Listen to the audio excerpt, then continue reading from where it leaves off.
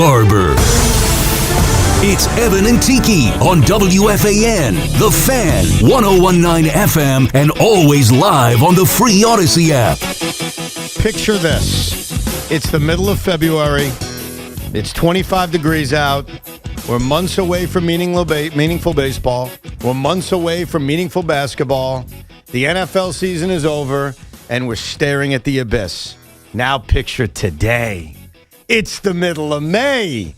It's 85 degrees outside. The New York Knicks are hosting an Eastern Conference Finals game. And last night, if you're a sports fan, that was porn.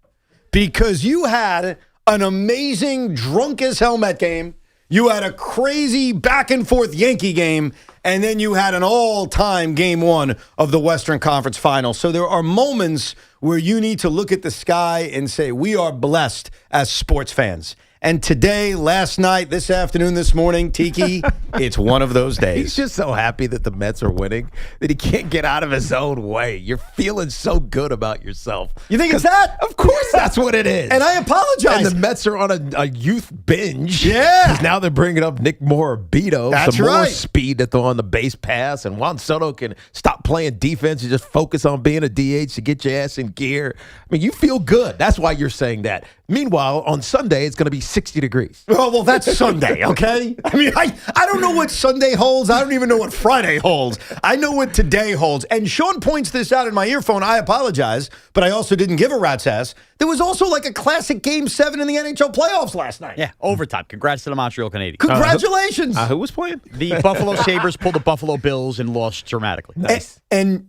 you have to forgive me and maybe forgive a lot of the audience. Between the craziness of the Met game, the craziness of the Yankee game, and San Antonio, Oklahoma City, like the Western Conference Finals we'll see probably for the next 10 years. Right. That consumes so much of like your brain that I'm not sure if there was room for a Game 7 in the NHL last night, or vice versa. Maybe that consumed so much and there was no room for the Wemby show last night in Oklahoma City. But last night was truly awesome. So I'll give you the choice. It's up to you, Tiki. What moved you the most? The Met crazy win, the Yankees beating the Blue Jays, or dare I say the Western Conference Finals? Look, not the Western Conference Finals, because that's on the Western.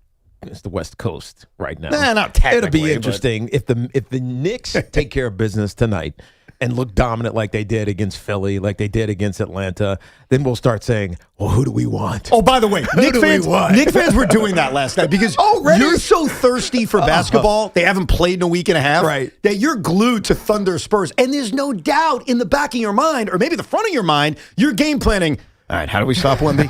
Exactly. If the Knicks dominate tonight, then we can have that conversation. But I mean, look, the Yankees are going to be fine. We said that even after they lost 2 or 3 to the Mets over the weekend. They had look. It was a tough game. Do we not trust David Bednar? Of course not. All these other things that we could talk about. But the story is the Mets. The Mets are winning. The Mets are 5 games away from getting to 500, and it feels like after weeks of saying this team actually sucks, David Stearns needs to be fired, that Carlos Mendoza, whether directed or just intuitively, just said, you know what, I got to stop listening to the analytics nonsense. I'm just going to play these guys every day. I'm not even going to overthink it. Part of it is because he has to, because of the injury situation, and I'm going to let the young kids rake. And that's what's happening, and they're fun, and they're winning. So the Mets are the story. I had fun last night, and I'm glad the Mets are winning, and maybe this is like emotional damage from past relationships. I still don't think this team is any good. I'm gonna be honest with you. Like, I loved last night. I mean, a 4-hour, 12-inning game, which you never see anymore. The wild natures of the game, the emotions of the game. And you're right about the youth playing. A.J. Ewing having the impact. Carson Bench continues his streak of driving in runs and the Mets being undefeated. And the Mets found a way. They took punches in the face and they won a game last night. And I'm ecstatic about that. I don't want you to conflate not believing in a team with also not enjoying success. Yeah. I enjoyed success last night, but they were also very lucky last night. But are they going to get better? Do you believe that the Mets are on an evolution to get better? Or are they at their ceiling? They're not at their ceiling. I think you can say that they are but there's no way that the Mets are at their ceiling. They are Bo Bichette's not playing the way he should be. Juan Soto hasn't been the Juan Soto that competes for MVPs. The young kids have only been up for 2 weeks or so. We're still trying to see what Brett Beatty and Mark Vientos are in regular play, not just, hey, play this game, sit down against this guy, et cetera, et cetera. They're not at their peak yet. And they're playing bad at times. Yeah. But they're winning. Yeah, no, you hit on... If you play bad and win, and you're not even close to where you're supposed to be, how can you not be optimistic about that? Well, I'm happy. There's a difference between happy and optimistic. I'm thrilled when my team wins. I think all fans feel the same way. No matter how ugly it is, no matter how lucky you are, I still think that they are a very flawed baseball team. What I've enjoyed over the last... everybody? Not to this degree, no. No, I mean, they have one guy in their rotation that could actually go deep into a game, and that's Nolan McLean, and you bet your ass they need 7 innings out of him tonight because the bullpen is completely spanked. I mean, that bullpen is tired. I think that the Mets... Williams is available.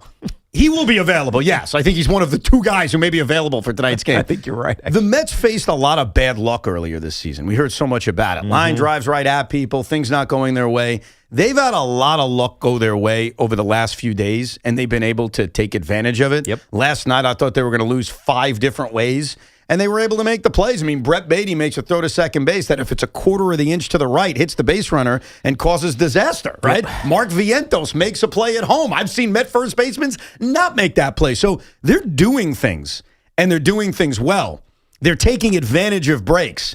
But I still look at this team and see a very flawed team. But what I'm happy about is A, they're winning, and B, they're giving us a season. I think the concern the Met fan had a few weeks ago is that this season's going to be lost and you're not even going to be invested in games in the middle of May. They have now creeped to 5 games under 500. They are certainly making their move. You're right about Bo Bichette. He's showing a pulse. He had 3 hits yesterday, even though one of those we don't count because it came off a position player. He did hit a home run, which felt significant at the time.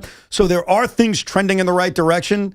But this is still an incredibly flawed baseball team. I appreciate that they're going to the youth. I appreciate that Nick Morabito is the latest young player being called up and should get an opportunity to play.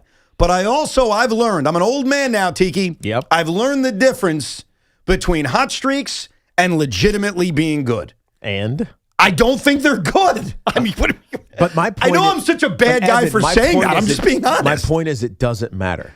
It doesn't matter if they're good or not right now. It doesn't matter when you're winning games, but it matters in the long term. Well, you're winning games until you get good. This is the whole fake it till you make it thing. Sure. They're faking it like they're a good team over these last, what has it been, 11 games or so? They're faking it, but they're still winning. They're winning games. And that's all that matters because eventually you know that they're going to play to the back of the baseball card, as the cliche goes. And ultimately, they might put themselves in position to do something come playoff time. That's all you can hope for.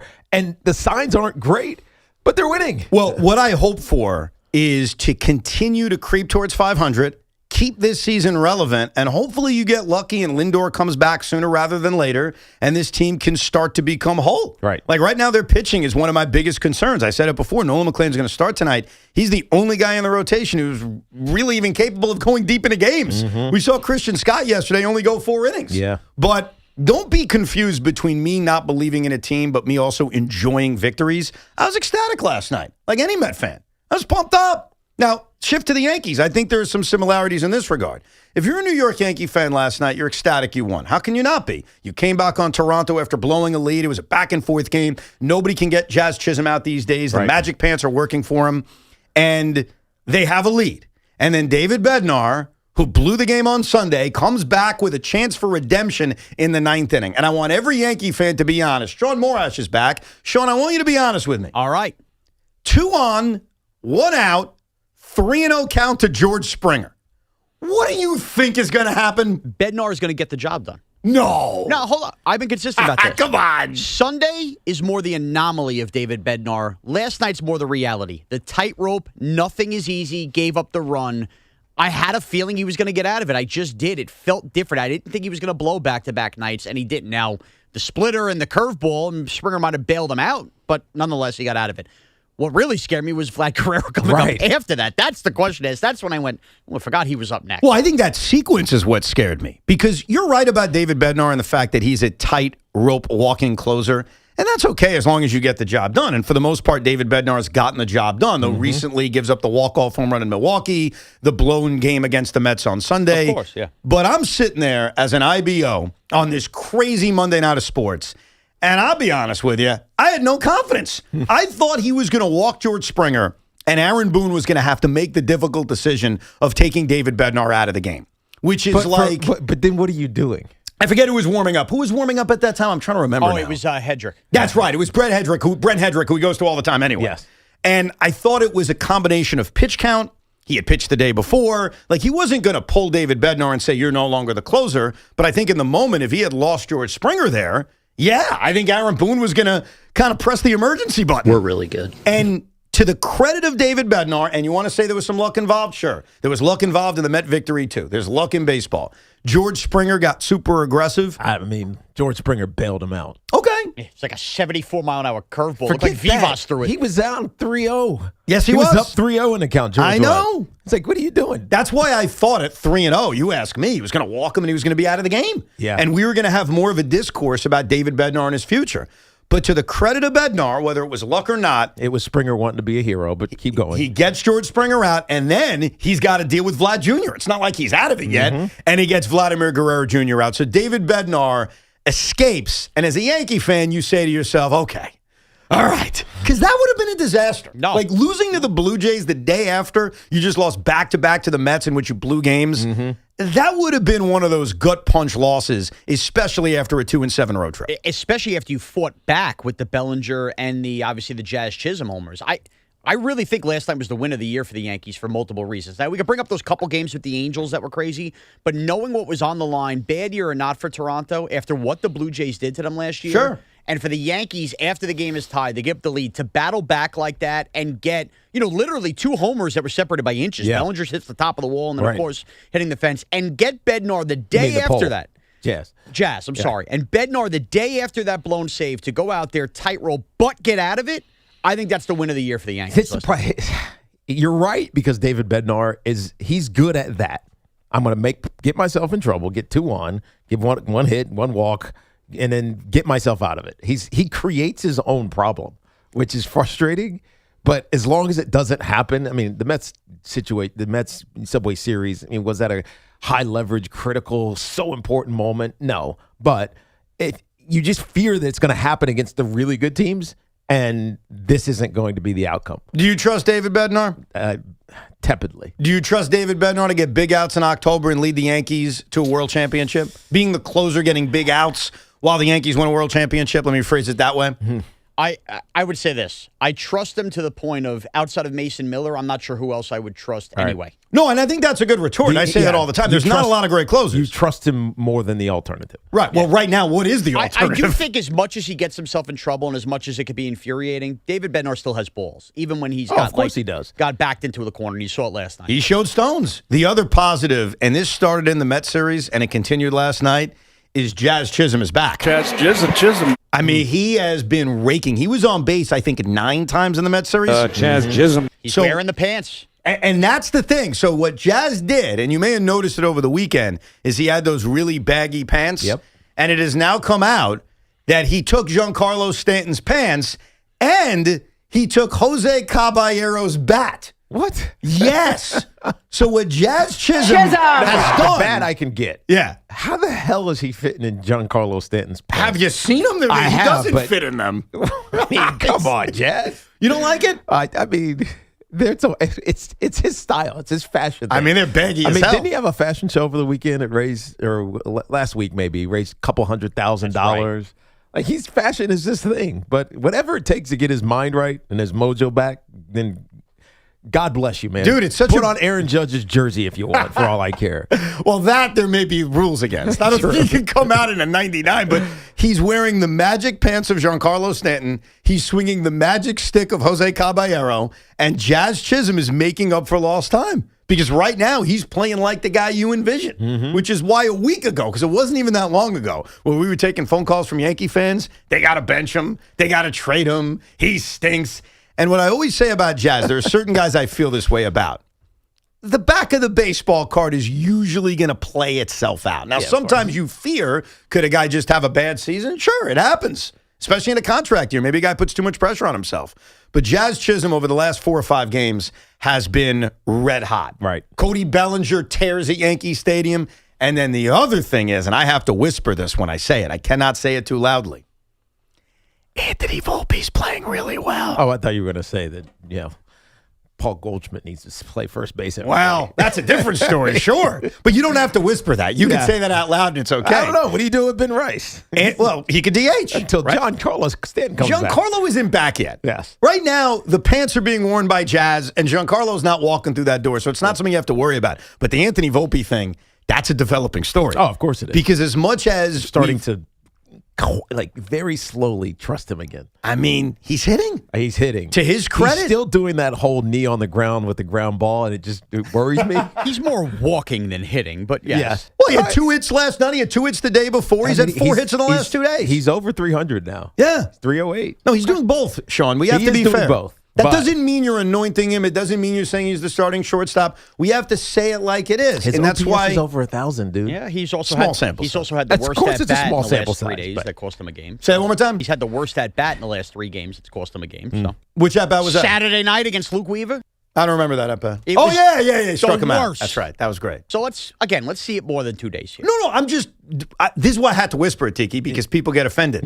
I'm not even an Anthony Volpe fan. I'm just describing what's going on right now, so I'll do it again. Have you seen Anthony Volpe lately? I have. He's getting on base a lot. I guess I'm not screaming at him anymore. No, I think that right now we've calmed down That's all from that is. screaming. Here's what Anthony Volpe has on the line. To me, if he continues to play this way, he can gain a roster spot and not be optioned down when Caballero comes back. But when Caballero comes back, I would still say he should be the shortstop. I agree. I don't think he should lose his job based on a couple of good days from Anthony Volpe, but we need to be fair. We need to acknowledge that Anthony Volpe, starting with the Mets series where they couldn't throw him a strike for some reason, is playing some pretty good baseball over a very small sample size. Right. And kudos to him. He was given a new opportunity.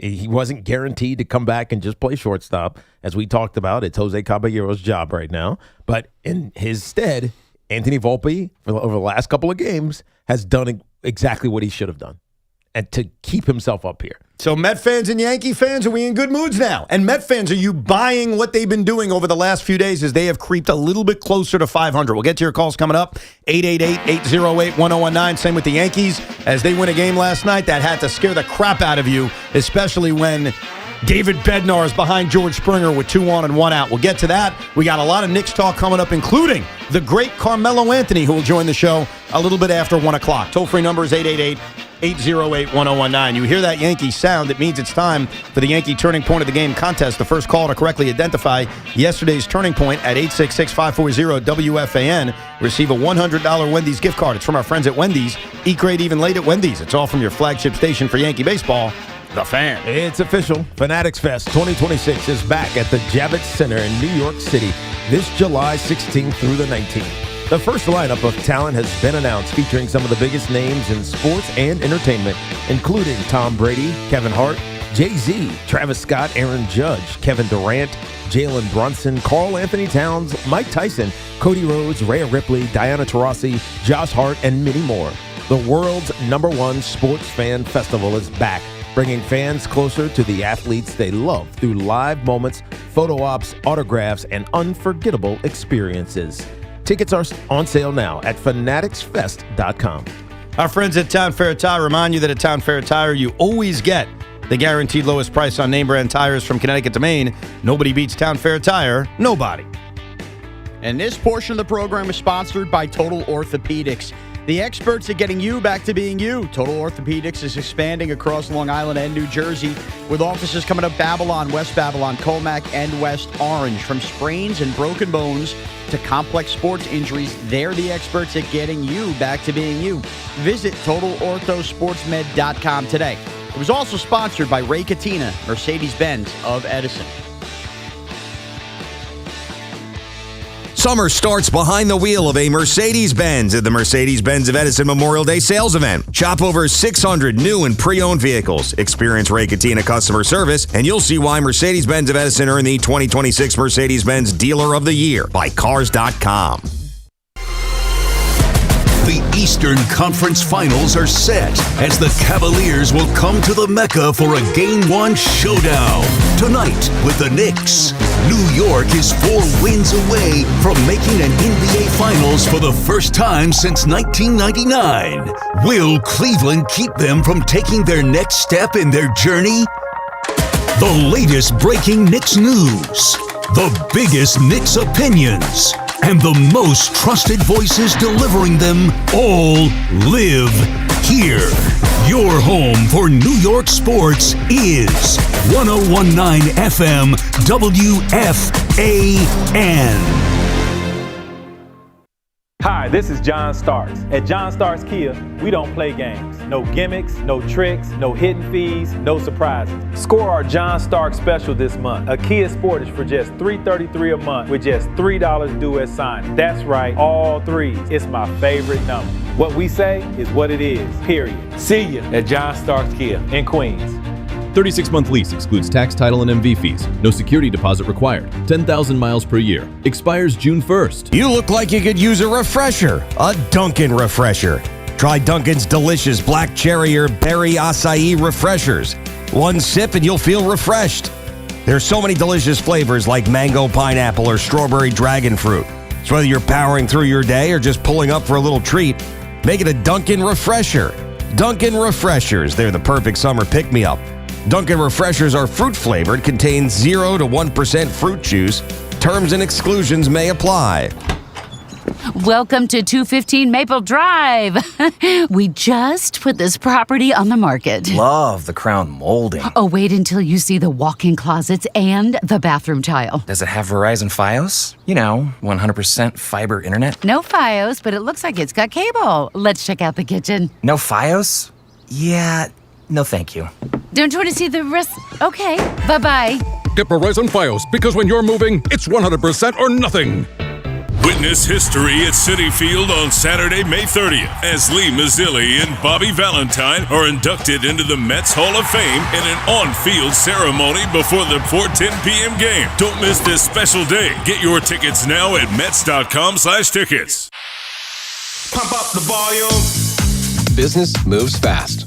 Orders roll in, deadlines close in. When you ship with USPS Ground Advantage, you can keep up with confidence. Every package stays in our secure network from dock to door. And with nationwide reach, dependable tracking, and upfront affordable pricing, you get built-in peace of mind. You run the business. We run the routes. Visit USPS.com/groundadvantage to learn more. You know that Big Bargain detergent jug is 80% water, right? It doesn't clean as well. 80% water? I thought I was getting a better deal because it's so big. If you want a better clean, Tide Pods are only 12% water. The rest is pure, concentrated cleaning ingredients. Oh, let me make an announcement. Attention shoppers, if you want a real deal, try Tide Pods. Stop paying for watered-down detergents. Pay for clean. If it's gotta be clean, it's gotta be Tide Pods. Water content based on the leading bargain liquid detergent. Finding great candidates to hire can be like, well, trying to find a needle in a haystack, but not with ZipRecruiter. Its powerful technology actively finds and invites qualified candidates to apply to your job. So while other companies might deliver a lot of hay, ZipRecruiter finds you the needle in the haystack. See why 4 out of 5 employers who post a job on ZipRecruiter get a quality candidate within the first day. Try ZipRecruiter for free at ZipRecruiter.com/team. That's ZipRecruiter.com/team. ZipRecruiter. In a world in need of a hero, one man rises to the challenge in style. He is... just driving the kids to soccer practice. Make every day feel epic in the all-new Hyundai Palisade Hybrid with up to an EPA-estimated 619 miles of range on select trims, advanced tech, and class-leading interior space. Visit HyundaiUSA.com or call 562-314-4603 for more details. And hey, come on, no cleats on the seats. I'm Tyler Kolick, and I got my Lincoln at Lincoln of Queens. They even delivered it right to my door. When it's time to save, it's time to go to Lincoln of Queens. Go New York, go New York, go. Summer's a gift. The gift of days that last a little longer. A brighter state of mind. So gift yourself a new Kia at the Kia Summer Sticker Sales Event. With specially tagged vehicles including the Sorrento, Sportage, Carnival, as well as the Niro Hybrid. All backed by a 10-year, 100,000-mile limited powertrain warranty. So the gift of summer can keep on giving for summers to come. Kia, movement that inspires. Call 800-333-4KIA for details. Always drive safely. Event ends 6/1/26. See dealer for warranty details. The Boomer and Geo Show is brought to you by FanDuel. This is your reminder to check in daily because every day during the NBA playoffs, FanDuel is serving up a happy hour. We're talking special drops you won't want to miss, from profit boosts to bonus bets and more. Check out a new reward every single day of the NBA playoffs and don't miss your shot to get a little extra out of the action. Head to FanDuel.com/New York to get started. That's FanDuel.com/New York. We just love the app around here. It's safe and secure, has all the betting markets you could possibly want. And when you win, you get paid instantly. FanDuel Sportsbook is the official sportsbook of WFAN. 21 and over and physically present in New York. Opt-in required. Rewards are non-withdrawable. Restrictions apply, including bonus and token expiration. Leg requirements and max wager amount. For help with a gambling problem, call 877-8-HOPE-NY or text HOPE-NY 467-369. Looking for the best value on new tires? Get to Town Fair Tire. We honor every valid manufacturer's and competitor rebates and give you the guaranteed lowest price. Nobody beats Town Fair Tire. Nobody. Town Fair Tire. Introducing Super Light, a refreshing vodka plus aid made with premium vodka inspired with your favorite classic sports drink flavors, which is 90 calories, 0 sugar, and 0 bubbles. Super Light is here to fuel the moment. Look for Super Light variety packs and individual flavors at stores and bars near you. Must be 21. Please drink responsibly. The Declaration of Deals sales event is happening now at Ramsey Chrysler Jeep Dodge Ram. And here are some deals that are declared to be a winner. Lease a new 2026 Jeep Grand Cherokee Limited 4x4 for $349 a month for 24 months, or buy and get 0% APR financing for 36 months. And no monthly payments for 90 days. Or drive off in a new 2026 Jeep Wrangler 4-door Sport S 4x4, lease for just $319 a month for 36 months, or buy and get 0% APR financing for 36 months. Also, no monthly payments for 90 days. It's the Declaration of Deals sales event happening now at Ramsey Chrysler Jeep Dodge Ram, home of exceptional people, exceptional deals. Call 833-853-2969 for details. Up to 4808 do it signing plus tax, title, registration, and fees. $0 security deposit. VIN number TC191247. MSRP 49805. APR at $1667 per month per $1,000 financed. VIN number TW241148. MSRP 49710. APR at $2778 per month per $1,000 financed. Ends 6/1/26. Get the scuttlebutt on your favorite team, the Fan, on the Odyssey, iHeart, and TuneIn apps. I always like to imagine sometimes what it would be like if it was our team, like things that happen in sports. Like, what would we say if it was our team? So, like last night, I'm watching the Mets-Nationals game. Let's say it was the opposite. Let's say it was the Mets putting a position player on the mound in the 12th inning. What would we say? Oh, no, the Mets. What if the Mets left 19 guys on base like the Nationals did? What would we say? Oh, no, the Mets. Yeah. So that did go through my mind. Right. Every time. Hey, what if the Mets made 4 errors in one game? What would we say? Oh, no, the Mets. That's what we would do. That's what we would do. Let's say we were this behemoth defending NBA champion who had all this rest, and we're facing the youngest team to ever start in a conference finals, and we lost that game. What would we say? Oh, no, the Mets. It really applies to everything. It really does. Let's say the Mets had 2 on, a 3-0 count on George Springer with a chance to come back on David Bednar, and they didn't. What would we say? Oh, no, the Mets. It really applies to everything. It does. Maybe you should thank Joe. Joe Davis? Joe Davis. Thanking him for nothing. I do have one quick question before we get to your telephone calls.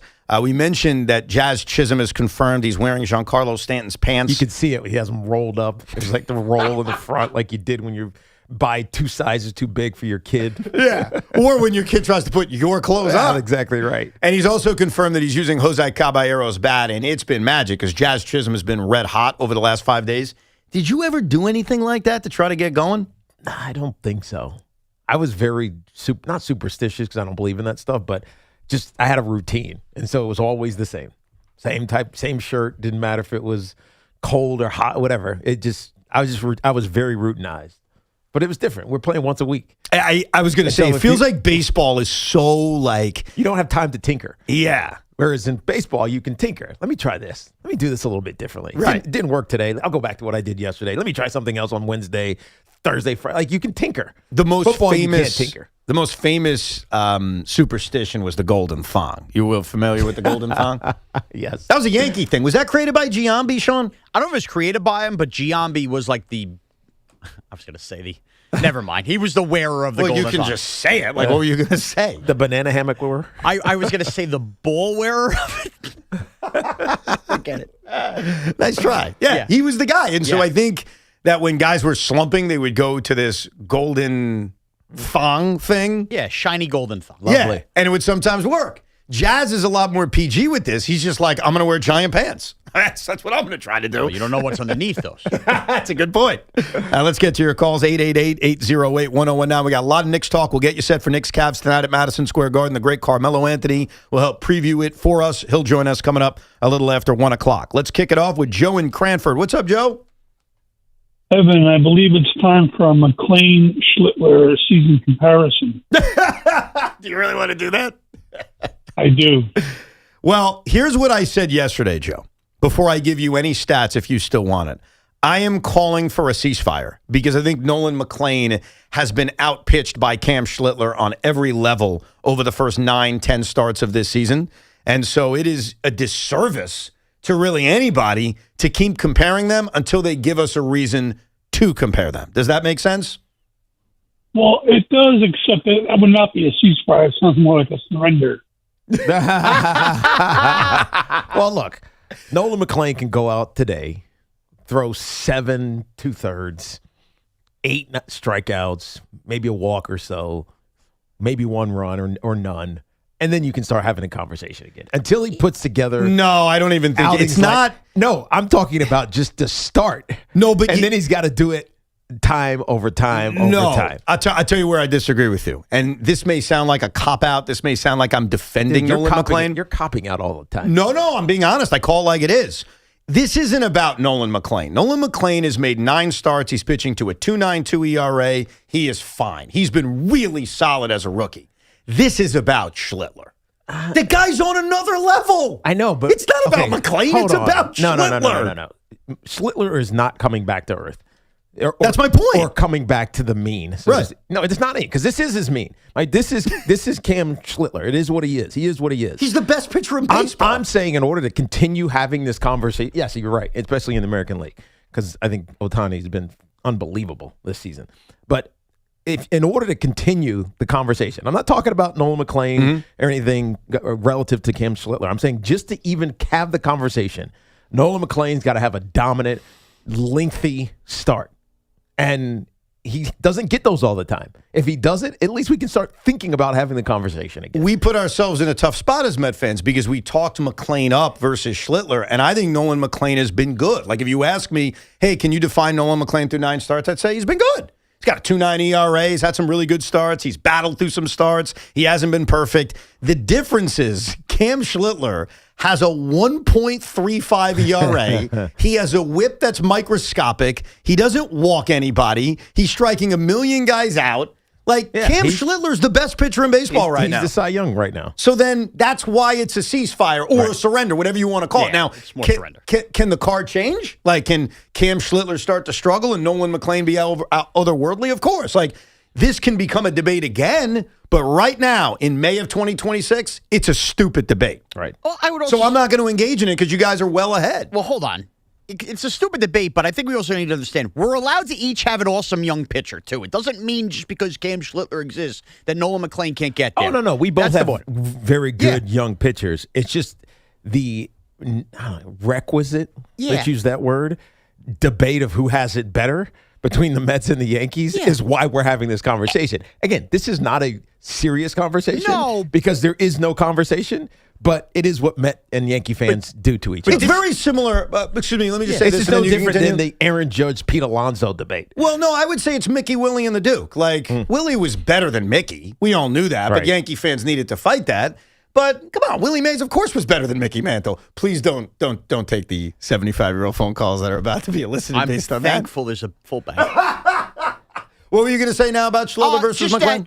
Met fans were the ones, you want to cause a ceasefire or whatever, that threw the fire during the World Baseball Classic when it was merely suggested as Nolan McClain was not winning those World Baseball Classic games.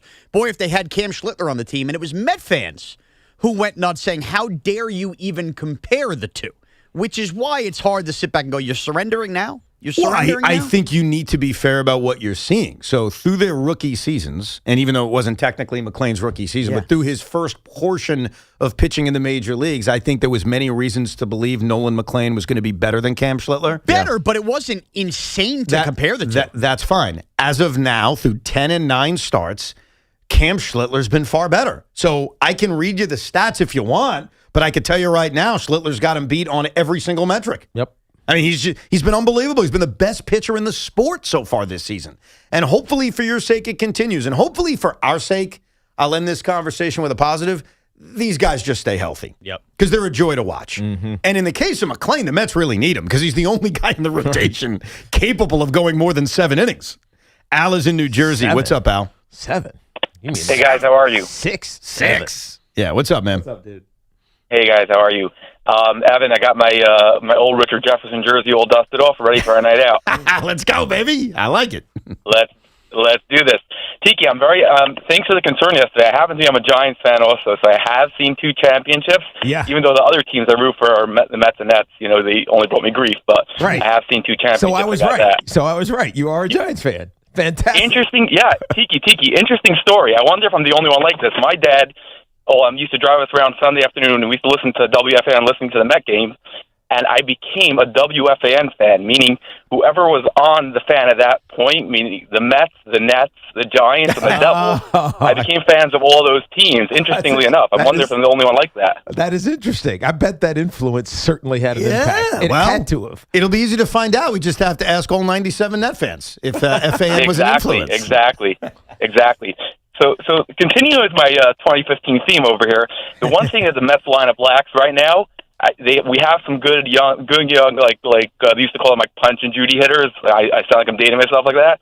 We need like a real power bat. I'm wondering if the Tigers continue going the way they are going now, if we could get another Tigers outfielder.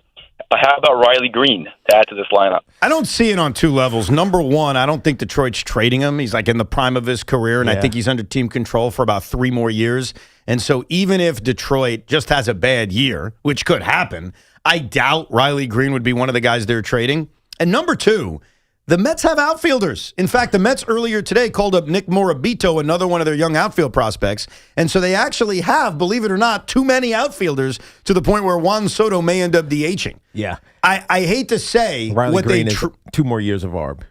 Free in 29. I don't think there's any reason for them to trade him. No, you're right. Unfortunately, what the Mets need is a right-hand hitting slugger who maybe could play first base or DH.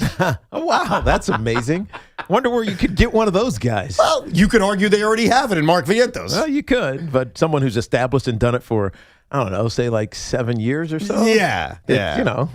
Could have maybe hit 500 home runs in that uniform. I mean, as this season has gone on and you see the youth that's been infused, you can talk yourself into why Brandon Nimmo is expendable. Mm-hmm. Like, it's kind of easy because of the young athletic outfielders they have. There's only one DH spot. You can understand, as much as I didn't like that trade, I see why Nimmo was expendable. You have a much more difficult time doing that with Pete Alonso. Yeah. For what they need. Even though Mark Vientos is actually starting to play some good first base. He is. And by the way, his offensive numbers are like right there with Pete Alonso. No, you're right. It's this year. Yeah.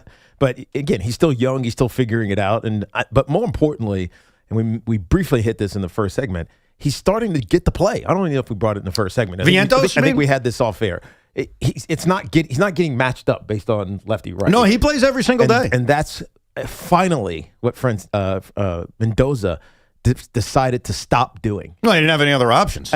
I agree. I don't think he decided anything. Whatever. At least he's doing it, and you're seeing the benefit of it. Yeah, I think Beatty and Vientos are finally in a spot where they just have to play every day. Yeah, I mean, they should be. Right. Well, they have no other choice. Right. Like, it isn't even, hey, we're doing the right thing for young players. They just don't have a choice on the roster, and they need those guys to play well. I was impressed by Beatty at first base. Right. Because he made 2 really important defensive plays at first base, a position he has not played a lot this season. But remember, he shifted over to first base after they pinch ran for Mark Vientos. Gary is... Hold on. Gary is in Atlantic Highlands. Gary! How you doing this morning, Tiki and Evan? All's well. Excellent. I just want to talk about the Yankees a little bit. Yes. Derek Cole is going to pitch a good game this weekend, and the Yankees are playing good ball. I mean, is that guaranteed, and they're going to turn the season around. What they said on the broadcast last night, just to clarify the Garrett Cole situation, is that he could pitch Friday against Tampa Bay, and the Yankees have not made a firm decision on if he could benefit from another rehab start or if they're going to throw him Friday night against Tampa Bay.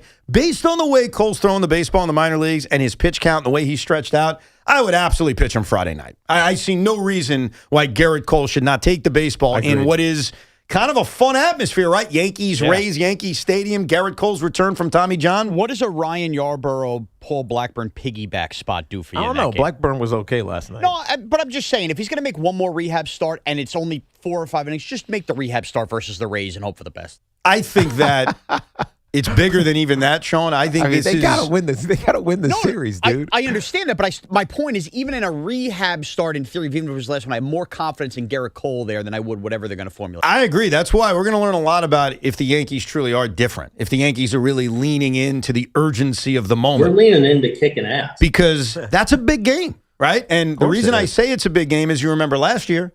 They lost the season series to Toronto. They finished in a tie. It was the difference between having to play in a wild card series and having home field advantage in their series against Toronto. Right, but did we know that early in the season? I mean, I would bring it up all the time, and you guys would roll your eyes. Yes. Yeah.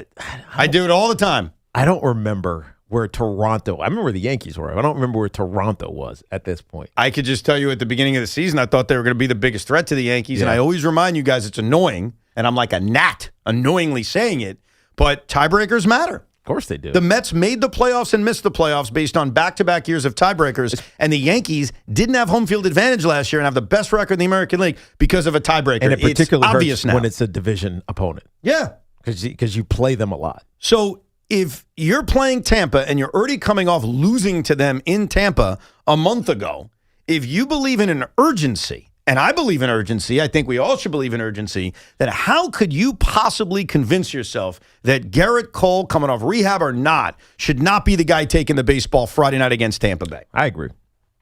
Ryan Yarbrough and Paul Blackburn? Come on, man. Like, that is not even an option.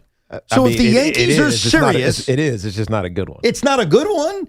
If you are serious about handling things different this year, Garrett Cole starts Friday. We're hell-bent on being a champion. Then do it. Then go do it. Let's go to John in Staten Island. Hey, John. Hey, gentlemen, good morning. Morning. Good afternoon, whatever the heck it is. After that game last night. Before I talk about our Mets, or my Mets, your Mets, I just want to say congratulations to Sean on that Yankee win last night. Little brother came through after a tough loss. I don't get it. So, little brother, the Yankees, little brother of the city. Oh, okay. Yeah. Anyway, this is a I love you, positive Sean. Tommy I love disciple Sean. I'm He sorry. put me right on. I'm sorry. You only need 15 innings to beat the Nationals. I'm sorry. Hey, listen, but we needed 10 to beat you guys. Don't worry. You'll get your shot again this year. Listen, this team, the Mets, the garbage they had on the field a month ago, they would have never won this game. What I don't know where they're going. I think they're going to get back to 500, but I like the one game at a time mentality. Mm-hmm. I love the way they brought up these kids, and nobody was harder on Stearns and Mendoza, but you know what? Who's ever credited for bringing up these young guys and getting them where they're at and getting this team? They're playing as a team now. Yeah. That's what I like. The fight is they're finally playing. And they've added the infusion of youth. But like they've had to. Yeah. Francisco Lindor, IL. Alvarez, IL. Jared Young, IL. Polanco, IL. Ronnie Mauricio, IL. That's not even counting the pitching staff. I have Kodai Senga, who Evan forgot about yesterday. Yeah, I forgot he existed. Tiki reminded me. I was like, Kodai Senga. Right. Only because I was going through my week-long fantasy team, Sean. Sean and I share a daily fantasy team, but I have a week-long one. I have all these guys that are hurt, and they're all Mets. It's Clay Holmes. It's Clay Holmes. It's Kodai Senga. I was like, dude, I got to get rid of these You know what guys. people say about that? They say this. Oh, no, the Mets. Exactly right. This is what I get for trusting the Mets on my fantasy team. The additions of Nick Morabito now, A.J. Ewing, Carson Bench at the beginning of the year. I forgot that's Robert Jr. That's the part that's exciting for us. Right. Like the hope of the youth. Young players always excite you. There are still major issues with this team, especially in the rotation, where, again, they're relying on the youth. Christian Scott had his moments yesterday, but it seemed like after hitting his friend Jacob Young, he got rattled. We're going to see Thornton make his major league debut tomorrow, another young prospect. So the Mets season, in a lot of ways, if it's truly going to turn or continue to turn, It's about the youth. It's about the guys that you didn't figure were going to be big parts of the 2026 Mets. And even with Benj, who made the team, you figured, oh, he's going to bat 8th or 9th. Yeah. He's a small part of the team, even if he's making the team. And now it is all about the youth. And there is something exciting about that, but there's also something of the unknown about that. Yeah, of course. I mean, Benj is hitting 250. He's been great lately, though. 53 home runs on the day. On the season, AJ Ewing's got a home run. He's hitting over 300. It's a very small sample size, but they came up and they performed, and that's all you can ask. And just for the record, it's a running tally. The New York Mets are 13-0 this season when Carson Benj drives in a run. Did you hear that stat, Sean? Yes, I did. You didn't come up with that stat on your own, though. No, I know. Kendrick sent it to us. That's Yeah, the Kendrick we've stat. addressed that. But Kendrick gave it to us, so now it's ours. Oh, okay. Yeah, he called us, for some reason it was during the school day. I think he was actually on a break. I told him he should just do it in class. Say, hey, class, lesson on how to communicate. Yes. We're going to call WFAN. Watch me wait on hold for 25 minutes. Exactly. We'll put on hold. They would love it. While I give a stat that Evan's going to fact check to make sure it's true. It's almost June. They're not learning anything at this point. The Mets are undefeated when he drives in a run, also undefeated when he drops a fly ball he should catch. That's true. The Mets are actually undefeated as a team when they drop pop-ups. Unlike Judge. Yeah, good point. Boy, you did that to us, Steve. I mean, why you taking shots? I haven't I seen like him the since the kids. Subway I like Series the over. Met kids. I'm going to defend them. It's also tough to take a shot at the Benj drop and even the Bichette drop when you lost the games. Mm-hmm. It's like if the Yankees would have won Game 5 against the Dodgers, the Aaron Judge drop would have been a footnote in history. It would have gone away. It would have gone away. You can't count wins when Carlos Rodon starts. That's the rule. What? That's the rule. When Carlos Rodon starts and the opponent can't count the win because it's coming anyway. Oh, I'm confused. You know what? Just ignore it. I'm going to ask him the question. Let's see if he said. Do you think he'll say yes to the trade? Just answer that before I ask him. I think 100%. Okay. I had to think about it. Don't listen fully, Sean. All right. I'm going to turn my because back. I was and hear about to jump on it and be like, "Get the hell!" And then I listened to it, and I 100%. And I honestly, make eye contact. I'm turning based on the news that Lindor may be back sooner than we expected, it makes it even more likely that I would make this trade. Go ahead. Mets-Yankees trade. Sean Morash, you have acquired Bo Bichette. In return, you send out Ryan McMahon and Carlos Rodon. Can I drive McMahon and Rodon to Citi Field? We got a deal. And That's it? And for any Met fan who hates the trade, the money works. The money works out now, perfectly. You don't have to do that. It's not NBA, but what do you want with those two bums? Oh, I believe in Rodon. I think they need Rodon in the middle of the rotation. Who was their quality top of the rotation? Because Clay Holmes is done probably for most of the year just now. plays off the Holmes Kodai injury. Senga is who knows where the hell he's coming back. You enjoy Rodon. If you're right. Exactly. We got a couple others, even though Ryan Weathers had a bad outing yesterday. But Will Ward, we got some we're youth fine. here. Lagrange is still waiting to come up. So I don't want to say we don't need Rodon because we do actually. Yeah, but what I don't understand about Carlos Clark-Schmidt. What I don't understand about Carlos Rodon is he is in the fourth year. About him. He's in the fourth year of a 6-year contract, okay?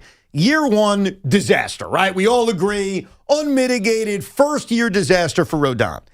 In 2024, a year you go to the World Series, he makes 32 starts, he throws 175 innings, has an ERA under 4. Yeah. Last year, he's even better. He makes 33 starts, throws 195 innings, which usually can lead the league, and pitches to a 3.09 ERA. And then, as per usual, what? Yeah, this is your problem, Evan. What? Struggled in the playoffs? No. What happened before he was a Yankee? What? He was hurt all the damn time. Okay. And so, as per usual, he's hurt. Yeah, but now coming he's into the back and he's only made 2 starts and you're ready to dump him. Yes, because you why don't you appreciate Rodon? I'm confused by this. Because Rodon was due for his bad year. He has these clunkers every couple years. He gets hurt. What your problem is, when you read the good Rodon years and you just look at stats, every 5 starts, you got to actually watch Rodon pitch and understand his career You as a don't whole. think I've watched him? I know he's not perfect. I think you're speaking, and this is understandable from desperation, which, again, I'm not even going to argue with you. That's why it's a good deal for the Mets. Great deal. Give me Bo Bichette. All right. Yeah. And Bo's because Bo Bichette's going to get right. I'm sure he is. And he's going to play good third base. And then he's going to be gone. Nothing says run prevention like wanting Rodon at the top of your rotation. Okay, but you know what, Evan? The guy pitched we don't care if he's gone. Okay. Honestly, we That's don't. fine. Because you know why? George Lombard Jr. That's right. That's right. Go hike, Bo. Peace out. But, okay, you accepted the deal, which I appreciate. Why are you berating me? The Mets need pitching. I just can't believe you'd offer that deal. You could get better than That's so for good. Bo That's Bichette. so good for the Yankees. I disagree they could get back. Even if Bo turns his season around, he's making $42 million a year with opt-outs. Like, I don't think you're going to get that much for him. Okay. Either way, I'm taking it. All right. Well, I'm glad we agreed. All right. Ryan McMahon will hit fifth, bat 190. Yeah. Be perfect in your I didn't say it's perfect. LD lineup, even though it's getting better. Yes, and he can defend at a high level. Let's go to Lenny in Yonkers. What's up, Lenny? Evan, Tiki, Sean, of course, love the show, guys. Appreciate it. I've been listening. I've been listening to the fans since 1989. I worked the graveyard shift back in the day, listening to Steve Summers on the overnight with Eddie Scazzeri behind the glass. Eddie. So happy retirement to Eddie. But let's talk about the Knicks. Yes. Tonight, baby. Again, I mentioned to you, Evan and Tiki, go through Cat to distribute the ball like a point guard. No ISO from Brunson. We need assist. Go to the rack, get fouled, get them in foul trouble, especially Donovan Mitchell and Harden. And don't let Harden bait you on a foul. Make your free throws. Bench has to outplay them, of course. Get back on defense, which is imperative. Stop whining to the refs, like we said. You have to stay mentally tough. And know what drives me crazy? You're 6'7", 7 foot, and the net's right here. Just go up and dunk the ball. Don't take a chance laying it up. You are and missing the shot. You're right about a couple of things. Let's start with the foul baiting of James Harden. The one thing you can't have happen is key players getting into foul trouble. We've seen Cat have that issue before this season. Yeah, but and that then was with Embiid. Complain about it. I'm not even talking about Embiid. I'm talking about during the regular season. Right. I'm not even talking about the Phillies series. That doesn't even count as a series. I mean, that doesn't even exist. Yeah, did that happen? Did it happen? I don't even remember. That was a tree falling in the woods. But one thing about James Harden, and you're going to see it tonight, and it's annoying, and it's obnoxious, and sometimes it works, is when James Harden has the basketball on the left wing, he does a lot of dribbling between his legs, and then he does a little patented step-back three in which he gets contacted so often. And sometimes it's just about the way they call it. If they're going to call it, you do not want to be baited into James Harden kind of cheapy fouls, where not only Harden gets to the free throw line 3 times, but now you've got a foul on the ledger and you could get yourself into trouble. The dangerous thing about Cleveland is they have dynamos on offense. They can score. That's one of the big differences between a potential matchup with Detroit and what you now have with Cleveland. And the same thing with Donovan Mitchell, who can draw you into foul trouble. Right. But number one is, can you put enough pressure on these guys to make them make mistakes, turn the basketball over, which has been their big bugaboo, and turn it into easy buckets? Get Josh Hart on the fast break, which we know he's like an unstoppable freight train. But James Harden baiting you into stupid fouls is certainly something you got to keep an eye on. Oh, yeah, it's going to be what their focus is going to be on. So the Knicks need to, as this last caller was just alluding to, play through Cat, but also play fast. That's how they changed or flipped the script on Atlanta. That's how they just blitzkrieged right through the 76ers, and it's a methodology that works. And for some reason, it kind of unlocks Josh Hart, who is the X factor in so many ways, obviously as a defender, but when he's confidently shooting because he's standing wide open, that's when the Knicks are dangerous. When he's making shots, the Knicks are dangerous. Now you got to account for everybody. More on the Knicks coming up, as well as a conversation with Carmelo Anthony. He's going to join us coming up at 1 o'clock. The Fan Focus is presented by Chef IQ. Watch the game, not the grill. Get your gear at chefiq.com. The Yankees rallied 5-3 down with a homer from Cody Bellinger, another from Jazz Chisholm. Not before David Bednar made the 9th inning too close for comfort. The Mets won one of the weirdest baseball games that maybe played all year, 16-7. This stat, scoring 10 runs and batting around in the 12th inning, the Mets became the first National League team to score at least 10 runs in an extra inning since the 1919 Cincinnati Reds beat the Brooklyn Dodgers in the for 10 runs in the 13th inning at Brooklyn. What do you know about the 1919 Cincinnati Reds? No idea. Really? Yeah, really. Really? Really? I mean, I wasn't born. Well, neither was I. You don't know about the 1919 Cincinnati Reds? No. I'm going to tell you then. The 1919 Cincinnati Reds won the World Series. Oh, you're doing my gimmick now. And, well, let's move your gimmick a few steps. Then the question is, well, okay, they won the World Series. Did they beat anybody of note? They did. In fact, the team they beat is more famous than them, because the team they beat in 1919 was the Chicago White Sox, better known as the Black Sox. That was the scandal year? That was the scandal year. Oh, so they were given the World Series. Well, some may say yes, but it all counts the same, Tiki. Did they win the World Series? Did you know, and I heard Al and Jerry talking about this morning, so this is the second time that the Chicago White Sox, Black Sox have been mentioned on WFAN today, first by Al and Jerry and now by me. Do you know why they were called the Black Sox? Because obviously they're the White Sox. Do you know why? I don't know. You don't know? Because they actually wore black socks? No. Well, they actually sort of. They sort of do, but I don't know. I mean, that's the logical answer to that question. The owner of the team was so cheap, right? He was incredibly cheap, which led to the scandal because Charlie Comiskey was so cheap that they felt, hey, the only way to get our proper due is by taking money from gamblers. And because they were so cheap, they wouldn't do the wash a lot, and so the socks would get dirty and they would become black. They were called the Black Sox. Wow. How about that little factoid? Last night's Yankee turning point, to me, it's Cody Bellinger's game-tying 2-run home run. There's 2 outs and nobody on. It's the bottom of the 7th inning. It feels like the Yankees are about to face a tough loss. Yeah. Aaron Judge singles, and then Cody ties the game up. To me, the tying moment was enough to shift that game. No, I think the hitting the flag, the foul pole, and then the epic bat flip by Jazz Chisholm. Chisholm. Yeah, that guy. Chaz Chisholm. Hope you guys had some last night. Ladies and gentlemen, the turning point of last night's Yankee game. 1-1 here to Cody Bellinger. Yes! Judge not going anywhere. His pitch swung on a high fly ball. Right center field, headed for the bullpen. Tie ball game. Pay now for Cody Bellinger. Ties the game with a 2-run shot here in the 7th inning. Man, oh man, Cody Bellinger, he loves this ballpark. His 6th home run, RBIs 31 and 32. Good job by Dave Sims, and good job by me for nailing the turning point. Sports Minute. Cincinnati Bengals quarterback Joe Burrow is on record saying the team has, quote, everything it needs heading into this season. And that's great news if you're a fan of the Cincinnati Bengals. Since he hasn't made the playoffs the last 3 seasons, which is insane given they employ one of the best quarterbacks in the league in Joe Burrow, if this defense, which now has Dexter Lawrence, is up to snuff, Cincy will be back in the playoffs this year. I'm Nick Costos.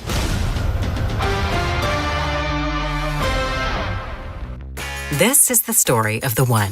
As a procurement manager for a hospital system, she keeps every facility in her network stocked and ready. That's why she counts on Grainger to be her single source for thousands of products, from disinfectants to lighting, air filters, and more.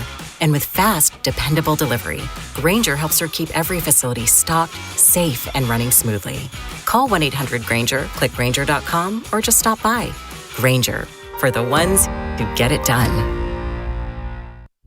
Now that Wendy's has these new biggie deals, everyone in the family can get what they're craving, from nugs to JBCs. The parental units can get an $8 biggie bundle, the eldest who think they're so grown can get a $6 biggie bag, and the little one who can do no wrong can get a $4 biggie bites. You know, assuming they have a credit card. No, I'm kidding. We take cash too.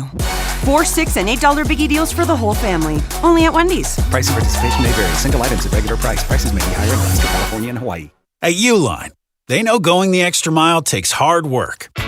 For companies pushing to go further, Uline will go the distance with you.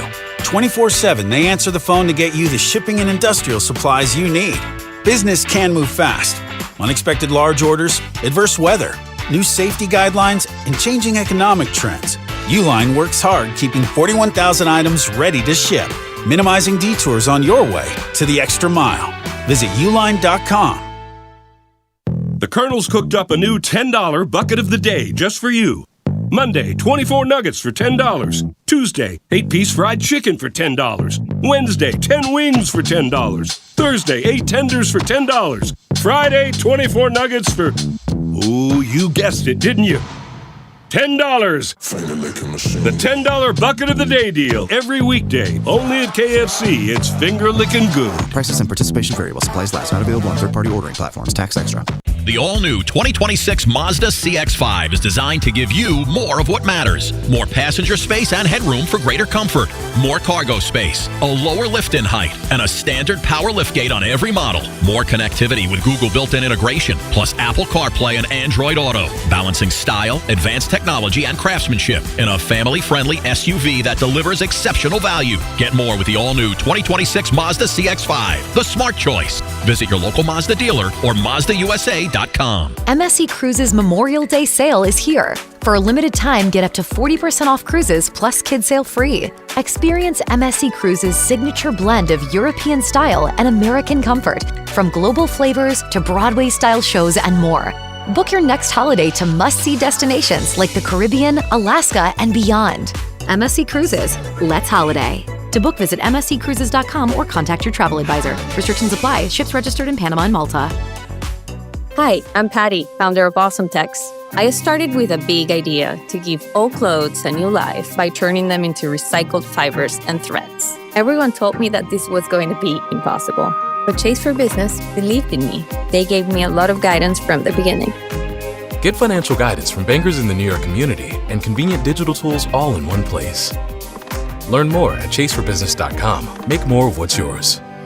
Real customers compensated. JPMorgan Chase Bank, N.A. member FDIC. Military Appreciation Month is a great time to recognize the people and families who served our country. And Verizon is saying thank you with special savings for military and veteran families. Verizon proudly supports those who serve with exclusive savings. Visit your local Verizon store today for special offers all month long.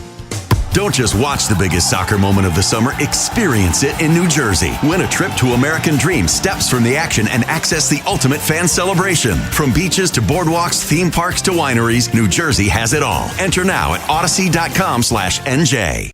Get everything you need for the entire job delivered. From lumber to drywall, flooring, and fixtures, get it all delivered from the Home Depot. With same day, next day, or any day delivery. Staying on track and on time is crucial to your job. That's why it's our job to get you what you need when you need it. We deliver the supplies. You deliver the results. Brought to you by the Home Depot. I need a little range, step to the range, come on, meet me at the Introducing the new Chick-fil-A Jalapeno Ranch Club Sandwich. With that juicy Chick-fil-A chicken on a buttermilk ranch bun, jalapeno ranch sauce, and pickled jalapenos, it's a little ranch with a lot of kick. The new Chick-fil-A Jalapeno Ranch Club with original spicy or grilled filet. Available for a limited time only. Order ahead on the Chick-fil-A app. Hi, this is John Starks. At John Starks Kia, we don't play games. No gimmicks, no tricks, no hidden fees, no surprises, and no money down. See you at John Starks Kia in Queens. Talk sports after hours with Tommy Lugauer, 7 to midnight. WFAN, WFAN FM, WFAN FM HD1 New York, and Odyssey Sports Station. Get back to your calls in a minute. It feels like the Knicks haven't played a game in a week and a half, so you almost have to reset yourself and re-explain to yourself what the hell is going on.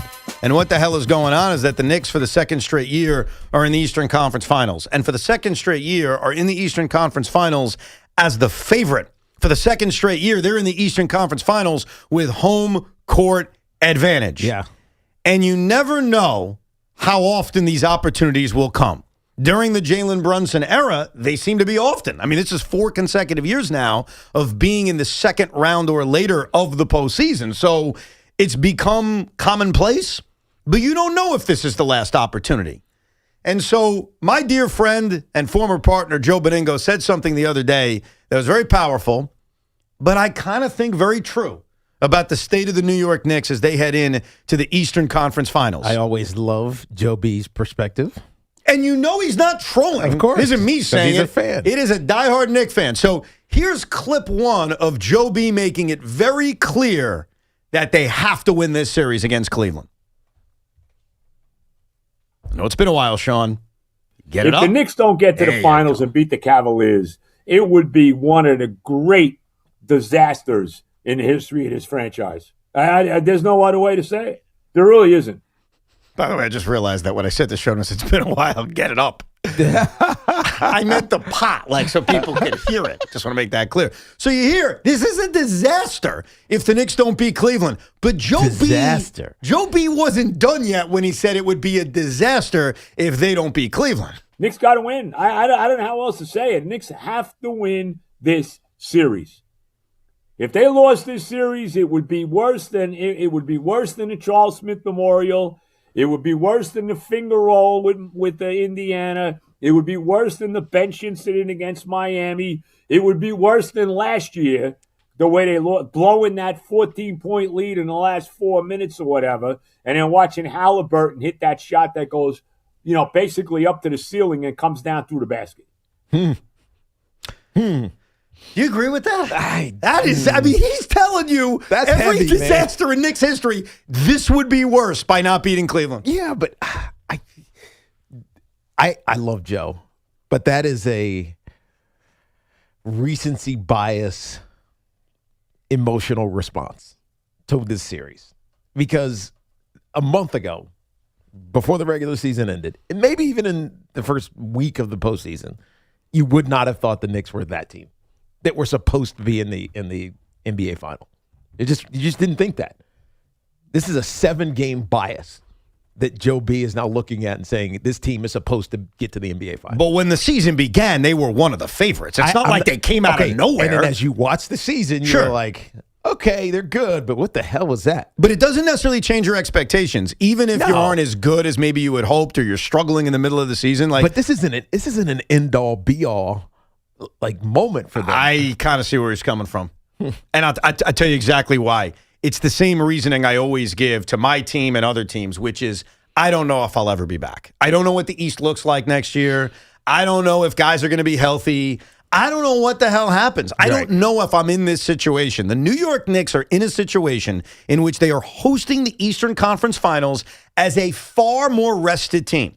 Is that going to be their circumstance a year from now? Even if it's the exact same roster? You have no idea. It depends on how they play on 11 days of rest. Well, I get that, but I'm just saying before they even play a game, before we see if they're flat or not, these circumstances, again, they're home ideal. court advantage. They're ideal. So that's why it's bigger than anything to him. And I get it, because in his mind, and he said this to me and he's right, if we don't win it now, when the hell are we winning it? And it's a great point. It's the way I felt at times with some of the teams I had, where it's like, all right, I'm right here, I'm at the doorstep. If I don't do it now, when the hell is it ever going to happen? But doesn't the way you potentially could lose in the opponent matter? Like blowing that lead last year versus Indiana. And we could say a lot about the Cavs being the fraudulents or anything. In Cleveland, it's likely they're saying the same thing because they've been trying to knock on the door and break through, and they finally got to a conference final. I'm sure they are saying that. Anybody in Indiana, even coming off being in the conference finals the year before, felt that way. It kind of felt like house money for them last year. This isn't house money for the Cavs in this spot either. But that's irrelevant. Well, I think it's... Why does that matter? It matters when saying that this is worse than those other moments. Again, depending on how the series looks, you choke a couple games away, that changes everything.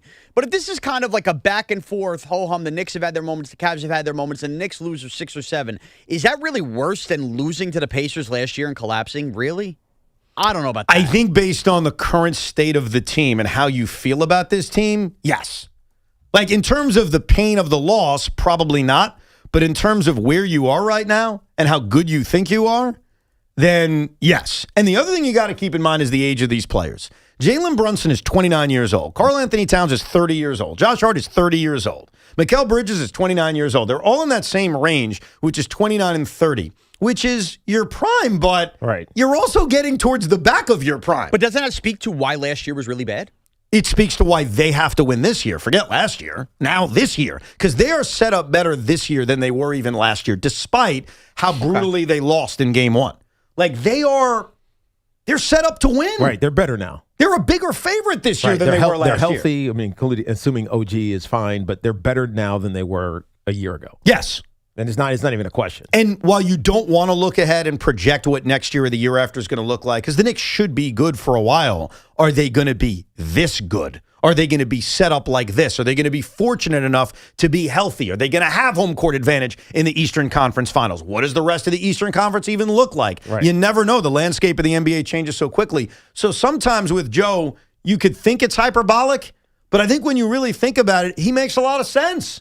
Obviously, how you lose, that sting matters. Like he's referring to certain moments that caused the pain. Charles Smith getting fouled 150 times or not being that adds to it. Like there may be a moment that you point towards, but I get his point, which is we better win right now, because if we don't win right now, when the hell are we ever going to win?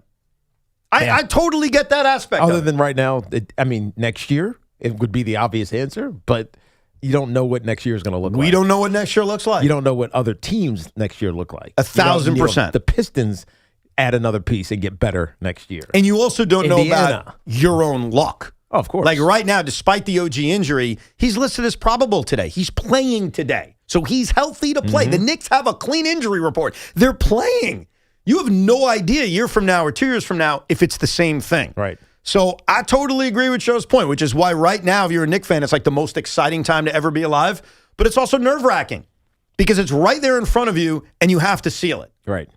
You have to beat this team. And I think everyone expects them to beat this team.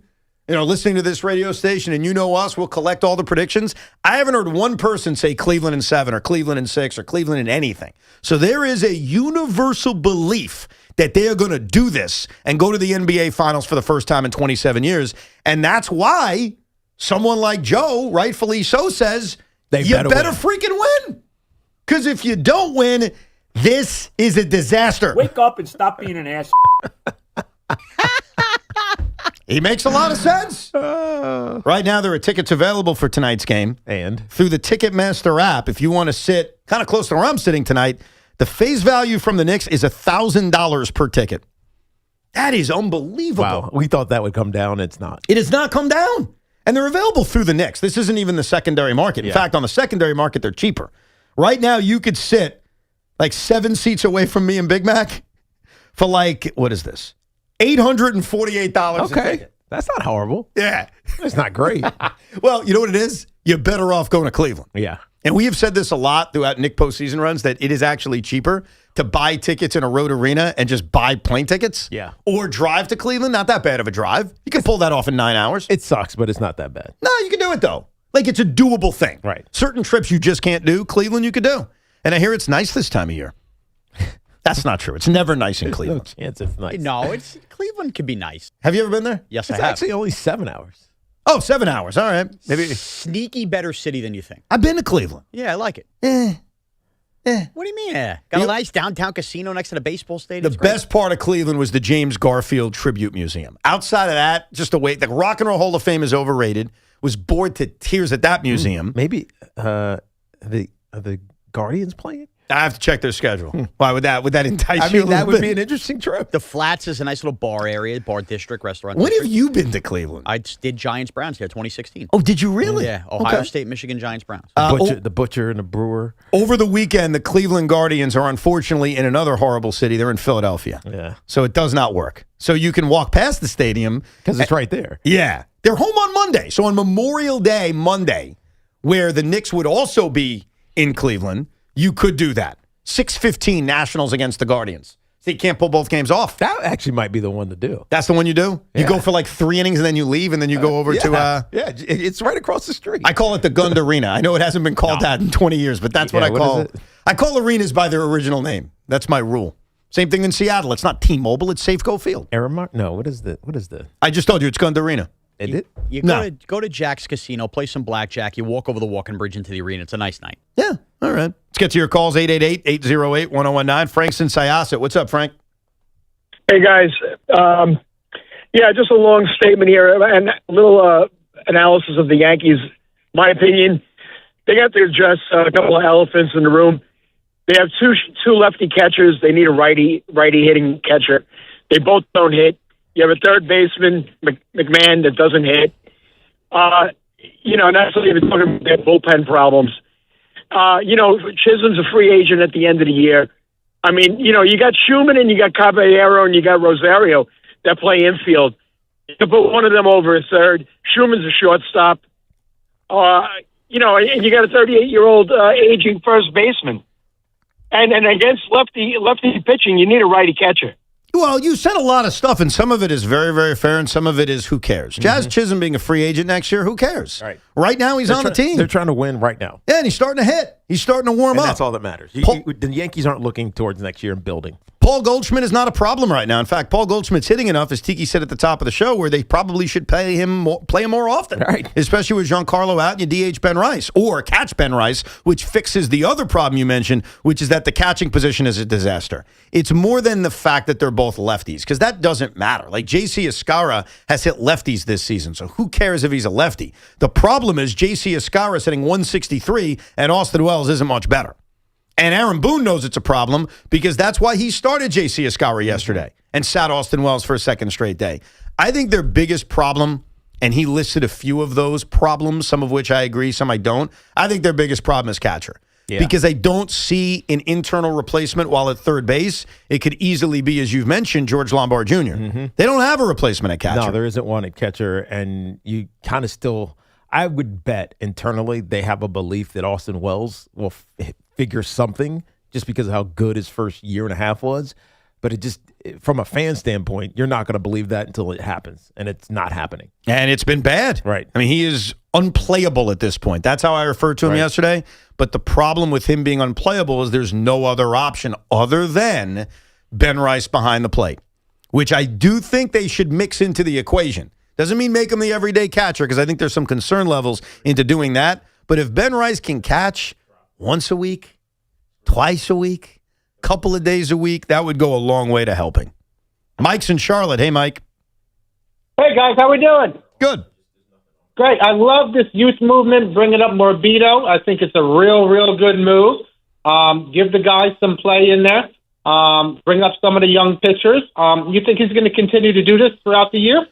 I think when they have to, they'll do it. Like right now, Nick Morbido has earned his way up here. He's played well at AAA. They could use a right-handed hitting outfielder over Austin Slater, so I think he makes sense. I think, unfortunately, with Zach Thornton, who's the other young player they're calling up to start tomorrow night, it's based on necessity. They don't have enough pitching right now based on the injuries that they're dealing with. I don't know if Zach Thornton is ready. Right. Now, they're going to give him a shot. He only made 2 starts at AAA, so I don't know if he's ready. But I think at this point, the reason we're seeing a youth movement is partially because of necessity and partially because of guys performing well. Like A.J. Ewing earned it in a lot of ways. Nick Morbido's played well. He's earned it. But the circumstances at the major league level has almost forced David Stearns to have to do it. Yeah, I mean, it's unfortunate, but it's actually serendipitous because these young players are getting a chance on the major league level and they're performing. And they're doing what you developed them to do, which doesn't always happen with young players. And so it's working out, but it's not ideal. Young players sometimes need to be the surprise contributors on teams that have special to good seasons. A couple of years ago when the Yankees got to the World Series, a part of why they got there was the emergence of Austin Wells, who we're ripping right now, but 2 years ago was a Rookie of the Year candidate. The emergence of Luis Gil. Like sometimes you need the youth. In the Mets case, it was Mark Vientos in 2024. Right. So the hope is that these young players, and so far we've seen it from Benj, who's become the leadoff hitter and has been really good, and you've seen it from A.J. Ewing, that they can be big influences in the Mets turning their season around. Their rotation's relying on it now because Christian Scott is firmly entrenched, and he shows signs. Yeah, he's not 5 and fly. He's 4 and fly. Yeah, he's 4 and poor, whatever you want to call it. Exactly. Like they need more from him, but he's in the rotation, and so they're going to rely on it. Because who else is going to be in the rotation? That's the issue. And now your bullpen is taxed after yesterday. So who is it? Devin Williams and Daniel Durante? Yes. I had a problem pronouncing his name yesterday. I was looking at Baseball Reference, and I was staring at the pronunciation guide, and I still couldn't do it. I think it's Durati. Durate? Durati. Durate. You know why I'm not going to bother to learn his name? It's going to be DFA'd in a day. Duarte. Like, why am I going to invest time learning someone's name who's going to be gone in a day? Daniel Duarte. It's like a one-night stand. You're really going to find out about her, her or his entire life? They're going to be gone in a day. It's good to remember the one-night stands. Is it? Yeah, because if it's good, it's great. Did you have one-night stands back in the day? If it's not, I don't think I ever did. You never did? No. I don't feel like I could talk about this on the radio. I got to because me and my wife have an agreement where we don't talk about past relationships. So can I speak code to you? Go ahead. No, I'm just kidding. I had one in my entire life. Really? Yeah. Don't know her name. Couldn't tell you. Oh, that's so bad. That's my point. Like, if it's going to be a one-night stand, like in the case of Durati, he's going to be here for the day. Duarte. Dude, what's the point of learning his name? Why? So I could talk about him on a Rico in December when I'm grading all the Syracuse shuttle pitchers that they had? Well, that's exactly what you're going to be doing. So, yes, learn his name. Damn good point, Sean. By the way, good job by Hoffless. I just kept that thing rolling, huh? Oh, did you hear what happened last night? Did I hear? No, I went to look this I missed morning. it. So I did a Rico last night after the game because I thought that game was worthy of an instant reaction. Rico Brogna. And great job by Hoff, man. Guy works hard. He sets it up, sets up the YouTube page. We're good to go. I'm done after 35 minutes. Right? Okay. But I could tell Hoff wasn't around. He wasn't jumping in, wasn't saying anything. And I end it, and it just doesn't end. And I'm like, meaning the tape just keeps rolling. yeah, it just keeps rolling. And I even assumed, I was like, I think Hall fell asleep. So I'm like, well, what am I going to do? So I shut it off, go to bed. Apparently, it kept running for like another 2 hours. I went to click this morning. I'm like, 2.5 hours? I know it was an so exciting what, does game. it automatically publish? I have no idea how YouTube works, other than I like to watch it. So I don't know what ended up happening. I just know that I was woken by a text by Tommy Lugauer, who never texts me. And he's like, think about tuning into what you think is a 2.5 hour Rico to find out it's a half hour. And I'm like, did you think I did a 2.5 hour Rico Bronya after that game? Yes. Really? Yes, they have that inning. It's crazy. They've now won a couple in a row. And knowing you, yes, absolutely. It's unbelievable. Last night felt like one of those where you could have went forever. By the way, it is Duarte. I was right. Yeah. I didn't say you were wrong. I said it doesn't matter. I'm not going to learn his name because he's going to be gone real soon. Daniel Francisco Duarte. Let's go to Jimmy in Hazlet, New Jersey. What's up, Jimmy? Hey, what's going on, guys? Thanks for taking the call. Evan, I just had a quick question for you. I heard you say you call stadiums by their old names. What do you call those two buildings in the Meadowlands? I know what I call them. What two buildings in the Meadowlands? Oh, you mean MetLife Stadium? Giant I Stadium. still call it Giant Stadium, and I still call the other one Brendan Byrne Arena. Okay, so here's the thing about that. It's a great question. MetLife Stadium is a new stadium. Yeah. I can't call it Giant Stadium. It didn't change its name. It didn't change its name. It changed its location slightly, and it's a completely different building. So that one does not apply because it's a brand new stadium. I never really refer to the Meadowlands Arena, but when I do. What is it now? The Meadowlands Arena? I don't think it's called anything. It just exists. An empty, abandoned building? Well, I don't think it's abandoned. I think they use it for graduations they film stuff there.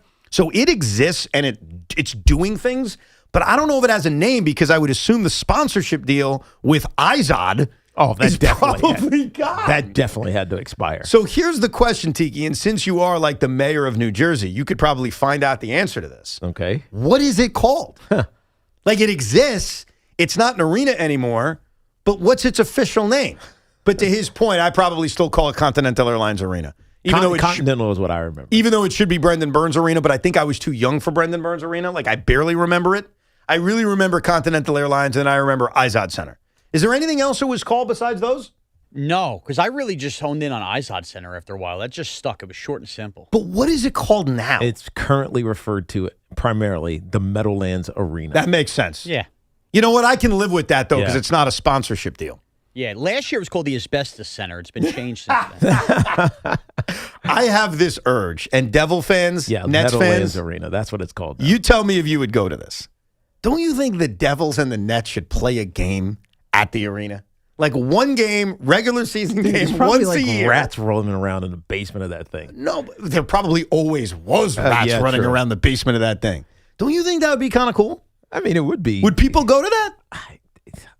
How could you set up the concessions? Well, you can. Like, how could you do the logistics to get that place serviceable for an actual NHL We game? found out there was a concert there last year. Really? Yes. Didn't we find this out? Someone did tell me that, but I don't remember who it was or what it was. It might have been Steve Apria. That there was a concert at the Meadowlands Arena? And that it's also still used to this day for acts to come in and pre-set up their concert tours, like an empty arena. So they can do it. Yeah, Yes. in 2025, it was used as the site of the New Jersey Film Expo due to the increased film and television production in the state of New Jersey. The question, though, is, assuming they can do the logistics, if they can put an would expo a Devil on, fan and a Net fan show up? Maybe for the Devil fan.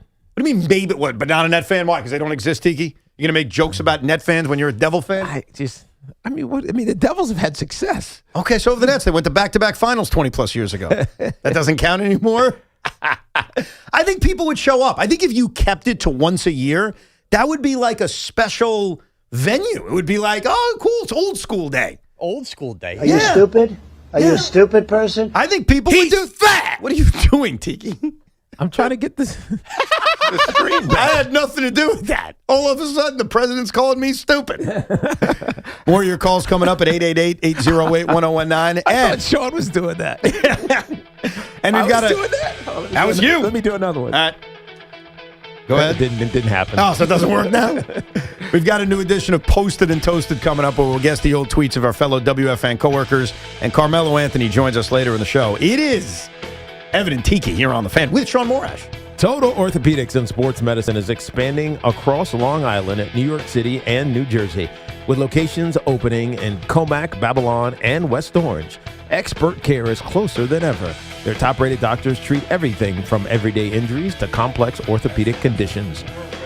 Wherever you are on your journey, they are there to help you move forward. They're the experts at getting you back to being you. Visit TotalOrthoSportsMed.com to schedule your appointment today or call 855-321-ORTHO. Listen to this. Red Pocket Mobile is changing the wireless game with strong nationwide coverage, flexible 5G plans, and your choice of coverage on 3 major networks. And now they're making sports history today as well. The Red Pocket Mobile's debut as the first pro baseball team named after its sponsor since the Brooklyn Tip Tops in 1914. Led by former MLB All-Star Dimitri Young, the Mobiles are bringing a bold new energy to the Pioneer Baseball League.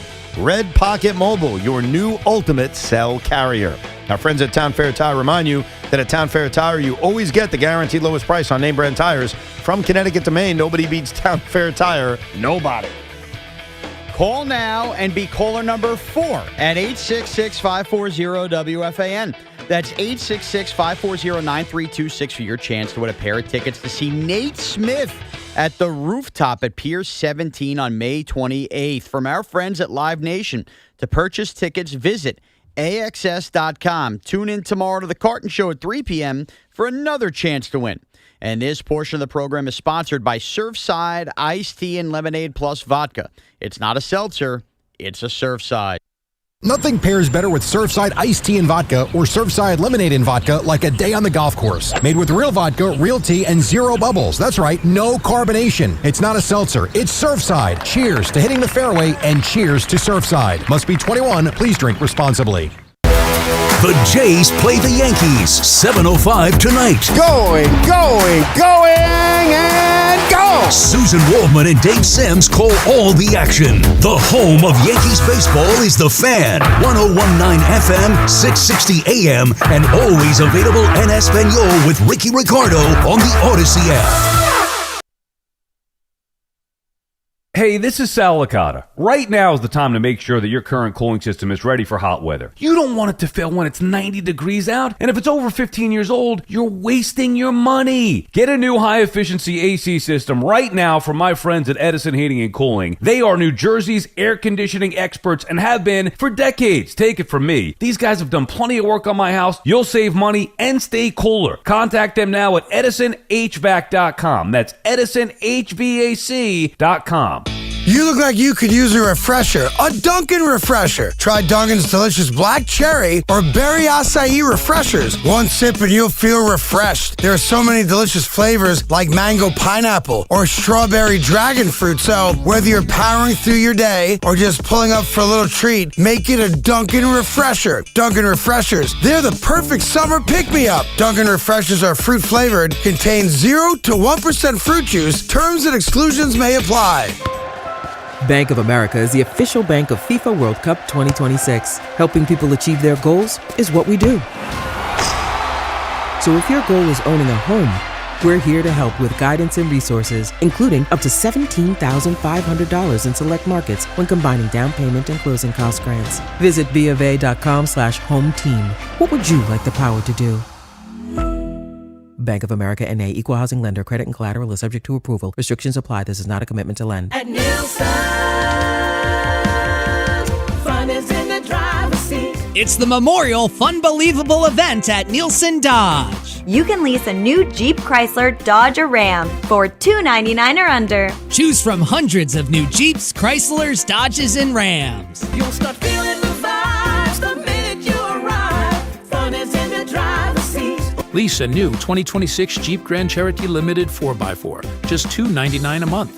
Yes, just $299 per month. Or choose from hundreds of certified pre-owned vehicles. Plus, we'll give you top dollar for your trade-in. Under $299, that's Funbelievable. Drive away today for just $299 or under on Route 10 in East Hanover, online at NielsenDodge.com. At Nielsen Dodge. Fun is in the driver's seat. Declaration of Deal Sales Event. With approval, term 36 months, due at signing, $52.99, add tax time, $4.98 NOC, and DM fee. Hey, if you have a small business, you might not know you could be wasting money on your business mobile plan, paying for stuff you don't actually need. But with My Biz Plan from Verizon Business, you can choose exactly what you want and only pay for what you need for your business. When you're in control of your mobile plan, you can make every dollar count. Visit VerizonBusiness.com. Do it today to learn more and make the switch. Verizon Business. Finding great candidates to hire can be like, well, trying to find a needle in a haystack, but not with ZipRecruiter. Its powerful technology actively finds and invites qualified candidates to apply to your job. So while other companies might deliver a lot of hay, ZipRecruiter finds you the needle in the haystack. See why 4 out of 5 employers who post a job on ZipRecruiter get a quality candidate within the first day. Try ZipRecruiter for free at ZipRecruiter.com/team. That's ZipRecruiter.com/team. ZipRecruiter. Hey, Mom, now that I have an after-school job, I think I want to buy a drum kit. Okay, Rockstar. Let's look at your account. When kids start making money, Chase has easy-to-use tools and expert bankers to help them learn how to manage it. And next month, I'll buy the bass drum and the cymbals. Oh, and maybe some noise-canceling headphones for you. Aw, you've thought of everything. Help kids save, budget, and build financial independence, all with Chase. That's good for kids and good for parents. Visit your local Chase branch and get started. Account subject to approval. JP Morgan Chase Bank, N.A. member FDIC. Hi, this is John Starks. At John Starks Kia, we don't play games. No gimmicks, no tricks, no hidden fees, no surprises, and no money down. See you at John Starks Kia in Queens. The Ray Catena Memorial Day sales event is here. Head into summer in a new Mercedes-Benz from Mercedes-Benz of Edison, Ray Catena of Freehold, or Mercedes-Benz of Union. From the versatile GLC to the refined GLE, your perfect getaway vehicle is waiting. Discover luxury, performance, and the power of 3 at Mercedes-Benz of Edison, Ray Catena of Freehold, and Mercedes-Benz of Union. Experience unparalleled Ray Catena service where the customer always comes first. Visit RayCatenaMercedes.com. Hey, it's Tiki here. I'm constantly on the go between the fan, taking care of my kids, various events, meetings, football games. The list goes on and on and on. But one of the things I value most is feeling safe and also knowing that my family is safe when I'm not with them at home. That's why I turn to our great partners at Sloman's Home Security to install their innovative ShieldLink system in my own house. The Sloman ShieldLink system is a smart home security solution that easily and seamlessly combines safety, convenience, and most importantly, peace of mind. Whether I'm home or away, I can manage anything right from my phone. My security system, home automation, my entertainment system, everything is right there at my fingertips. Our security lighting turns on as soon as we turn our alarm system on. So whether we're home going to sleep or away, we know that we're safe and our home feels protected. Just give them a call at 1-800-ALARM-ME or visit online slomans.com to learn how Sloman ShieldLink can give you peace of mind in your home and when you're on the go, just like me. Take the guesswork out of cooking, folks. The Chef IQ senses a must-have wireless cooking thermometer that eliminates under or overcooking chicken, fish, or steak. Order the newly released 3rd-generation Chef IQ Sense at chefiq.com. That's chefiq.com. At NYU Langone Health, we know there really is no place like home. That's why we get our surgery patients home faster and have fewer readmissions than any other health system. That means once you're home, you won't need to go back for the same procedure. Instead, you can get back to the things you love. And the next time you need something else, we're here. Better health starts with a better health system. Learn more at nyulangonehealth.org. Summer's a gift. The gift of days that last a little longer. A brighter state of mind. So gift yourself a new Kia at the Kia Summer Sticker Sales Event. With specially tagged vehicles including the Sorrento, Sportage, Carnival, as well as the Niro Hybrid. All backed by a 10-year, 100,000-mile limited powertrain warranty. So the gift of summer can keep on giving for summers to come. Kia, movement that inspires.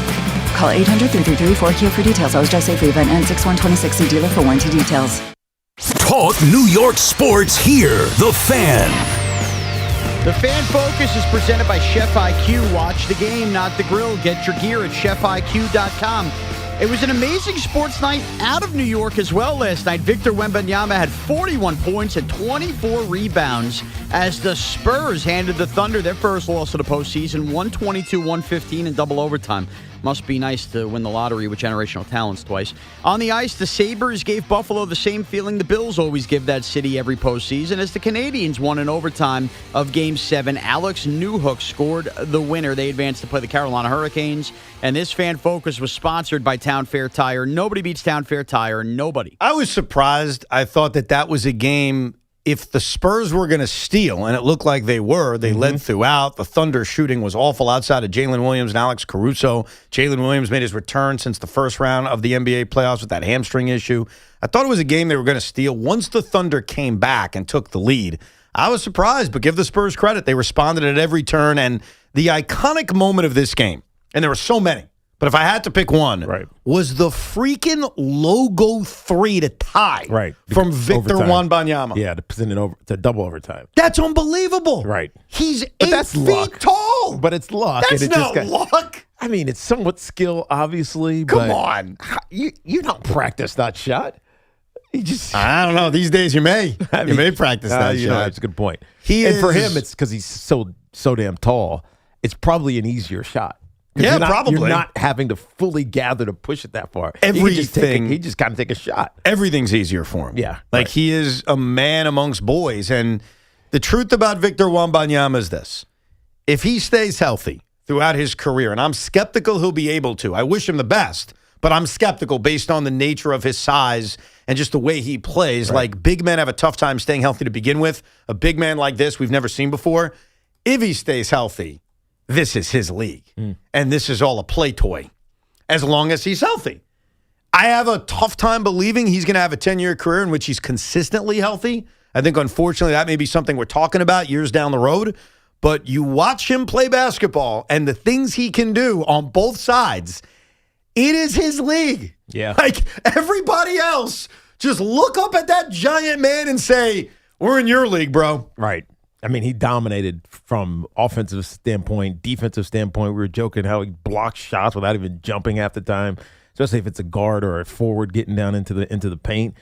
He was a DPOI, right, this year? Yep. So it's only a matter of time before he's an MVP as well. Speaking of MVP, he was asked after the game, did it bother him? Was he inspired by the fact that for whatever reason the NBA decided last night was the night to officially announce SGA as the MVP, and they announced it on the court before the game?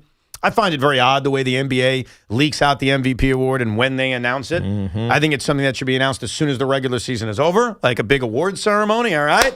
Here are your award winners. To do it right before Game 1 of the Western Conference Finals, I find strange. And they did it in front of Victor Wembanyama, who finished third. That was strange. So Victor was asked after the game, was there any extra motivation? Listen to the question and listen to his answer. Pretty natural response for a competitor to see another competitor get something that he wants, whether it's the MVP trophy or whatever it might be. I'm just curious if that was in your mind at all, knowing that Shea had got that award and you were in the top 3 for it. And, did any part of tonight feel personal? Some of your facial expressions kind of look like you were really, really going for it. Yeah, for sure. Everything you just said. Yes, for sure. Everything you just said. That's a guy who's saying, yeah, I want that. And as long as he stays healthy, he's going to get it. Like he is something we've never seen before. And I wish him all the best to stay healthy. It's always my skepticism with things we've never seen before. Like, can you stay on the court?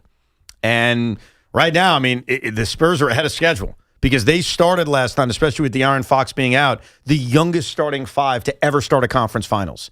And I've said this all year. It's why I was skeptical about Detroit. I think you need to lose before you win. Yeah. The San Antonio Spurs are 7 wins away from disproving that completely. No, it's true. But when you have a player like Wemby, who we just haven't, I mean, I guess Wilt might have been like this in a bygone era, someone who just no one had seen before. It plays with this kind of athleticism and body control. Most of the tall, like extremely tall guys we see, they're either stiff or they don't really have they don't have the skills. Wemby has the skills, like he's, I don't know, 6 or 7 inches shorter. Yes. And so it's just, he doesn't make sense because you can't defend him. He can defend you even if he's out on the perimeter. It's just, he's a freak. It's why he's got the nickname the Alien. When you get back from Mars, call us, okay? So he's got it. And he's earned it. Anyhow, it's time for another edition of Posted and Toasted. It's time for Posted and Toasted. Posted and toasted in 1, 2, 3. Posted and toasted where Evan finds the treats. Posted and toasted will Tiki guess them right. It's posted and toasted time. Posted and Toasted brought to you by the Rothenberg Law Firm. Injured, visit injurylawyer.com, and by Princeton Longevity Center. Experience the power of personalized medicine. Happy anniversary to this tweet. This is exactly 7 years ago today, May 19th, 2019. Okay. The Mets didn't even make it to Memorial Day, but they always win in April. Is that Sean Morash, Evan Roberts, Greg Giannotti, or Craig Carton? Mm-hmm. Or, what names did I say again? Whoever that is. Hold on, I got to start over again. The Mets didn't even make it to Memorial Day.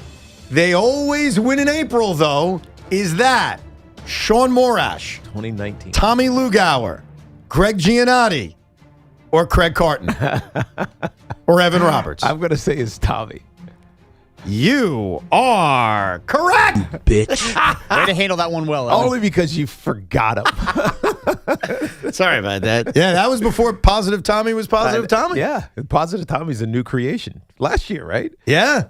2 years ago, I think 2024. Right. Yeah. A new creation. New creation. Like it was Before, made. He was like, I'm a bitch all the time, Tommy. I'm a bitch all the time? Bitch. That's what he was. And how about this one? This is from March 29th, 2024. And this is a response to somebody on social media. So not even going to give the context. It doesn't matter. But someone we work with responded to a tweet from a listener by saying, I want you to go look in the mirror and punch yourself in the face. Wow. Was that person Sean Morash, Greg Giannotti, Boomer Esiason, or Evan Roberts? That's not you, Evan. You wouldn't be that violent. I would never do that. I'm going to say that's Gio. Are you stupid? Are you a stupid person? It is not Gio. You're wrong. Is it Boomer? It is Boomer Esiason. Boomer. How about that? Your team is very good. Espousing violence. Yeah. On someone's self. Now, would you like to hear what caused him to say that? Yes, tell us. The person wrote to him, thanks, Boomer. You mushed the Knicks. So much for a 7-3 record to close. You pump them up, then they disappoint. Just let them be. And that pissed off Boomer to the point where he said, go punch yourself in the face. He pumped in the them mirror. up. I mean, do you think the Knicks or the Knicks coaches or the Knicks brass know what the hell Boomer says? No. Exactly. No. It doesn't matter. That's what we do as fans. And when our team loses, we blame something. You have to blame and instead somebody. of blaming what happened on the court or the field, Yeah, blame the bum on the court. we blame like the person who quote unquote mushed them. Yes. This one is from February 19th, 2012. Okay, so that's a long time ago. I seriously have to itch my face every time I see James Harden. That's the kind of beard you rarely see on athletes. Is that person Greg Giannotti, Sean Morash, Craig Carton, or Keith McPherson? I'm going to say that's Craig Carton. You're wrong. Keith. You're wrong. Sean. There you go. I think DeVito might be the answer. That is Sean. You remember Why do you tweeting care that? about the beard? Wait, hold on. Now read this again, because when you read this, it didn't even cross my mind I said this. I seriously have to itch my face every time I see Harden. That's the kind of beard you rarely see on athletes. Now, remember, this is a post from 2012, so it's probably when the beard first got grown. And I definitely didn't have one myself. No. I was just a beard hater. You know what that was? That was me being follically ignorant. Follically ignorant? Well, I was balding with no facial hair, and I was jealous of all the hair. Oh, that's funny. How about another Harden tweet? This is from May 4th, 2019. So almost 7 years to the date. James Harden limp and grabbing the leg there is the move I used to use when my mother asked me to mow the lawn. Is that person Greg Giannotti, Sean Morash, Chris McMonagle, or Evan Roberts? That's a Gio thing. You're wrong. How is that not Gio? It's not Gio. Sorry. Big Mac? Is it Big Mac? Are you stupid? Are you a It is stupid not person? Big Mac. Apparently. Suck it. Then I have no idea. Sean, who is it? Why don't you go and ask Sean Morash? Is it me? It's Sean Morash. I don't remember this either. Did you mow the lawn? Oh, I was a big lawn cutter, but I don't remember saying this. Yeah. That was you. Maybe you were blacked out. Well, I mean, there's a lot. When I did mow the lawn, there was quite a few drinks going on. We also have a very special guest posted and toasted. Okay. This is from somebody that doesn't work here, but has been affiliated with WFAN, and it's a very interesting question.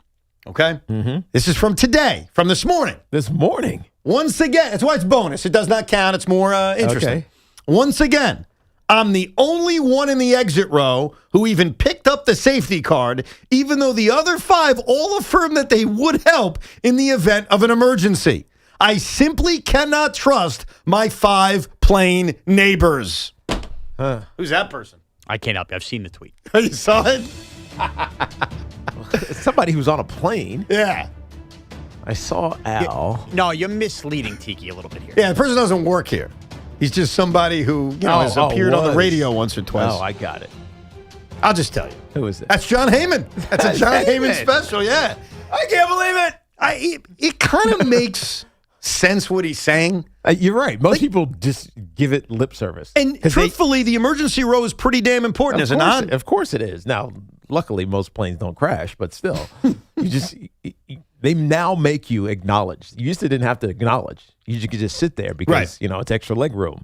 But now they make you look at them and verbally acknowledge that you will help in an But the only reason they emergency. do that is to avoid a lawsuit. Yes. Like, you're not actually looking at the pamphlet. You have no idea what to do in case there's an emergency. Right. I'll be the first to tell you, I got no idea either. It's why I avoid the emergency exit row, because I'd be lying. And I wouldn't think it's fair to the other people on my plane to have their lives depend on me, because if that's the case, they're dead. So I think John actually brings up a very valid point. You shouldn't sit in that emergency row unless you actually have a commitment to learning what the hell you're supposed to do. Right. Because otherwise, blood is on your hands, bro. It's true. It's pretty self-explanatory. Is it? Just saying. How do you set up the raft that goes down off the plane? I don't know how to do that. You just pull the cord and the raft opens. What about the oxygen masks? What? Yeah, the oxygen masks that drop from the ceiling. They're just there. Put them on. And then do what? Just breathe. Do you breathe regularly or do you got to breathe through your mouth? Regularly. The bag will not inflate. Did you ever have to do that on a plane yet? I have never had to do that. Thank God. No, because you know how you know? He's here. That's just your last 30 seconds of the breath of your life. Oh, so you're saying that you're dead no matter what? Yes. At that point? You're not surviving. Once those drop down, you might as well say, well, that's it. Let's say good afternoon or good morning, depending on your perspective, to Jack in Brooklyn. Hey, Jack. Hey, Evan. Hey, Tiki. What's up? What do you guys think about? Do you think the Mets? Do you think the Mets are gonna have a nice turnaround, or do you think it's over? I mean, they're turning it around now. So when you ask, do I think it's over? Do I think they're good enough to make up the ground that they've created? Do I think that the pitching is sturdy enough? Do I think they're a playoff team? My answer is no. But I will admit that the last few weeks have been exciting. They're winning games. They're doing it with the infusion of youth. We are seeing some potential future pieces on this team. But if we're all being honest with ourselves on May 19th, do I think that we're going to be sitting here in October previewing the Mets in a wild card series? Unfortunately, the answer is no. But I'd like to be wrong about that. Right. Do you think they're going to be a playoff team? They got to get to 500 first. I got to see them confidently get to 500, which they're now 5 games away from. Yeah, they're making progress. It's a favorable series that they have right now with the Nationals. And so, to me, I'm optimistic that they're going to get to 500. And if they do so in the next couple of weeks and they get Miami after that, then you have to say postseason is in reach. You want to hear something crazy? It's not definitive because there's still so many issues. But if they get to 500 before this Miami series is over, you feel good about it. If the New York Mets were in the American League, they would be tied in the loss column for a wild card spot. That's crazy. Let that sink in for a second. That's your league, fellas. That's your league. Yeah. I'm just giving you the facts. Evan, we talked about this bit yesterday. This is why you're not worried about the Yankees. Oh, absolutely. I mean, you're worried about the division because you have grander goals. But yeah, right now the third wild card team in the American League, and obviously this will change at some point, is the 23 and 26 Seattle Mariners. The third wild card team in the National League right now is 8 games above 500, which is why the Mets are 7 games back in the loss column in the National League, but in the American League, they'd be tied. Right. So they have a lot of ground to make up, but it's not even as much the ground as it is, can they pitch well enough? Right now, they are relying on a lot of youth in their rotation. Zach Thornton's going to come up and make his major league debut tomorrow. Christian Scott's taking the ball every 5 days. They're still using David Peterson as a bulk guy. This is not the sturdiest of rotations. Yeah, I mean, you look at the Mets. You don't know who's pitching the next couple of days after McClain. You don't have an idea of what it's going to really look like. I have to let this caller jump the line because I think this is a great question for Tiki Barber. Let's go to Andrew in Eastchester. Go ahead, Andrew. Perfect timing. What's going on, Ev? Hey, what's happening, Andrew? Hey, Tiki, real quick. I've told you this before, but my mom met you a few years ago at a meet and greet. She got me an autographed picture of you for Christmas, and it's on my wall. She's no longer with us. And I'm sorry to hear that. She went on and on about how not only how nice you were, but for what it's worth, how handsome you were. Tiki Barber, I appreciate so that. handsome. That's awesome. So we've never seen anything like Wemby. He's approaching John Wick territory, at least in my eyes. He just can't be stopped. So my question to you, when you played really either side of the ball, can you come up with a comparison in terms of someone that you played against? It's like, you know what? We can't do anything about him. Yeah. He's going to do what he does. We just have to focus elsewhere if we want a shot. I'm trying to remember if I played against Randy other than the NFC Championship game, because that one's not fair. Who? Randy Moss. Oh, Randy Moss. Because we shut him down in the NFC Championship game, so it was kind of like he was a non-factor. But I remember my brother, who was a DB, saying there's nothing you can do with Randy Moss.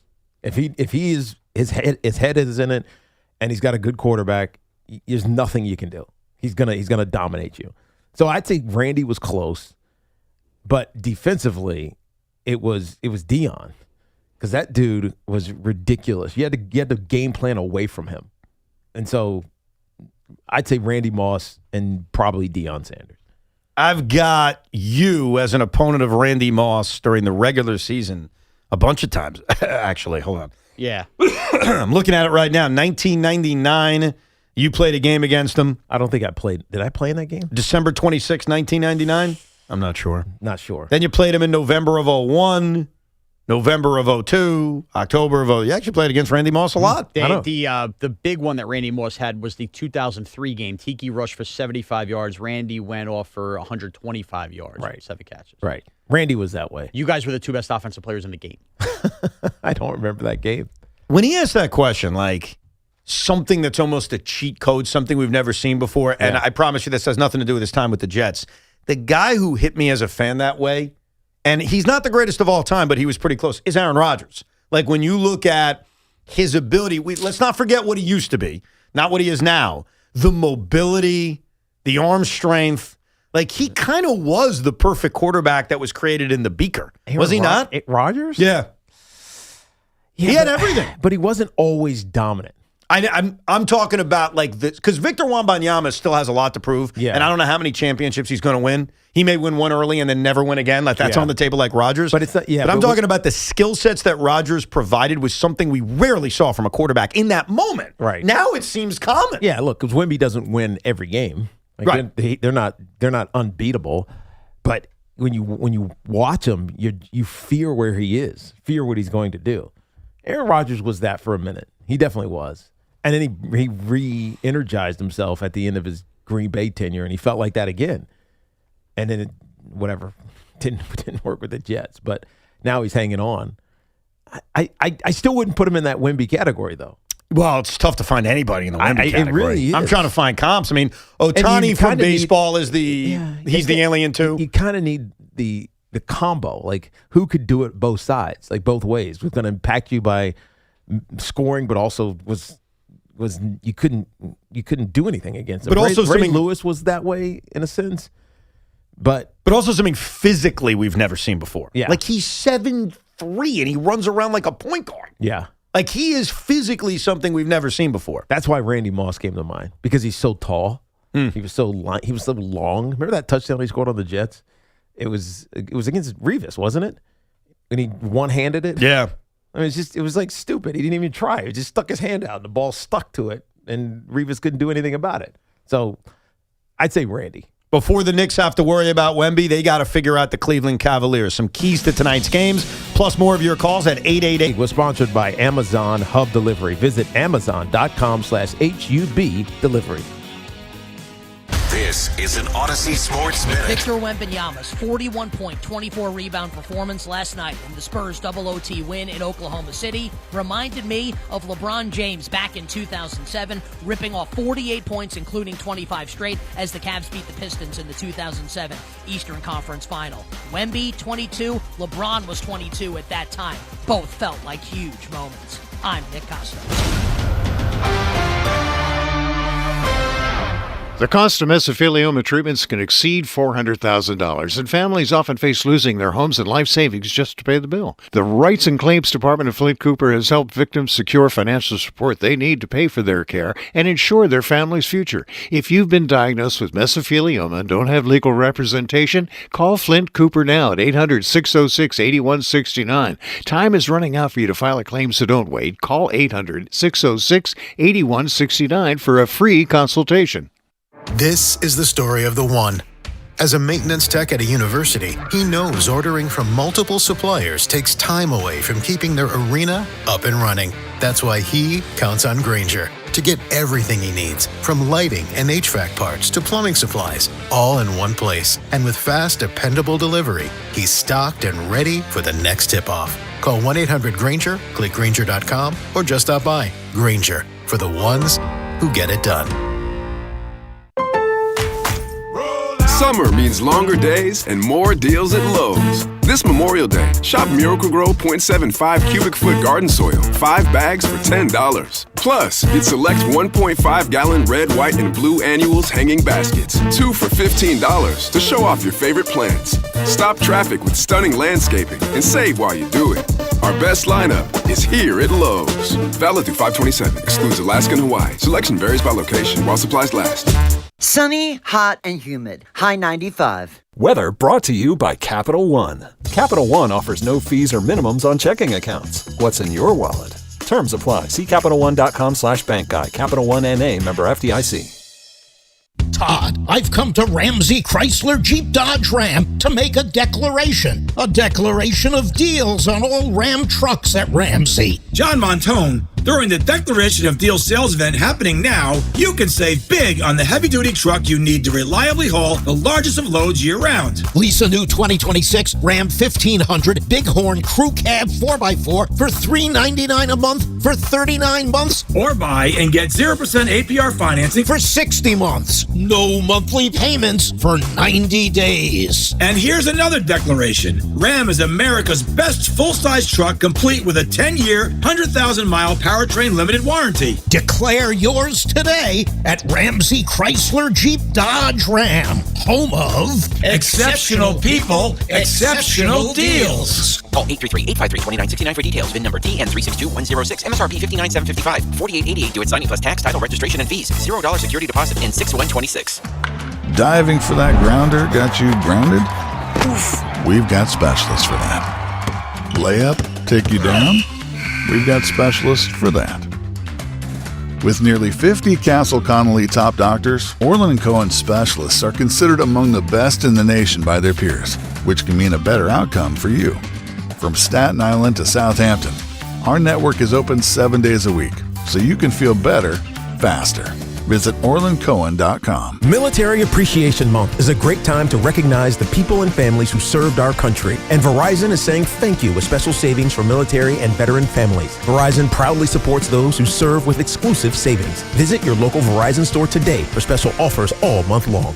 Witness history at Citi Field on Saturday, May 30th, as Lee Mazzilli and Bobby Valentine are inducted into the Mets Hall of Fame in an on-field ceremony before the 4:10 p.m. game. Don't miss this special day. Get your tickets now at Mets.com/tickets. Do you owe $10,000 or more in credit card debt or personal loans? With credit card debt at all-time highs, Debt Relief Advocates is urgently notifying consumers of debt relief now being made available, designed to aid consumers with out-of-control credit card debt. Those who qualify and enroll for this relief program will only have to pay back a fraction of what they owe. This is not bankruptcy or a debt consolidation loan. This is a relief program that credit card companies would rather you not know about, as it ends your debt nightmare and saves you lots of money. Consumers owing at least $10,000 in credit card debt or personal loans can now take advantage of this debt relief as the cost of living skyrockets. Debt Relief Advocates has established a relief hotline for you to call to learn what debt reduction you may qualify for, so don't wait. For this free information, call the Relief Hotline at 800-535-1301. 800-535-1301. 800-535-1301.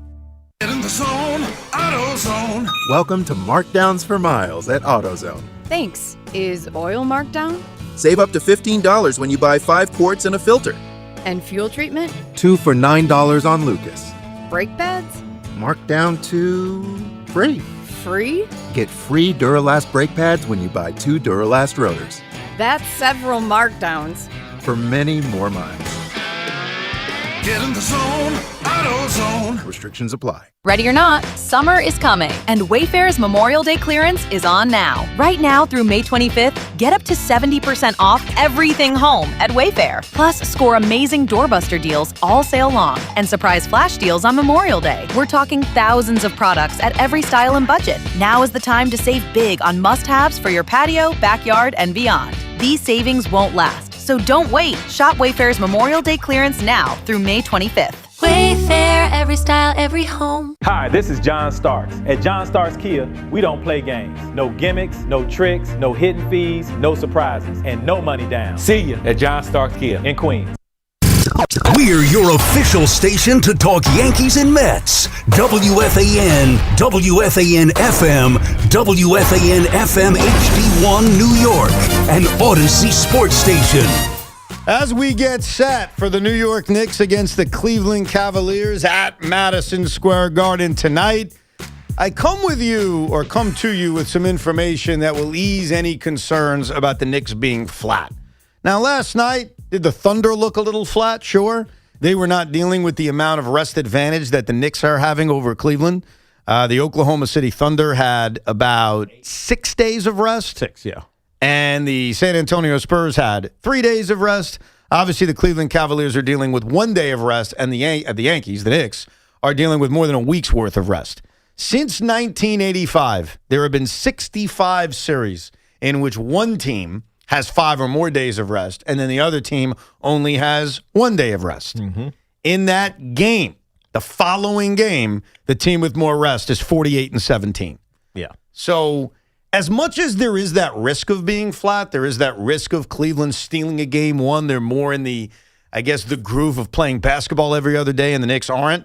It's not like the track records tell you this is going to go bad for the Knicks. No, it doesn't. It actually says the other, because you're healthy, you're rested, you've been playing basketball, I'm sure, in a pickup type fashion or a simulated game type fashion, but not with the same kind of intensity. And so you're not putting like the same kind of stress on your body. And fatigue is real when you get to this point in the season, because you've already had an 82-game regular season. You've been through 2 series in the postseason, and for the Cavaliers, they've been deep series. And so fatigue at some point catches you. Now, it might not be game one, but at some point it definitely catches you. But game one is going to be most interesting for me for the Knicks, because we talked about this in the last segment, how there is an urgency and how there's a win now or when are you going to win type of mentality. I think they know that.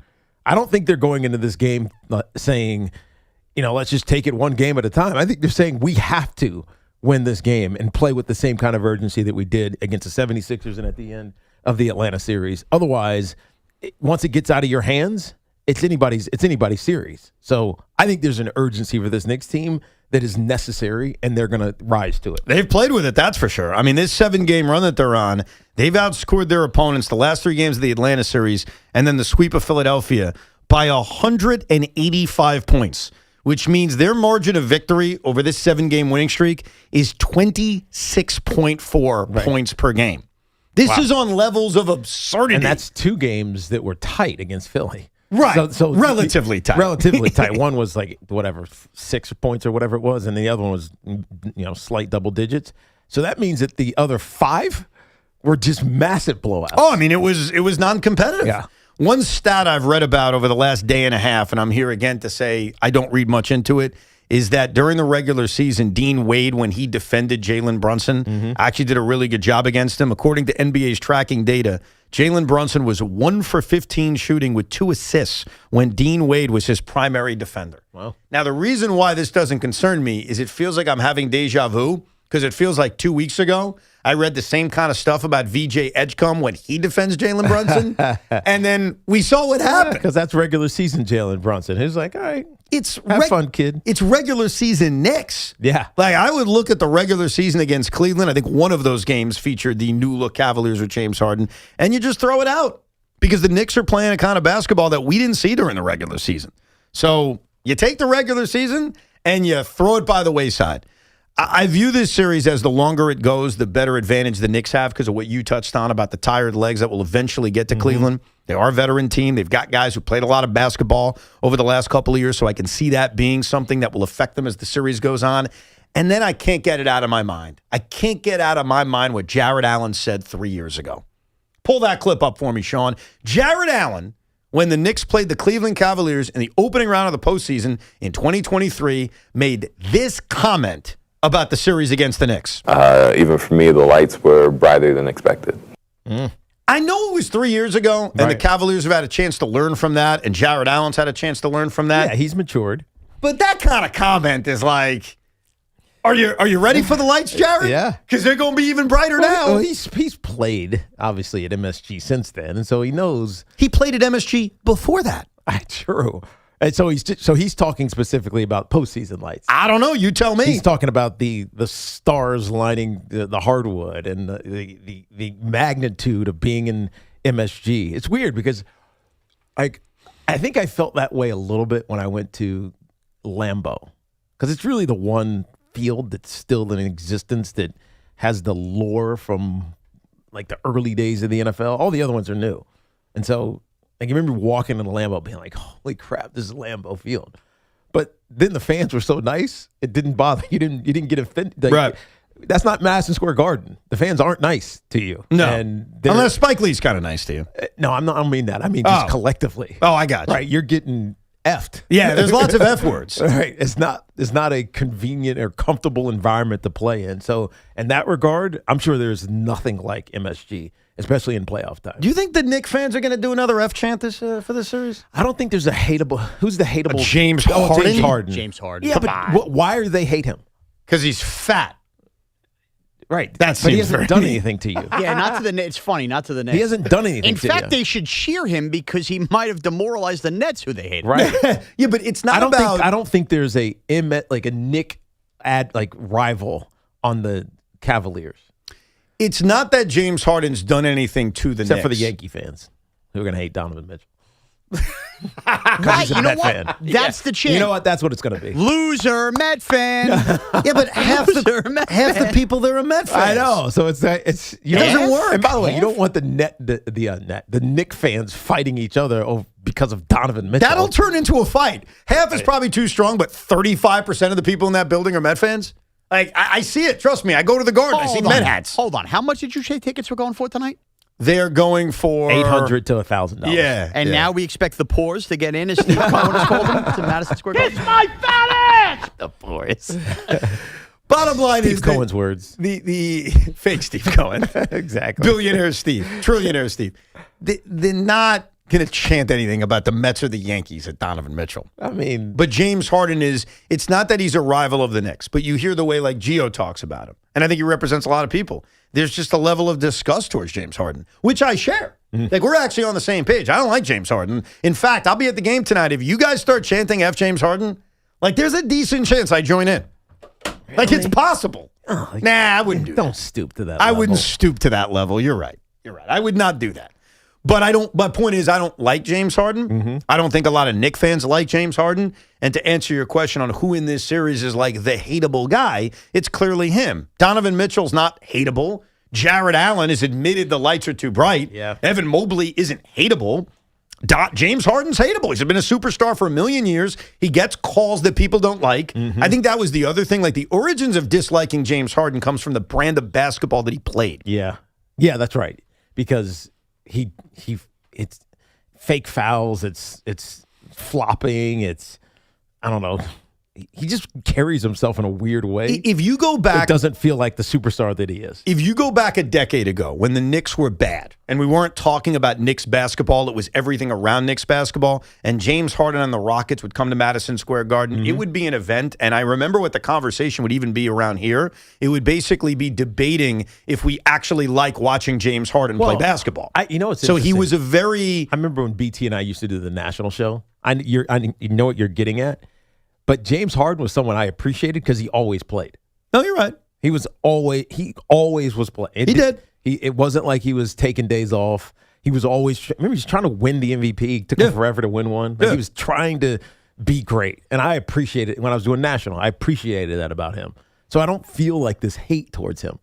It's more like you have this flaw that keeps you from getting whatever it is, luck or whatever, that keeps you from getting into the NBA Finals. Oh, you think it's unluck? I mean, are we serious? Well, it may not be him. It probably look in the mirror. It probably is him, but he was always there. He was always playing. That's another aspect of this. Me, you, a lot of people, we have talked a lot of junk about James Harden, about how he's a loser. He's never going to win anything. Right. He quits in the postseason. Like, we've all said it to varying degrees.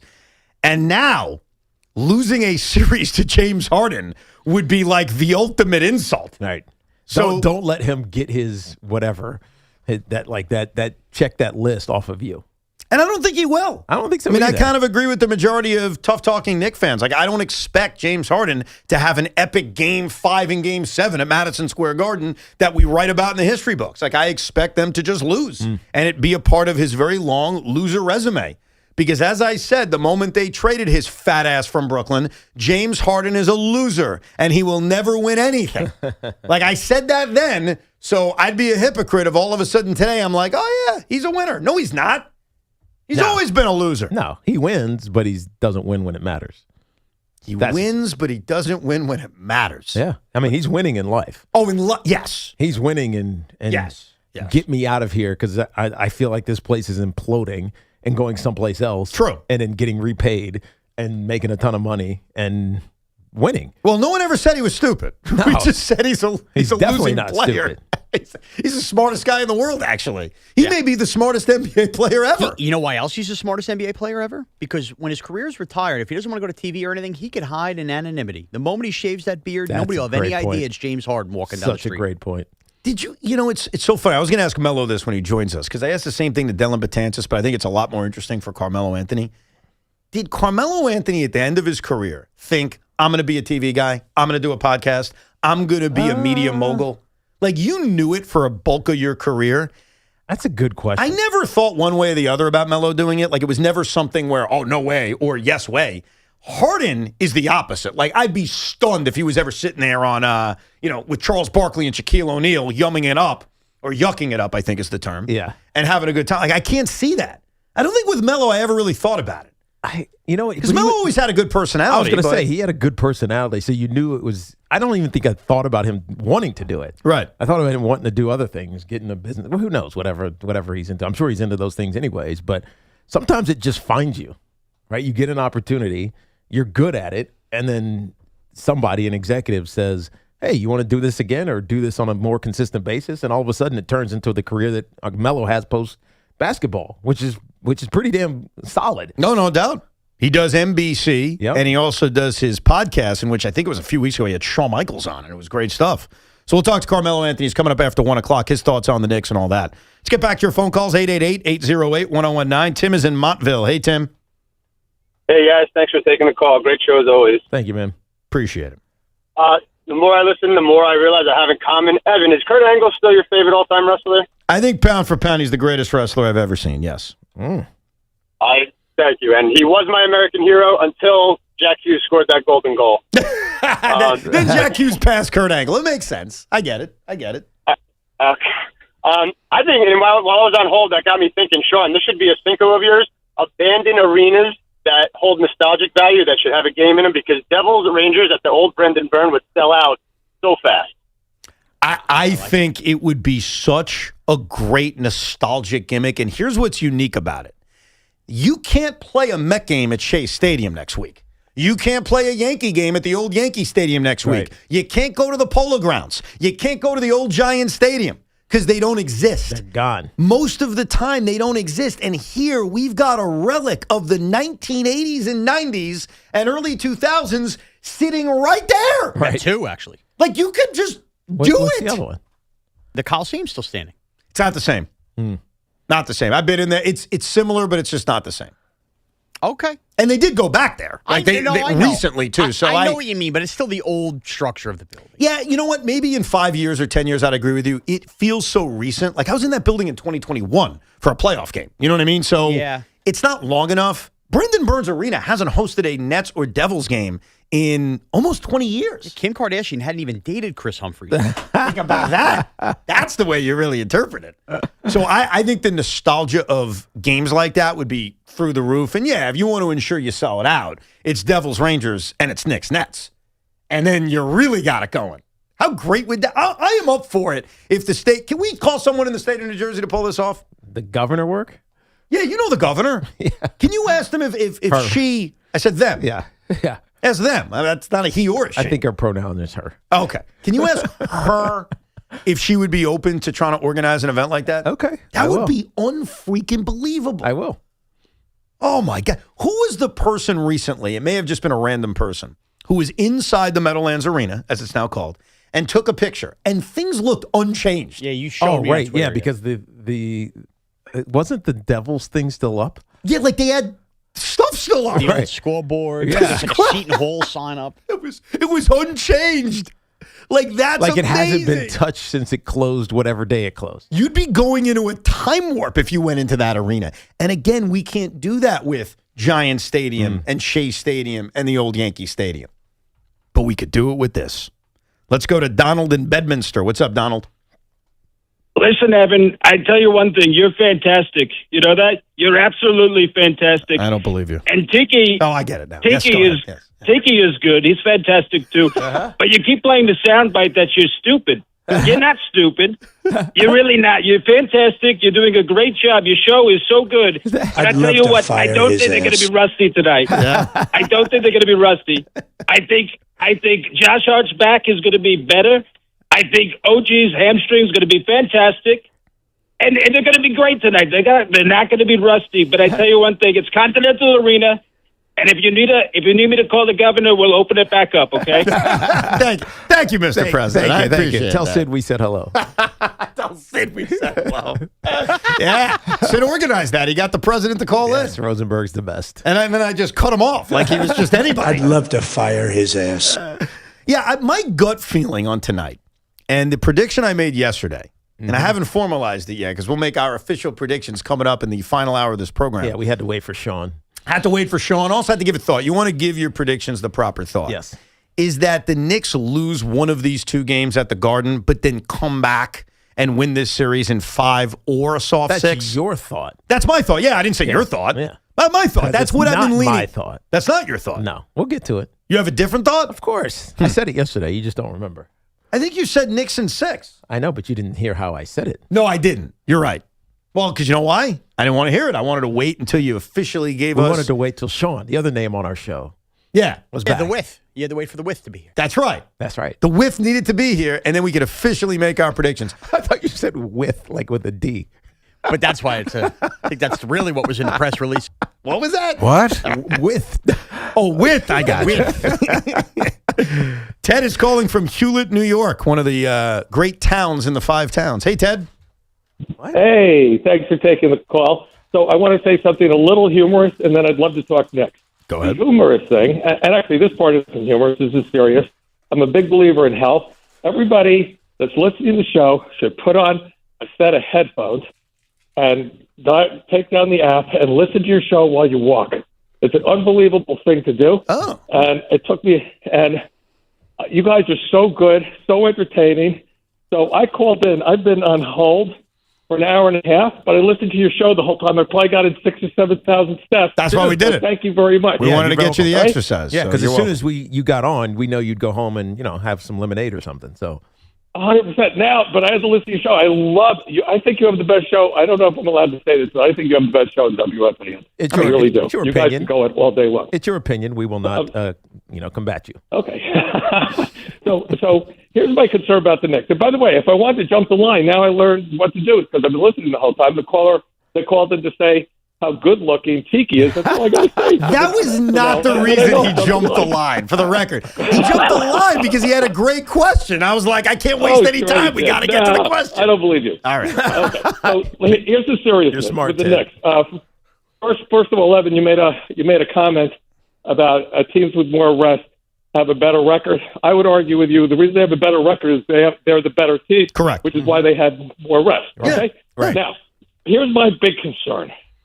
My big concern is not James Harden and Donovan Mitchell because they're inconsistent, especially Harden. He's not capable of playing well for a whole series. I'm not worried about them at all. What I'm worried about is last night's game was one of the best basketball games. I'm not a fan of either team, and I was glued. Yeah, it was amazing. Right. And I'm scared of now both of those teams. I was scared of OKC, but now I'm scared of Wednesday. Yeah, but Ted. How are the Knicks going to guard them? Ted, here's why you shouldn't be scared. That's not the right word. They have a 7-game series they're about to engage in. I don't know how it's going to play out. I don't know if guys are going to come through it healthy. I have no idea. That's not something you should worry about until it's a worry. Get to the NBA Finals. Right. And once they're there, if they're there, let's see what kind of state the Oklahoma City Thunder or the San Antonio Spurs are in. To worry about it today or to worry about it last night is a waste of brain power. Enjoy it. Watch the game. I think Ted can make that call tomorrow if we see from the Knicks against the Cavaliers what we saw in Game 1, the Knicks hosting the 76ers, where it was just dominant. And it looked like... Really? After one game, you're going to start looking ahead to the NBA Finals? If they win by 40. Yeah. I mean, after the 76ers... Because I didn't believe that was going to happen to the 76ers. They just came off a great series against the Boston Celtics. They beat them 3 games in a row after... just not playing good basketball. All of a sudden, they look like a completely different team, which is exactly what the Knicks look like after the first 3 games down 2-1 against the Atlanta Hawks. They just look like a completely different team. They followed it up into the next series, and they dominated. So, but when the Knicks destroyed the 76ers, the way that they destroyed them, where, I mean, the literal entire bench is emptied. Yeah. That's we are just better than you. Okay. That's not... we had a good game. You're tired. That's just we dominated you. If the Knicks do that again, after doing it for the last 7 games, we're going to take Spurs Thunder calls tomorrow? I guarantee you we're taking Spurs Thunder calls tomorrow. I guarantee you. Yeah. Now, I won't believe it because of what my prediction is going to be, just like I was wrong about the prediction in the divisional, in the second round. But we're going to get those calls if they dominate the Cleveland Cavaliers tonight. That Thunder Spurs series is going to be a very long series. Oh, yeah. And as I sit here today, I will still be very surprised if we're not staring at the Oklahoma City Thunder in the NBA Finals. Me too. They are champions. They took a punch in the face yesterday, and they still almost won the game. Their best player was bad in the first half. Yes. What do you have, 4 points? SGA did nothing really the first 3 quarters. Yeah, I think he was stuck at 8 points after 3 quarters, if memory serves correct. Right. The first half, it was just like, where the hell is SGA? Now, with that said, Alex Caruso was shooting the lights out of the ball. I don't know if that's going to continue. But I still think they are the team that's done it before. If they get the MVP playing like the MVP for, let's say, 38 minutes or 40 minutes, whatever it is, then they're going to win this series. Yeah, no, I still firmly believe that. So if I was going to say, all right, I'll answer your question, who would you rather play? I would not want to play the Oklahoma City Thunder. I wouldn't phrase it as I'd rather play this team. I'd say I'd rather not play that team. Right. But they got work to do. You'd rather a rematch of the NBA Cup. Yes, the rematch of the NBA Cup and a rematch of the 1999 NBA Finals. In fact, the San Antonio Spurs would have some kind of rematch if they get to the NBA Finals, either against the Knicks or the Cavaliers, who remember they faced in 2007. But the Knicks have some work to do, and it all begins tonight. Sean's got his Cinco coming up. Plus, we'll get back to your phone calls at 888-808-1019. And Carmelo Anthony will join us a little bit after 1 o'clock on this fine Tuesday afternoon. The team that brought you Surfside is back with something new. Meet Super Light, the new premium vodka plus aid. Super Light comes in 4 classic sports drink flavors: fruit punch, orange, lemon lime, and blue chill. Perfect for after the rec league, the golf course, or the crew that's always on the move. With just 90 calories, 0 sugar, and 0 bubbles. That's right, no bubbles. Super Light is here to fuel the moment. Look for Super Light variety packs and individual flavors at stores and bars near you. Must be 21 plus. Please drink responsibly. Spring is the perfect time to refresh your home, and Windorama is making it easier than ever during the spring refresh sale. Save up to 30% on your window and door project, plus take advantage of low to no interest payment plans when you purchase and install with Windorama.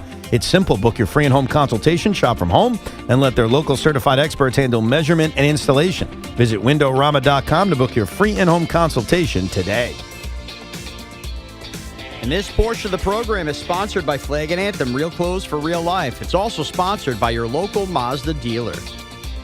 Memorial Day weekend is here, and Flag & Anthem is sponsoring the WFAN Kickoff to Summer Party this Friday. They'll be selling a selection of America 250 and U.S. Open gear and giving away a sweet event tee that they made just for the Kickoff to Summer. Get all your summer Americana gear at flagandanthem.com and check out their big Memorial Day sale. The all-new 2026 Mazda CX-5 is designed to give you balance of style, advanced technology, and craftsmanship in a family-friendly SUV that delivers exceptional value. Get more with the all-new 2026 Mazda CX-5, the smart choice. Visit your local Mazda dealer or MazdaUSA.com. I fell in love with a cat. We're throwing one of the biggest parties of the year and want you there. Come hang with us at WFAN's annual Kickoff to Summer with Boomer and Gio. Live from DJs on Ocean Avenue in Belmar. Friday at 6 a.m. We'll get your Memorial Day weekend started with a bash featuring special guest, certified platinum country rock band, Parmalee. We want to see you and your friends down the shore for WFAN's Kickoff to Summer 2026. Brought to you by Boar's Head, committed to craft since 1905. And your home for New York sports, WFAN. The Ray Catena Memorial Day sales event is here. Head into summer in a new Mercedes-Benz from Mercedes-Benz of Edison, Ray Catena of Freehold, or Mercedes-Benz of Union. From the versatile GLC to the refined GLE, your perfect getaway vehicle is waiting. Discover luxury, performance, and the power of 3 at Mercedes-Benz of Edison, Ray Catena of Freehold, and Mercedes-Benz of Union. Experience unparalleled Ray Catena service where the customer always comes first. Visit RayCatenaMercedes.com.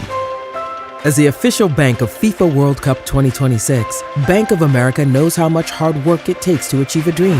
So when it comes to owning a home, we're here to help.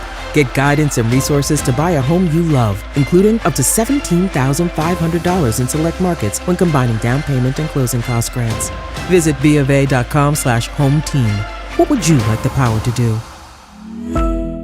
Bank of America N.A. Equal Housing Lender. Credit and collateral is subject to approval. Restrictions apply. This is not a commitment to lend. If we're being honest, guys in this town, pretty confident. And hey, that's not a bad thing. But are you willing to put it to the test? California Cryobank is looking for healthy men to become sperm donors. You can earn up to $2,400 a month. Plus, get free health and genetic screenings. And more importantly, you're helping families who can't do this on their own. So if you really think you've got it, and you know who you are, put it to good use.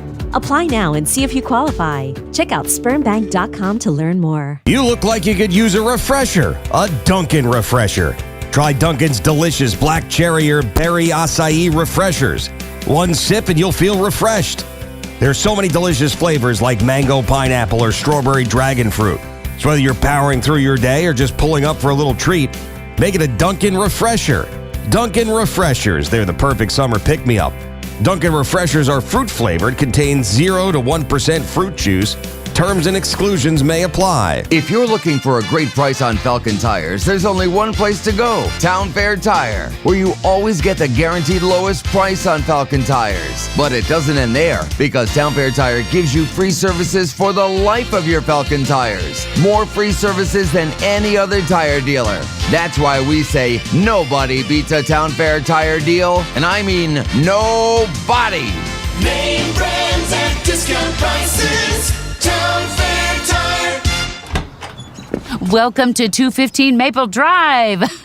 We just put this property on the market. Love the crown molding. Oh, wait until you see the walk-in closets and the bathroom tile. Does it have Verizon Fios? You know, 100% fiber internet? No Fios, but it looks like it's got cable. Let's check out the kitchen. No Fios? Yeah, no thank you. Don't you want to see the rest? Okay, bye-bye. Get Verizon Fios, because when you're moving, it's 100% or nothing.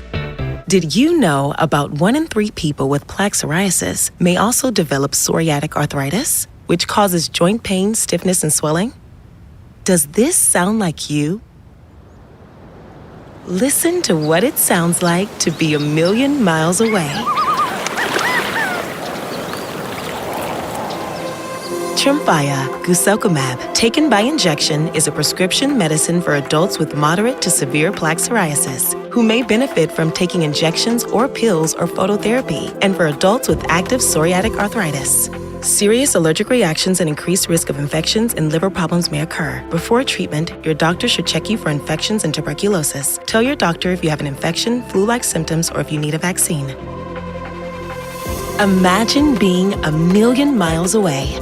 Explore what's possible. Ask your doctor about Tremfya. Visit Tremfya.com or call 1-800-526-7736. Hi, this is John Starks. At John Starks Kia, we don't play games. No gimmicks, no tricks, no hidden fees, no surprises, and no money down. See ya at John Starks Kia in Queens. Hey everyone, Boomer here. If you love eating great food as much as I do, you have to listen up. The Chef IQ Sense wireless thermometer and the mini oven are must-haves in your kitchen. The thermometer helps perfectly cook your chicken, fish, or meat, and the oven is an all-in-one hero that bakes, broils, air fries, toast, and much more. For years now, I've been telling you about how amazing these products are and how they have changed my life. Now it's time to change yours. Go to chefiq.com and don't forget to use the code word BOOMER to save big at checkout. That's code word BOOMER at chefiq.com. MSC Cruises Memorial Day sale is here. For a limited time, get up to 40% off cruises plus kids sail free. Experience MSC Cruises' signature blend of European style and American comfort, from global flavors to Broadway-style shows and more. Book your next holiday to must-see destinations like the Caribbean, Alaska, and beyond. MSC Cruises. Let's holiday. To book, visit msccruises.com or contact your travel advisor. Restrictions apply. Ships registered in Panama and Malta.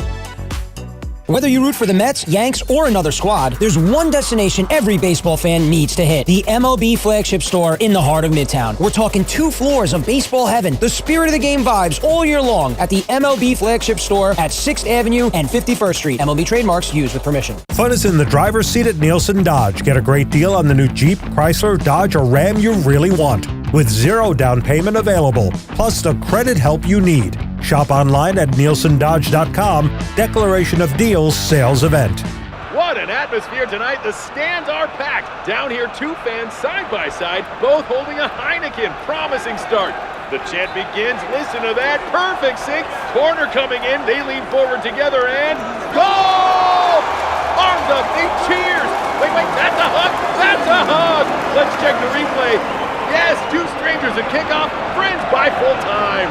Fans have more friends. Find yours in the stands. Must be 21 plus to purchase. Enjoy Heineken responsibly. Hi, I'm Patty, founder of Awesome Tex. I started with a big idea to give old clothes a new life by turning them into recycled fibers and threads. Everyone told me that this was going to be impossible. But Chase for Business believed in me. They gave me a lot of guidance from the beginning. Get financial guidance from bankers in the New York community and convenient digital tools all in one place. Learn more at chaseforbusiness.com. Make more of what's yours. Real customers compensated. JPMorgan Chase Bank, N.A. member FDIC. Military Appreciation Month is a great time to recognize the people and families who served our country. And Verizon is saying thank you with special savings for military and veteran families. Verizon proudly supports those who serve with exclusive savings. Visit your local Verizon store today for special offers all month long. Get connected with WFAN to talk about your favorite teams. The Fan on the Odyssey, iHeart, and TuneIn apps. The Fan Focus is presented by Chef IQ. Watch the game, not the grill. Get your gear at chefiq.com. Giants holding OTAs today, but last night at a town hall event, KNICKS-CAVS says his expectation is he will be good for week 1 and plans on playing in all 17 games. In other NFL news, the 2028 NFL Draft officially awarded to the city of Minneapolis, and we've officially hit Super Bowl numbers where I no longer could read the Roman numerals. Nashville has officially been selected as the host of Super Bowl LXIV. I think we have to get rid of the Roman numerals. What is LIXV or LXIV? L61. LIV1. 61. Yeah. L is 50, X is 10. Oh, wait. IV? IV? 64. 64. 64. Yeah, it's absurd. That's the problem. You just got to think. Yeah, but it takes too much thinking. Yeah. Like, we have entered the point now where put the number. It's kind of like WrestleMania. Yeah. Just put the number. Yeah, we don't do the Roman numerals when it anymore. was in its 30s, it was fine. Yeah. I think it's too complicated for most people. Now, you could argue it's educational so that we still learn Roman numerals. Where but outside, in the hell are you using a Roman numeral ever? Yeah, outside of the Super Bowl and WrestleMania, you don't. Rome? I don't think they I don't used it even in think Rome. They're their numerals. I was in Rome last year. I don't remember seeing any Roman numerals. I don't remember ever seeing it. So I was too, and I don't remember either. I do agree with you, Sean. I think it is time to say, all right, it's been a good ride. Let's just put the number. Now, speaking of Sean, are you aware what's going on with our buddy Sean Morash? I am not. He's taking a lot of heat. What are you taking heat for? This morning at 6:07 a.m., Sean Morash tweeted, currently 47 minutes into my drive to work, another hour 30 left on my GPS. As long as the LIRR track inspectors get to have their morning bagel and coffee, though. Disgrace. And he is getting a lot of people that are saying, you're stupid, you're out of touch, you're entitled, you don't know what you're talking about. I think he knows some people who know some people. Yeah. Yeah. What does that mean? Well, I don't know. Everybody talked about these track inspections, and yet I live by Long Island Railroad trains. They were running passenger-less trains to make sure the tracks were fine. Okay. And from what I understand from Long Island Railroad employees that wanted to be back at work, these were union officials. You know, I'm just giving you what I was told, saying, take your time this morning. This is one last stick it to, whatever politicians they're mad at. So, be that as you may, I'm a little annoyed at everybody who bickered on both sides of this and left a million of us working class. But it sounds like you're attacking the workers. You're right. Like right now you're saying I blame everybody, but in that tweet it sounds like you're anti little guy and little woman. You're basically screw you, just get to work. I need to have a convenient trip. Shut up. That's basically what it sounds like. Forget convenient trip. It's not the little guys. It's like the little big guys that are just doing what they're told. Hey, as long as they get to, enjoy their time this morning. Now, Long Island Railroad trains apparently have started running, but that didn't stop everybody this morning from being on the roads because, everybody just assumes everybody can work from home. That's not the case. So I did some research last night as well because even though the LIRR doesn't affect me, I know it affects a lot of our audience. And when I read that it was settled, but it's not going to be fully in service until the next day's evening, I was like, I wonder why. I didn't know. I didn't tweet about it angrily. I did my research. So here's what I came up with. Yeah, I'm reading this from a guy who's an expert, Derek. Okay. Derek knows what he's talking about. The LIRR cannot resume service at midnight tonight. That was yesterday because the MTA requires up to a full day to reposition train equipment and conduct safety inspections.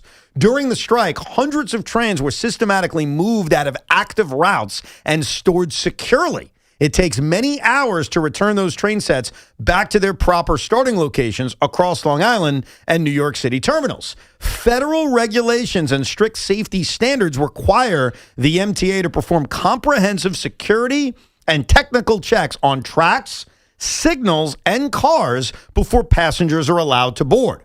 Over 3,500 striking union workers need to be officially recalled and assigned to their shifts. So it is a lot more complicated than the way you're laying it out, and I can understand why people are mad at you. Nope. Because a lot of those people were clocking in and reporting to their nearest yards. I know quite a few of them, so that wasn't a problem. And also, nobody asked for full service at 6, 7 a.m. this morning. Your hourly service, you started at noon. You just said full day. Midnight last night, a full day wasn't noon. You could have run that hourly service this morning for those that chose to do it. It was a scam. Get lost. I'm glad everybody got it. And guess what? That working class, that me that's complaining, guess who's going to pay for all these raises they got? Me. Great. So enjoy your cost of living. The rest of us got screwed. I don't care. Both sides of this suck, and I don't care who hears it. The other problem on your end, and you had a valid excuse for not being here yesterday. I'm not getting on you for that. There was a funeral he was at. I'll tell you, my godmother died. That's it. Not getting on you for that. But condolences. Condolences, of course. You didn't have to deal with it on Monday. You dealt with it for one day. There's a lot of people that dealt with it for both days. So who's saying they can't complain? Why are they not complaining then? They should complain. I don't know. Why aren't they? And by the way, I don't think that's the case. What I you don't think think a lot of people did not work from the city yesterday. Yeah, I think people bought And you know themselves how a day. I know that? You didn't hit traffic? No. Oh, that wouldn't matter. Our parking garage, which is always full, had 12 cars in it. Yeah, that was weird. It was nobody came to work yesterday. Oh, I got you. I saw it. And there was no traffic also, by the way. People can buy themselves one day. They can't buy themselves 2 days at work. Well, This here's the morning good was a news. disgrace. The good news is it's back. Everybody's happy. They got the contracts that they want. Yeah, great. The LIRR can work just in time for tonight's Knicks-Cavaliers game. It does make me wonder, had the Knicks lost, is this thing settled? You know, it's a great question. Or if they were playing on a Sunday. Yeah.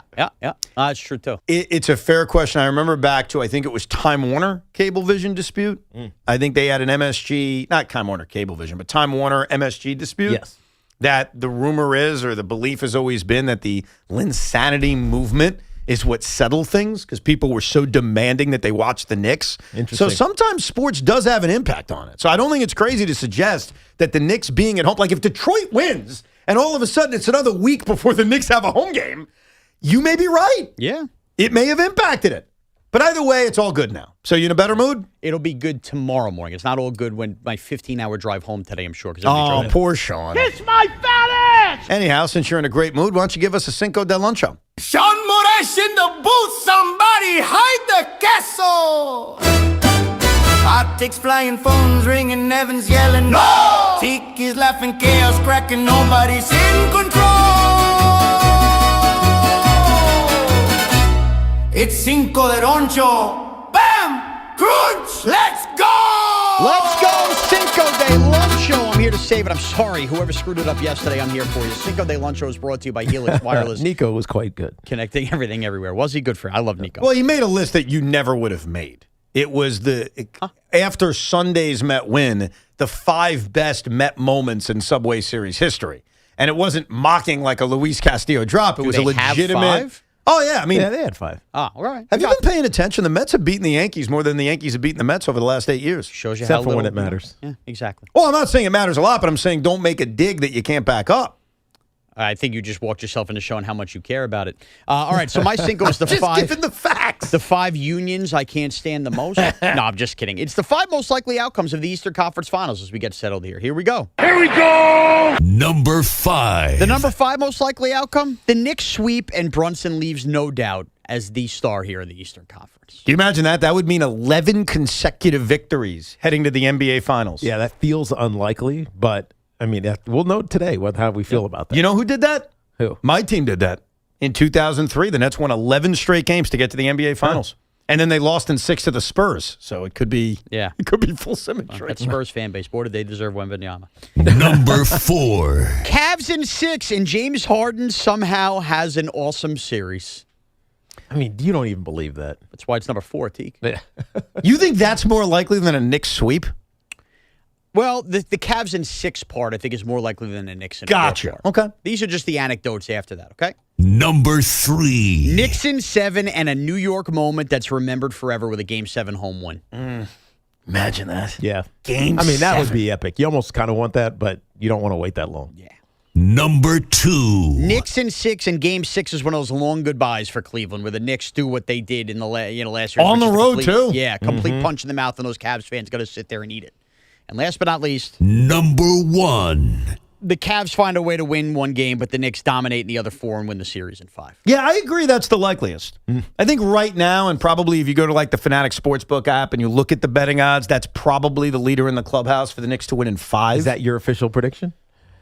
I am bound. I'm not there yet. I'm still going. I'm still analyzing the numbers. And I want to make it clear, I just give you what's likely, not my actual prediction. No, I understand. I think that is the most likeliest. You only of the 5 gave one scenario where the Cleveland Cavaliers win, and that was winning in 6 games. Oh, that's what Vegas is also telling you. Yeah, that it's. I mean, it's not heavily, but it's people think the Knicks are winning. This based is on the rest and based on how they looked over the last 7 games. This is also full symmetry for us because back in October, the day the NBA season started, Sean did a Cinco de Five back then of the 5 biggest threats to the New York Knicks because that's how highly regarded the Knicks were going into this season, that they're the team to beat. We all looked at them as the team to beat. And so Sean went through the 5 teams that he looked at as the biggest threat to the New York Knicks. And the team that was number 1, do you remember who it was? I'm assuming it was the Cavaliers. Sean Morash deserves his flowers. Even though that was pre-James Harden. That's right. Darius Garland was on the team. Yeah. But Sean Morash ranked the Cavaliers as the number one threat to the New York Knicks. So it took a long time. It took a major trade. It took a lot of twists and turns, but he turned out to be right. And also that day, me and him got into a very heated argument. Do you remember the argument that day between you and I? Yeah, which was, are the Knicks and Cavs basically the same? Who's more fraudulent? Yes. Okay. Yeah, I called the Cavs frauds. As he said, they're the team that's the biggest challenger to the Knicks. The Frauduleurs. The Frauduleurs. To which Sean's response is the Knicks are as big a fraud as Cleveland. They both lost to the Pacers last year. In which I was like, that's absurd. Yeah, but the do Knicks. you still believe that? Are you talking to me or him? Sean, do you still believe that the Knicks are frauds? I cannot answer that question until we make predictions, Tiki. I don't think the Knicks are frauds. No. By the way, They've gone on deep runs 4 years in a row. I never said the Knicks were necessarily frauds. My point was, how could you call the Cavs frauds when the Knicks also themselves are not going over the hump? And his point was they made it further, and my argument was, but they still lost to the same team. Right. It was a matter of when they played them. Yeah, but now, and I hate to pick on what the Cavaliers have accomplished, but screw it, I'll do it anyway. When you look at the last 3 years, who have they beaten? The Cavs. Like the Cleveland Cavaliers. Who have they beaten? They beat the Orlando Magic in a 7-game series. They beat the Miami Heat in one of the least competitive playoff series of all time, a team that wasn't a real playoff team. And then last year, or this year, they needed a 7th game to beat the Raptors and the 7th game to beat a Piston team that we all think is frauds. Like, I give them credit because they're here and they've won rounds, but we've been very skeptical of even who they've beaten. Yeah. You know what I mean? Right. And it's, but I'm trying to think. The Knicks beat the Celtics. Yeah. That's the ultimate trump card from 2 years ago. No, I think you're right. The Knicks beat a team that won a championship. There's Even though they were compromised shooting, I mean, they were just off in that series with shooting, and then obviously losing Tatum, but it was already determined by that point. I think the Knicks have the argument that they beat a team that could have won a championship in that year. Yeah, I think the Cavaliers, even to this day, which is kind of amazing, because here they are in the Eastern Conference Finals, I still look at their playoff resume over the last 3 years, not impressed. And I know that sounds kind of jerkish, and I have no reason to be. I don't dislike the Cleveland Cavaliers. I'm just being honest. Like, Are we really impressed by beating the Magic 3 years ago in 7? Are we really impressed by annihilating the Heat last year in a non-competitive series? And even what they've done now, Toronto and Detroit, are we like, oh my God. I mean, they beat the 1-seeded Pistons, dude. Yeah, but the Pistons turned out to be what we thought they were. No, what you thought they were. There's always So a caveat. I was right. So then why are you getting mad at me? No matter who the Cavs beat, there's always a caveat, but we got to crown the Knicks for the one Celtics series. Who lost? Turned around and lost to the Sixers this year, the Knicks annihilated. Yeah, but here's what you're not thinking about. Look what the Knicks have done in beating these not great teams. They dominated. They took the soul of the Sixers and squashed it. That is your best case. Not that they beat the Celtics. No, it's that this year they squashed the soul. I think over the last 3 years, the New York Knicks have accomplished far more than the Cleveland Cavaliers. They just have. And you want to get the ultimate comeuppance on me and anyone else, then let's see Cleveland actually beat the Knicks. But you know they're not. You know why? And you know why they're not. Because they are the Frauduleurs. Because they are softish. Because James Harden disappears in the biggest moment. And I love Donovan Mitchell, but he's disappeared in big moments too. That's who they are. So I give them credit. They're in the Eastern Conference Finals, but are you really that impressed? I mean, they're there. Guess we'll find out in 2 weeks. Exactly. Well, we'll find out tonight how it starts. We'll find out. It's not how it starts, Tiki. It's how it ends. It's how it finishes, yes. And how it starts doesn't matter that much. I mean, it could matter a little, but it's more about how it finishes. Well, the history, and we talk about this every time, but it's important to make it clear. The New York Knicks have lost game ones at home 7 times in their franchise's history. They've lost every series. Every single one of them. So the track record is you better win game one. Now, I believe that's a streak that will inevitably end. I've predicted it to end twice so far in this postseason, but I haven't had the chance because the Knicks have won both of their game ones. So you're doing it again? I think I am, yeah. I'm going to be in the building tonight, so I got this vibe that the Knicks are going to lose, and I'm going to be, like, blamed for it or something. Isn't that fan of Madison Not that you would care. I don't care. And also, it's stupid to think I have any power over the result of a basketball game. Right. Like, if you honestly think that, there's something wrong with you. If you honestly think me being in the building You're a schmuck. has anything to do with the result of the game, then you got problems. That's all I can say. But I'm excited to be there. Me and Big Mac, we're having a date night tonight. I love it. I'm so excited about the food. Like, that's the number one thing on my mind. Really? Yeah. Because he's getting it for free. Well, it's expected, right? Well, I would say the food is technically not for free based on what the second ticket, I'm sure, cost. Yeah, I think Big Mac knows the expense of not just the cost of the ticket, but what could have been resold for the ticket. That's a very expensive bucket of nachos. So based on that, usually I feel guilty when people buy me stuff, but this is one of those cases where I'm looking at them and I'm like, you're expecting it. Get me more. It was Chris McMonaco, his fat ass. Speaking of that, did you have to get 3 tickets to get Chris in? What does that mean? Damn, he's not that big. Really? That's what you just said? Suck it. You just made an obese joke about him? What are you, boomer now?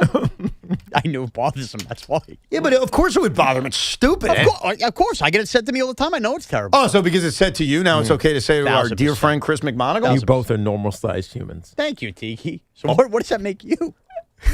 Fit. All I know is deli sandwich, 2 bottles of water, and Luigi's Ices. That's what I'd like at Madison Square Garden. That sounds like a meal. That's my night tonight, yeah.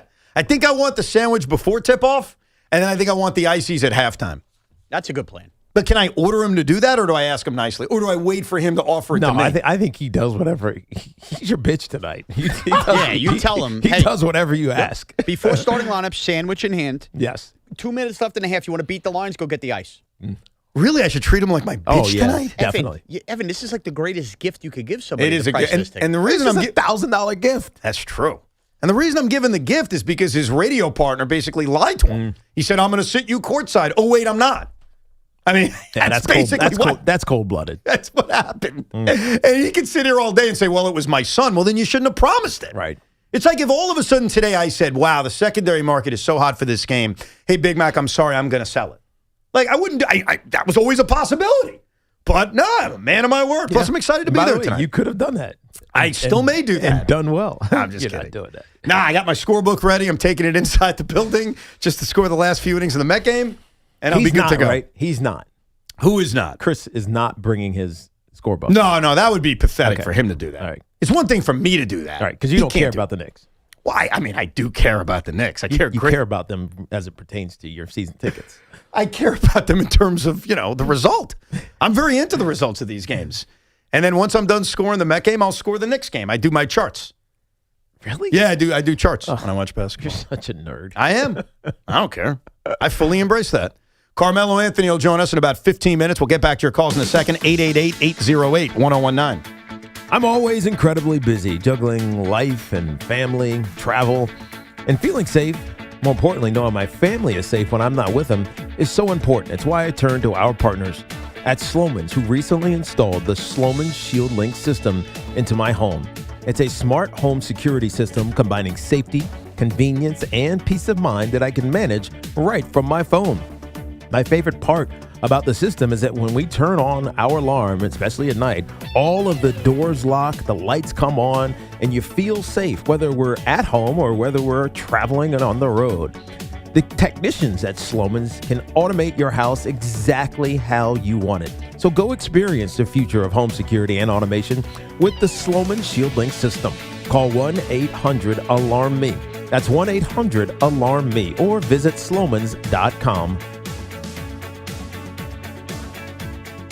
This is an Odyssey Sports Minute. This Odyssey Sports Minute is sponsored by Wrangler. Shop Wrangler.com for new denim styles to kickstart your day. Last night, Victor Wembanyama of the San Antonio Spurs staked his claim as the best basketball player in the world. 41 points, 24 rebounds in 49 minutes as the Spurs upset the Thunder in double OT. It's not just the skill, it's the size. He's 7'4", and you can't teach that. I'm Nick Costos. Lunch was great, but this traffic is awful. Can we stop at a bathroom? Are you all right? I keep having stomach issues after eating, like diarrhea, gas and bloating, abdominal pain, and sometimes oily stools. Sound familiar? Those stomach issues may actually be a pancreas issue called exocrine pancreatic insufficiency, or EPI. Creon pancrelipase may help manage EPI. Creon is a prescription medicine used to treat people who can't digest food normally because their pancreas doesn't make enough enzymes.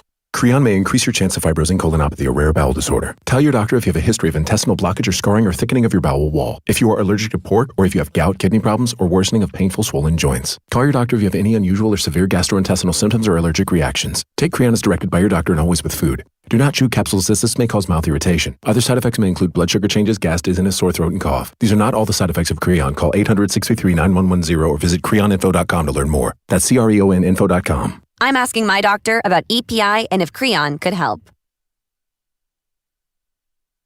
I keep seeing celebrities posts, me in the 90s versus now. Well, the person staring at me in the mirror is definitely not the same person that could pull off bootcut jeans.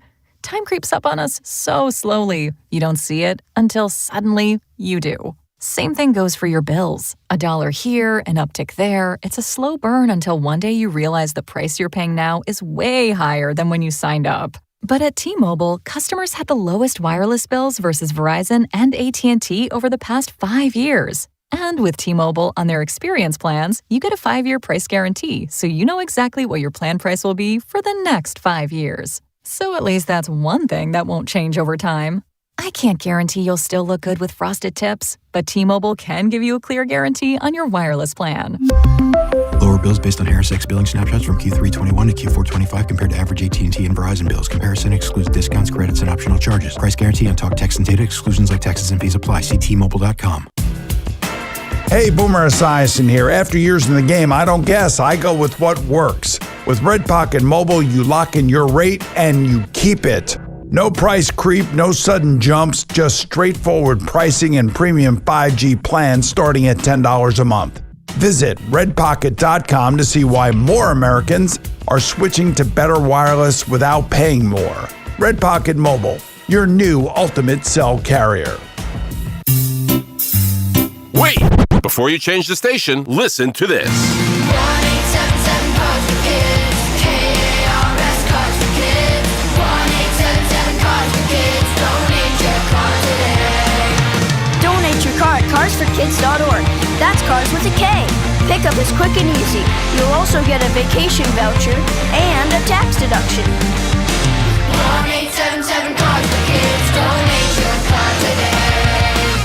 The Declaration of Deals sales event is happening now at Ramsey Chrysler Jeep Dodge Ram. This is the time to save on all new Jeep and Ram trucks. Ramsey Chrysler Jeep Dodge Ram, home of exceptional people, exceptional deals. This is the story of the one. As a maintenance tech at a university, he knows ordering from multiple suppliers takes time away from keeping their arena up and running. That's why he counts on Grainger to get everything he needs, from lighting and HVAC parts to plumbing supplies, all in one place. And with fast, dependable delivery, he's stocked and ready for the next tip-off. Call 1-800-GRAINGER, click Grainger.com, or just stop by. Grainger, for the ones who get it done. Okay, I have to tell you, I was just looking on eBay where I go for all kinds of things I love, and there it was. That hologram trading card. One of the rarest, the last one I needed for my set. Shiny like the designer handbag of my dreams. One of a kind. eBay had it, and now everyone's asking, ooh, where'd you get your windshield wipers? eBay has all the parts that fit my car. No more annoying, just beautiful. Millions of finds, each with a story. eBay. Things people love. Jake from State Farm. I'm winning. I finally cleaned my house, so I'm breaking out my new tropical room spray. Keep winning and create an affordable price just for you by bundling your home and auto with the State Farm Personal Price Plan. It's like your own personal paradise. Ooh, hey, grab me a coconut water. Bundling, just another way to save with a personal price plan. Like a good neighbor, State Farm is there. Prices are based on rating plans that vary by state. Coverage options are selected by the customer. Availability, amount of discounts and savings, and eligibility vary by state. Our friends at Town Fair Tire remind you that at Town Fair Tire, you always get the guaranteed lowest price on name brand tires from Connecticut to Maine. Nobody beats Town Fair Tire. Nobody. The most important meal of the day just got better at Dunkin'. Now you can get a medium hot or iced coffee, 6 crispy hash browns, and a bacon, egg, and cheese sandwich, all for $6. That's a full breakfast meal for $6. 6 crispy golden hash browns, a warm, delicious bacon, egg, and cheese, and a medium coffee to start your day off right. Do breakfast the Dunkin' way or order Dunkin's $6 meal deal. No substitutions, participation times may vary. Limited time offer cannot be combined with other offers. Exclusions and terms apply. Summer starts behind the wheel of a new Mercedes-Benz at the Mercedes-Benz of Edison Memorial Day sales event. Selection has never been better. Over 600 new and pre-owned vehicles to choose from, and a sales team dedicated to helping you find the right one. And of course, you'll experience unparalleled Ray Cattina customer service. One reason why Mercedes-Benz of Edison earned the 2026 Mercedes-Benz Dealer of the Year Award by Cars.com. Start your summer now at the Mercedes-Benz of Edison Memorial Day sales event. Staples presents That Was Easy. So I was just at Staples. They're having a huge 40th anniversary sale. 40 years. Note to self, Sunflowers. Up to 50% off. Save on chairs, paper, balloons, and more. Balloons? Yeah, Party City is now at Staples. Surprise! But the anniversary sale is only 2 weeks, so... Quick, celebrate 40 years of savings at Staples with up to 50% off. Shop chairs, paper, break room supplies, and more. 2 weeks only. It's $5.23. That was easy. Shop Staples in-store, online, or on the app. Welcome to 215 Maple Drive. We just put this property on the market. Love the crown molding. Oh, wait until you see the walk-in closets and the bathroom tile. Does it have Verizon Fios? 100% fiber internet? No Fios, but it looks like it's got cable. Let's check out the kitchen. No Fios? Yeah, no thank you. Don't you want to see the rest? Okay, bye-bye. Get Verizon Fios, because when you're moving, it's 100% or nothing. Talk sports with Craig Carton and Chris McMonagle on The Carton Show. Afternoons from 2 to 7 on WFAN, WFAN FM, WFAN FM HD1 New York, and Odyssey Sports Station. I've got good news. All right, I want to be a man of information. Okay. And I was trying to explain over the last few weeks how the pricing works for these playoff games, how crazy it is, how the Knicks and other teams, but we're worried about the Knicks, will put tickets on sale on Ticketmaster. Yep. And then the prices will change. And I'm not talking about the secondary market. I'm talking about through Ticketmaster and through the New York Knicks. What's it called? It's called dynamic pricing. Yes. So on May 10th, 9 days ago, when we knew the Knicks are going to the Eastern Conference Finals, a ticket, and I'm going to use one specific section and one specific seat so that it's not confusing, section 313. So on the Chase Bridge, my favorite seat. Yep. There was a ticket available 9 days ago for $1,027 on May 10th. Okay. Last Wednesday, so a few days later, that jumped up to $1,143. Okay? Then on Thursday, it went down to $970. Today, in this moment, hours before tip-off, that exact same seat is now courtesy of the Knicks and Ticketmaster, $606. Yeah, you said it. You said it would go down. I said it. So that's just wait. They're not doing anything wrong. Yeah. Like this is sports ticketing in 2026.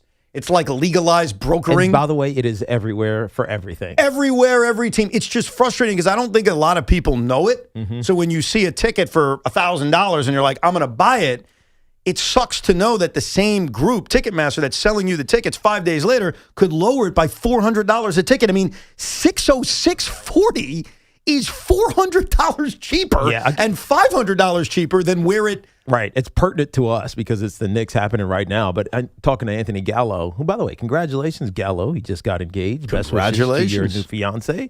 He was trying to go to one of the Team USA World Cup games.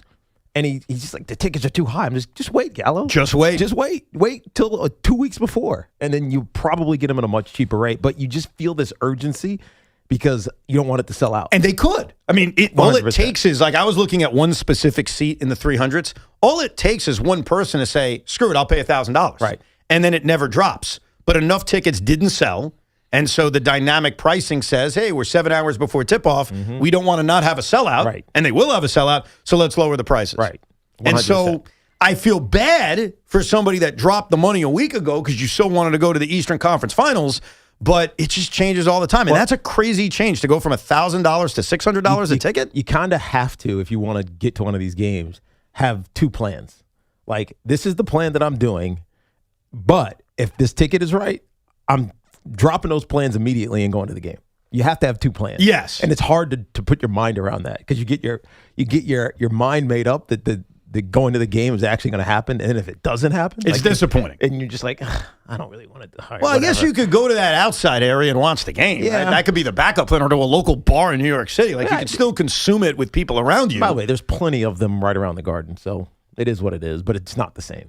But I wanted to show you with perfect examples on how this works and how it can be frustrating and also exciting, I guess, if you scoop up that ticket right now. By the way, I would never go watch a game outside of Madison Square Garden and then knowing that I want to be inside. That would suck. It wouldn't scratch the itch. It would make it so much worse. So much worse. I think the only time it's cool is if they're on the road. It's like opening up the arena for a road game and being like, all right, I'm with my fellow Knicks fans and fellow whatever fans, because I know the Mets did it. Did the Yankees do it for the World Series with the Dodgers? I think they did, actually. I don't remember that. They didn't do that? I know the Mets did it. There were so many people at that Dodgers World Series. Remember, because the media was massive. I'm talking about when they were on the road, though, in L.A. for Game 1 and 2. I think they may have opened it for Yankee fans to go watch the road game. I don't remember that. They didn't do that? They might have done like a park viewing, you know what I mean, in the city, but I don't think they ever opened the stadium. No?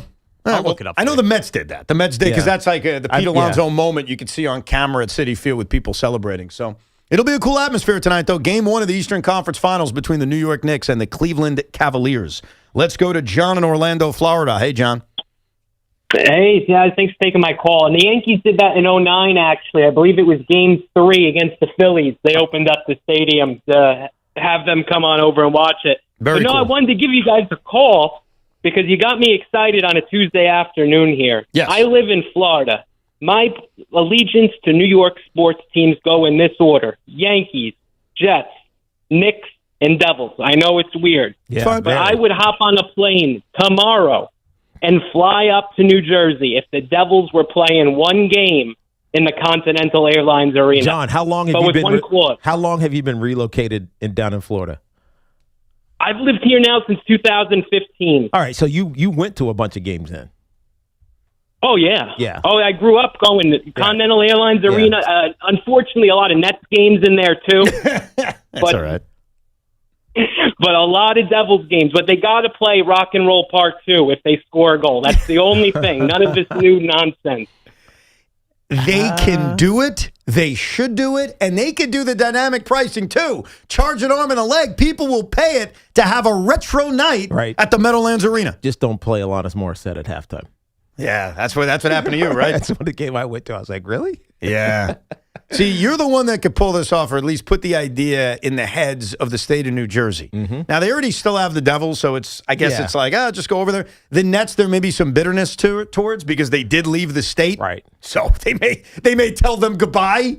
I think Chris Christie said good riddance. Isn't that what he said? I mean, I'd be interested. Good riddance. Get out of here. I'd be interested to know how many Net fans would actually come to that. There were New Jersey fans that go. I know that, but did they stay?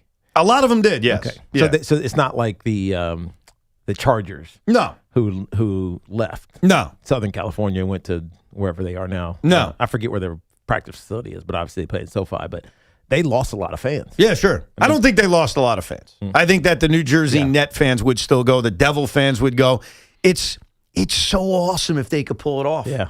So this is on you now, Tiki. You know the governor. Put it in her head. Who runs that Meadowlands? The New Jersey Sports and Exposition Authority. I would assume. Yeah. But yeah. We'll figure it out. Yeah, you know Let's what? make it happen. Maybe all you got to do is put the bug in somebody's head. I'm trying. Yeah. Because I think the bug is so. Next time I see the governor, I'll do it. Once a year. Like, you don't want to spoil it. You don't want to make it something that is no longer special. Mm-hmm. But that's what you got to do. Let's go to Ramon in Flushing. What's up, Ramon? Hey, Ramon. It's now or never. Yeah, with the Knicks. It's now or never. Yeah. No, you're right. I've been waiting for this day for 50 years. 50? 50 years to have a chance at the championship. They're the only New York team that never won for me. I'm wearing my number 30 Bernard King jersey. I'm ready to rock and roll, baby. I love it. I can hear it in your voice. And I understand it because he's right. Ramon's got that deep, quiet that baritone. Yeah. The Knicks have had good teams. They've had a lot of bad teams, but they've had good teams. Have they ever had a team like this close to an NBA championship? Has there ever been a team? I know in my lifetime, and I remember the 90s, it feels like they are closer today to doing it than they ever were, even in the mid-90s, even in 1994 with Jordan out. Especially because of how they're playing. Yes. That's really what gives you this belief that it's going to happen, because of how they're playing. It's the combination of how they're playing, who they're about to face, a team you have faith that you can beat, and then even looking ahead to the NBA Finals, which you should not do. We should not be looking ahead. Not yet. There's a belief of we can compete with anybody. So I do understand the emotion that's in Ramon's voice, this belief, and that's the key word, that this team is actually capable of winning an NBA championship. What I'm still trying to get over, and it's still very strange to me, is that they haven't played a basketball game in almost a week and a half. And I'm almost having to recondition myself to the emotions of playoff basketball with a local team involved. Because you're somewhat excited. I'm very excited. Oh, no, I'm very excited. Even though you're not a Knicks fan, you're somewhat excited. I'm excited to see you lose, yes. Stop. There's something about being this close to championships for our local teams. Even if you're not a fan, you feel it. Even if it's your friends, you feel it. Well, I'll tell you why. And there's a very important reason why. When you get this close, it's like the Yankees in 2024. It's like you guys with the Giants in 2000. When you are close, you know that what's about to happen in the next 2 weeks, you'll never forget. No, you're good right. or bad. No, good. Doesn't mean you're going to win. That's 100% right. And just from a player's perspective, the urgency you start to feel, like this anxiousness, because you know how hard it was to get there. Yes. And then if it doesn't happen, like for us in 2000, we got our butts kicked by the Ravens, like only thing I could think about for the next couple of weeks was, man, that was so long, starting in March, working out again. It's a long process, man. Draft and the offseason and then training camp. And it's like, man, we got to do this all over again. And often you have a hangover. Yeah. Because it's such a long season. Let's go to Mike in Sparta. What's up, Mike? Hey, Mark. Hey, guys. How's it going? What's up, Mike? Hey, love the show. Evan, the public needs to know, do you support dynamic pricing or not? Because no. I talked to Sean last week. He read my message on the air. I'm a season ticket holder, a quarter season plan. And I was that guy that was like, I bought it for X hundred and it was like $300 less the day before. Right. And it sucks. It just really, I hope that doesn't happen for the finals. I don't think so, because I think the demand will truly be there. And I think people are saving their money for the finals in hopes that they'll get there. But I just want to know, for the record, your thoughts on it. I hate dynamic pricing because of, and you laid out a couple of the aspects of it. So he's a season ticket holder, Mike, who's bothered that if the prices go down, he's paying more than someone who just randomly bought the tickets. And as a season ticket holder, he feels like that's unfair. And I totally get that. And that's you too. No, I'm a part of that group too as a season ticket holder where, yes, that bothers you from a, hey, that's unfair standpoint. I just don't like the idea. Here's what I really don't like. Forget the season ticket holder for a second, because I think more times than not, you make out ahead when you're a season ticket holder. What I don't like is the guy or gal who dropped $1,000 a ticket 3 days ago, and now they go to the same website. Again, this is not the secondary market. This is from the franchise. And they see the same section for $400 cheaper. That feels like a ripoff. It feels like, wait a second, what did I do wrong? Like, why am I having to pay such a premium? So my issue with dynamic pricing, for the record, since Mike wants it, is not about necessarily the season ticket holder, because I think they do well. I think we do well. It's that on the person. On the season and post, you've done well. You're doing fine. 100%. It's Anthony Gallo, who's engaged. Congratulations. He's got his Knick hat on. What if 2 days ago, as an engagement gift, he bought 2 tickets for $1,000 a ticket from Ticketmaster, from the Knicks, and then 2 days later, I'm like, hey, Gallo, there's $600 now. He'd be like, are you kidding me? Right.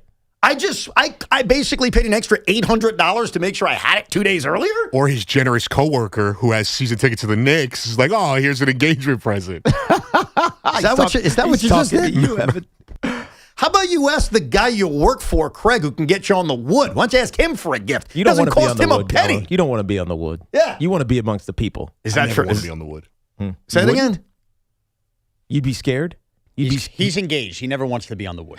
Oh, I'm just making a joke. I get you. I can't believe he just used this time to shame me into giving him Knick playoff tickets as an engagement gift. I mean, you should. Should I? Yeah. He should ask Craig for tickets. Isn't he best friends with Dolan or something like that? Don't ask me for it. Anyhow, joining us right now, a man who is a Hall of Famer. A man who is a media mogul, because now he hosts podcasts. You see him on NBC. He's also a 10-time All-Star, and he's in our window seat, brought to you by Windorama. Save up to 30% on new windows and doors, and that, of course, is Carmelo Anthony. Carmelo, Tiki Barber, I'm Evan Roberts. Thanks for coming on today, man. Yes, sir, baby. Thanks for having me, man. No, it's great to have you. Carmelo joins us on behalf of DraftKings, one of the most exciting places to engage in the NBA playoffs. Carmelo, how are you feeling? Former Knick, obviously, you're heavily engaged in this team. How are you feeling about this team, especially resting so much? And we knew that that's so important, with some of the injury issues that they've had. But how are you feeling about this team? I think we are. I say we as a Oh, it's New York. we. It's always we. It's always we. I would say the Knicks are in a very, very unique situation right now with being there. And I say that because this was a team that was trying to figure out who they were as a team with the lineups. They were trying to figure out offensive systems. They were trying to get Mike Brown. Everybody was trying to figure it out. And when you put a team like that together, well, that team was already there, but when you put a team like that together and they're playing over 4 or 5 years, and you bring a new coach in, and the year that the Knicks have to make the Eastern Conference Finals, the year that the Knicks have to make the finals, it can become, you got to figure that out, right? And not everybody's going to be on the same page early, but I would like to say that the last 3 weeks of the season, of the regular season, the Knicks figured it out, and they figured out what was their identity, and they hung their hat on defense. And as you can see, them hanging their hat on defense allowed them to create turnovers, get on the open court. Everybody feel a part of the offensive side of things. And as a result, you get the first series in Atlanta, you get the second series in the sweep in Philly, and here we are about to play against Cleveland. No, you talk about the defensive side of the ball, because I think that's a critical point that you're making. We felt like all season long, this team can score, right? They have guys who can shoot. For most of this year, and really going into the Tibbs era as well, it felt like, man, this team doesn't want to, they're not good enough to beat some of the best teams defensively. How does that flip? And what does Mike Brown do to make the urgency in the second season, meaning the playoffs, become that much more important and it actually work?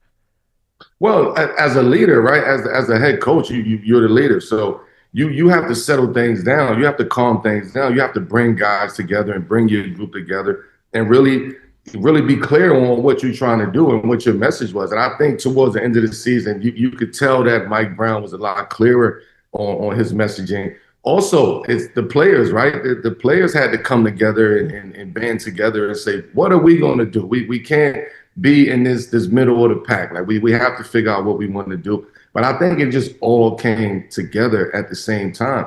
OG in and out the lineup, being injured, allowed the other Knicks guys to play. I think acquisition of Grand Theft Alvarado, I think he's gonna win some games, right? And I told him this before, and I said, Jose, all you have to do in a series is win one game. You have to win one game. I'm not saying score 20, score 30, but your impact and your presence have to win a game in each series in order for the Knicks to be able to showcase what they can do from a totality standpoint. We're talking to Carmelo Anthony. Even if he's not the same guy he used to be, you had a chance to defend James Harden. What are the challenges, especially getting fooled and fouling him, one of those cheap fouls that he is very adept at kind of getting? What's the key to defending a guy like James Harden? Well, you got to take your hat off to James. James, this is a skill set that we're looking at. James has mastered this skill set at the highest level of seeking out fouls. He understands how to play the game. He understands how to go get and create fouls. So that's what we're seeing with James. He's always been like that. For me, my idea is to show him different defenders, different defenses. Don't just settle and say one guy is going to guard James. No, we trap James, switch on James, shadow him, corral him. Don't let James get downhill. Don't let James get in the paint. Don't let James utilize his passing. Don't let James get the corner pass, which you want to get. So, you got to try to neutralize a couple assets of James' game. One of the things, it's interesting for Knicks fans because they have this weird relationship with Karl Anthony Towns. Some people love him. There's games where he'd score 40 a year ago, and sometimes they hate him. He flops too much. He's always out of control going to the basket. But it feels like Mike Brown unlocked something, and his game has evolved. Maybe he'll score 20, but it's also facilitating. The evolution of Karl Anthony Towns has been, I think, one of the big catalysts for this team. Wouldn't you agree? Absolutely. When you talk about Mike Brown, right, and trying to figure out this, the question about Mike Brown coming into this was the system. What system is Mike Brown going to run? And he figured it out. You know what we're going to do? We're going to put Cat at the top of the key. We're going to put Cat in that joker position where he can pass, he can see the whole court, he can stretch the court, he can shoot. And now we're just going to play out the corners, right? We're going to go pin downs in the corners, quick pin downs, get easy shots. Mikal Bridges struggled in the first series against Atlanta. What the Knicks did, they put him in a corner, quick pin downs, getting him to his spot, getting him to his left hand so he can pull up, get him to his right hand. So I think the new I want to say a new system. I just think the tweaks in Mike Brown's system going into the postseason, I don't think people had the opportunity to scout that team of New York Knicks. Carmelo, I've waited 14 years to ask you a very important question, and I'm not going to take your answer personal, so I want you to be as honest as you want to be. I am one of the few guys who love the Nets, and I spent 6 months hoping Carmelo was going to be a Net. You were traded here like 15 times. Why didn't you want to be a New Jersey and then Brooklyn Net? What was it? I'm a visionary, so it wasn't that I didn't want to be a Brooklyn Net. Actually, great question. It was just the timing of everything. It was the lockout was coming. New Jersey at the time, they weren't coming to Brooklyn for about another year and a half, 2 seasons after that. So for me to go into an unstable situation, knowing that New Jersey was about to leave and about to lose their team to go to Brooklyn, for me, where I was at in my career at that point in time, I didn't want to take that time and waste that year and a half or 2 years of trying to figure out if the Nets is going to move, when they're going to move, new team, new players, it was just too much newness for me at that point in time. Yeah, it's an interesting response because I think about a guy like we were just asking about James Harden. It feels like James Harden has done that a lot in his career, right? He started in Oklahoma City and then he's bouncing around. He's trying, I don't want to say chasing a championship, but he's chasing the opportunity. Like he doesn't want to be, I'm sorry, Evan, he doesn't want to be stuck on a Nets team that was kind of felt like it was falling apart. We all remember, and it is what it is. And I'm trying to throw shots at him, but it is what it is. But he's successfully done that. He keeps putting himself in contender type situations. And I don't know if we knew that when he went to Cleveland, but look where they are. I mean, it's what stars do in the NBA. Yeah, it's what certain stars do in the NBA. It's not all stars. Right. Not all stars right. But what it is as a competitor, and you know this, Bob, as a competitor, you want to play. Like no matter what the situation is. And in James' situation, he still is impactful at that point guard position. He still allows and makes everybody better around him. Now, he might have be a step slower or trying to get by somebody may not be the same as 4 or 5 years ago, but he's still the intelligent player that James Harden is. Now, there's other stars who just like, I would say for myself, there was a time where I wanted to go, I want to play for a championship. I'm looking out there to see what situation I'm in.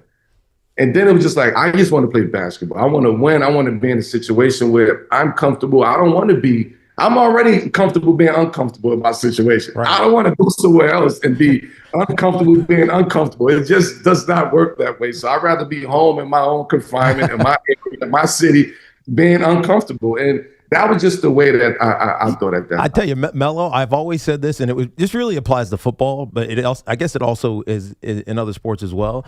Nobody loves you like your mama, like the place where you've established yourself, right? And you came to, obviously you did it in Denver as well, but you come to New York and they love you. So to leave, you got to reestablish it. I think that's harder than, for stars, it's harder than a lot of us as fans and even commentators on this can imagine. You go someplace else, they might hate you. You can leave. You could leave and go to any city, as long as the situation is right, as long as you can handle that as an athlete, as a professional. But to leave New York at that time, like that, I would have to go somewhere that was that much better for me personally, right. For my family, for me as an individual, as a man, my mental, my spiritual. I would have to leave and go somewhere else to be able to compete for a championship. I would have to have that foundation. I don't think I would have had that foundation anywhere else at that point in time, knowing where my mindset was at as far as what I had to do to lock in to win a championship. Could you imagine going and trying to win a championship and going to compete and you just take your family with you and they don't know what's going on. You're so locked in. It's going to cause problems. It's going to cause issues at the house. You're so locked in trying to win a championship. But I would like to say there's no decision that I made that I sit back now in retrospect and say I regret it. Is it the one, not regret, but when you ended up going to the Knicks, and you mentioned the lockout because that was a weird complication of the whole thing, was there any part of you that wanted to wait to be a Knicks so that, because then they end up having to trade for you, right? So they give up all those assets. Was that a part of your kind of consideration during that whole process, or did you just want to get it done and get to New York and whatever they give up, they give up? Well, the New York thing, a lot of people say I just wanted to get to New York. Yeah, everybody you want to play in New York. We all know what happens when you play in New York. But it wasn't that I'm going to force my way to New York. It was conversations. This was conversations that's been happening months and months and months and months. And you just start seeing as a player, little things that they start to take away from you. They take this player away from you. They take this player away from you. It's because of his contract. It's because he won too much. So it's a lot of things that wasn't in my control. The only thing that I can control at that point in time was I don't want to rebuild that year 8, 9, 10. I just don't want to rebuild at that moment. So if that's where you guys are going, then listen, we could part ways. Coach, let's work together to try to figure this out. And then what teams do you want to go to? They didn't want me to go to New York. They'd rather send me to Utah, New Jersey. New York was the last place that anybody wanted to send me. We're talking to Carmelo Anthony. I mentioned you got the podcast 7 p.m. to Brooklyn. You're on NBC. So the other day, I saw that you invited publicly Jeremy Lin to come on to clear the air about all the rumors about your relationship. Has he said yes? Like, do we have a Jeremy Lin, Carmelo Anthony date booked yet? Well, no, it's no date book, but we've been on on group text and it's people that's trying to put us together. But at the end of the day, me and Jeremy we have the same sentiment. Melo, Jeremy, what is happening? Why is everybody saying that we are good? Like we are great. Like we are fine. Like, and I think because I've never got a chance to speak on it, and I allow other people to speak on it, and Jeremy never spoke on it. People put quotes together. It just, that never was the case. And I actually want Jeremy Lin to come on the show, right? So we could show everybody the camaraderie, like the connection that we had. Not so much of look at us and say, damn, how's Melo going to look at it if he say that? Or how's Jeremy going to look at that? No, this is us coming together talking about a very special timeline in Knicks history, in basketball, NBA basketball, and sports as a whole. Linsanity was a big moment in sports, and I was a part of that. I was a part of that on the sideline. I was hurt that he got an opportunity to play, but there never was any discrepancies between me and Jeremy Lin. Yeah, DraftKings is the place to engage with the NBA playoffs, and they bring us Carmelo Anthony to Evan and Tiki with Sean Morash here on WFAN. Carmelo, this series feels like the Knicks have the advantage, and you know it because you played here. You know that the sentiment of the fans, they're engaged, they're knowledgeable. What would this mean to get to the NBA Finals again for the first time in decades? You talking about, for one, I would say this would be a testament and a big shout out to Leon Rose for having this vision, right? And his team that's around him for being able to see or take the Knicks where they was at in the situation and actually put together a 5-year plan, 4 or 5-year plan strategy. No matter what happens, we're not wavering from the strategy. And now you get an opportunity to see that strategy be played out in front of the world. To me, I got to take my hat off to Leon, but also for the Knicks. Not even the Knicks. Let's just talk about New Yorkers, right? And New York fans. I'm not talking about young New York fans. I'm not talking my age New York fans. I'm talking about my mom, grandma, grandfather, the old elders that's in the supermarkets, that's they go home and watch Knicks games every night. This is who I'm talking for. This is who that run and that championship would be for. Knicks and how many, Carmelo? 7. Knicks and 7. All right, we shall see. Carmelo, we appreciate you coming on, man. Thank you very much. Thank you, Melo. Carmelo Anthony was brought to us by DraftKings, the place to engage with the NBA playoffs. We'll make our predictions coming up, and we'll get to some of your calls. How you feeling going into the Eastern Conference Finals tonight? 888-808-1019. The Travelers Championship. This is where greatness locks in, where the wins hit harder for 4 perfect days in June. See returning champion Keegan Bradley and more of the world's best like Scotty Scheffler, Tommy Fleetwood, Justin Rose, and Cameron Young at nearby TPC River Highlands. June 24th through the 28th. For tickets and information, go to TravelersChampionship.com. The Travelers Championship, now is the time. This is the place. With the warm months just about here, it's time for a healthier you. My good buddy, John Gallucci Jr., CEO of JAG Physical Therapy, always tells me how important it is to focus on your biomechanical chain to reduce injuries. Well, now is the time for you and your loved ones to turn JAG to get stronger and function at a higher level. The dedicated team of physical therapists at JAG Physical Therapy will develop a plan specifically for you to help prevent injuries. And if you have an existing injury, their expertise and commitment will help you get back the life you love. Schedule your appointment today at jagpt.com. That's JAGPT.com. This portion of the program is sponsored by Flag and Anthem. Real clothes for real life. Memorial Day weekend is here, and Flag and Anthem is sponsoring the WFAN Kickoff to Summer Party this Friday. They'll be selling a selection of America 250 and U.S. Open gear and giving away a sweet event tee that they made just for the Kickoff to Summer. Get all your summer Americana gear at flagandanthem.com and check out their big Memorial Day sale.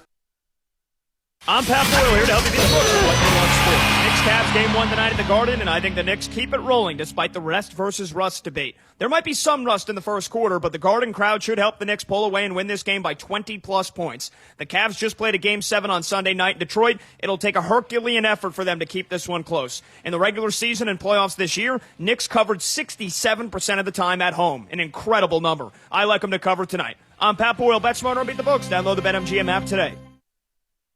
My dad passed away unexpectedly. Of course, it was awful in every way, but we are very grateful that he had life insurance. So even after he was gone, he was still able to provide for us. And that's why I have life insurance for my family. Ethos.com. They make it fast and easy to get covered. It's 100% online. You get a quote in seconds, and you can apply in minutes. You get covered the same day.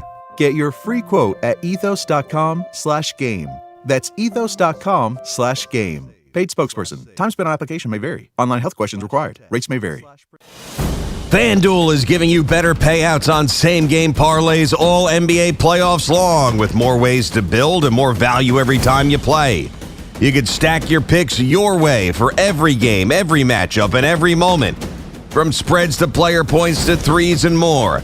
Build it all into one same-game parlay and go for bigger payouts. So if you're betting same-game parlays this NBA postseason, bet them on FanDuel. More options, better payouts, all NBA playoffs long. Head to FanDuel.com/New York to get started. That's FanDuel.com/New York, an official partner of the NBA. Play your game. We just love the app around here. It has all the betting markets you could possibly want. It's safe and secure. When you win, you get paid instantly. FanDuel Sportsbook is the official sportsbook of WFAN. 21 and over and physically present in New York. For help with a gambling problem, call 877-8-HOPE-NY or text HOPE-NY 467-369. Witness history at Citi Field on Saturday, May 30th, as Lee Mazzilli and Bobby Valentine are inducted into the Mets Hall of Fame in an on-field ceremony before the 4:10 p.m. game. Don't miss this special day. Get your tickets now at Mets.com/tickets. Many tire dealers will sell you Falcon tires, but Town Fair Tire doesn't just sell Falcon tires. They sell them at the guaranteed lowest price. Plus, they give you free services for the life of your Falcon tires. That's an unbeatable deal only Town Fair Tire can offer, because Town Fair Tire is New England's largest name brand discount tire dealer. Nobody beats a Town Fair Tire deal, and I mean nobody. Name brands at discount prices. Town Fair Tire. Don't just watch the big match, experience it in New Jersey. From beaches to wineries, theme parks, and more, New Jersey has it all. Win a trip to our official soccer watch party. Enter to win at Odyssey.com/NJ. That's AUDACY.com/NJ. Is reviewing life insurance on your to-do list? Now's the perfect time to add it. A friend recently told me that securing life insurance sooner rather than later can help you lock in lower rates for years to come. So, I bumped this up on my list and got it done. I called SelectQuote and couldn't believe how easy and affordable life insurance is. I'm 40 and got a $500,000 policy for $16 a month. My husband's also 40 and his $500,000 policy was only $18 a month. Plus, with SelectQuote's same-day coverage, there was no medical exam required, and we were covered by the time we hung up. Knowing I have this checked off my list feels amazing, but the peace of mind knowing my family is protected feels even better. Call SelectQuote at 1-800-329-1010. That's 1-800-329-1010. Or go to SelectQuote.com to get your free quote today. That's 1-800-329-1010. Details on example rate at SelectQuote.com. KNICKS-CAVS.com. Hi, this is John Starks. At John Starks Kia, we don't play games. No gimmicks, no tricks, no hidden fees, no surprises, and no money down. See ya at John Starks Kia in Queens. At Nielsen, fun is in the driver's seat. It's the Memorial Funbelievable event at Nielsen Dodge. You can lease a new Jeep, Chrysler, Dodge, or Ram for $299 or under. Choose from hundreds of new Jeeps, Chryslers, Dodges, and Rams. You'll start feeling the vibes the minute you arrive. Fun is in the driver's seat. Lease a new 2026 Jeep Grand Cherokee Limited 4x4. Just $299 a month. Yes, just $299 per month. Or choose from hundreds of certified pre-owned vehicles. Plus, we'll give you top dollar for your trade-in. Under $299, that's Funbelievable. Drive away today for just $299 or under on Route 10 in East Hanover, online at nielsendodge.com. At Nielsen Dodge. Fun is in the driver's seat. Declaration of Deal Sales Event. With approval, term 36 months, due at signing, $52.99, add tax time, $498, doc, and DM fee. The Ray Catena Memorial Day sales event is here. Head into summer in a new Mercedes-Benz from Mercedes-Benz of Edison, Ray Catena of Freehold, or Mercedes-Benz of Union. From the versatile GLC to the refined GLE, your perfect getaway vehicle is waiting. Discover luxury, performance, and the power of three at Mercedes-Benz of Edison, Ray Catena of Freehold, and Mercedes-Benz of Union. Experience unparalleled Ray Catena service where the customer always comes first. Visit RayCatenaMercedes.com. Diving for that grounder got you grounded? Oof. We've got specialists for that. Layup, take you down? We've got specialists for that. With nearly 50 Castle Connolly top doctors, Orland & Cohen specialists are considered among the best in the nation by their peers, which can mean a better outcome for you. From Staten Island to Southampton, our network is open 7 days a week, so you can feel better, faster. Visit OrlandCohen.com. Pros, save more on the materials you need to get the job done, inside and out, at Lowe's. Right now, get 10% off in-stock Trex Naturals decking, now available in more styles. Plus, get 15% off select custom entry, interior, and storm doors. Then, we'll deliver it all straight to your job site to help keep your jobs moving. Get the brands pros trust, priced right, and ready when you need them. Our best lineup is here at Lowe's. Valid through 5/27. While supplies last. Selection varies by location. Ready or not, summer is coming, and Wayfair's Memorial Day clearance is on now. Right now through May 25th, get up to 70% off everything home at Wayfair. Plus, score amazing doorbuster deals all sale long and surprise flash deals on Memorial Day. We're talking thousands of products at every style and budget. Now is the time to save big on must-haves for your patio, backyard, and beyond. These savings won't last, so don't wait. Shop Wayfair's Memorial Day clearance now through May 25th. Wayfair, every style, every home. Get the scuttlebutt on your favorite team, the Fan, on the Odyssey, iHeart, and TuneIn apps. The Fan Focus is presented by Chef IQ. Watch the game, not the grill. Get your gear at chefiq.com. The Yankees look to take another game from the Jays tonight at 7 on the Fan. Will Warren faces Dylan Cease. The Mets look to continue their winning ways. It's a Nolan McLean night. He faces Foster Griffin at 6:45 p.m. in a game Evan will be scoring at Madison Square Garden, where it is game one of the Eastern Conference Finals at 8 p.m. and full Long Island Railroad services, the governor has declared, will be right there for pregame beginning at 4. I am always incredibly busy juggling life and family, and knowing that family is safe is so important to me. It's why I partnered with our great friends at Sloman's, who recently installed the Sloman ShieldLink system. It combines safety, convenience, and peace of mind. I can manage it right from my phone. The best part, if I want to listen to some music, I can listen to it in my car and then turn it on right in my house, so I never miss a beat. Experience the future of home security and automation with the Sloman ShieldLink system. Call 1-800-ALARM-ME. That's 1-800-ALARM-ME, or visit slomans.com. So 2 things. Number one, I know it sounds absurd on the surface that I would bring my scorebook into Madison Square Garden to finish off the Met game, but here's where I'm going to defend myself against most of the phonies out there. Most of the people at Madison Square Garden spend half their time staring at their phone anyways. I mean, they really do. Like, are you really paying attention to everything around you? Oh, yeah, you're right. Met fans and Knicks fans are going to be looking, or Yankee fans are going to be looking at their phones. I just mean IG, Twitter, text messages.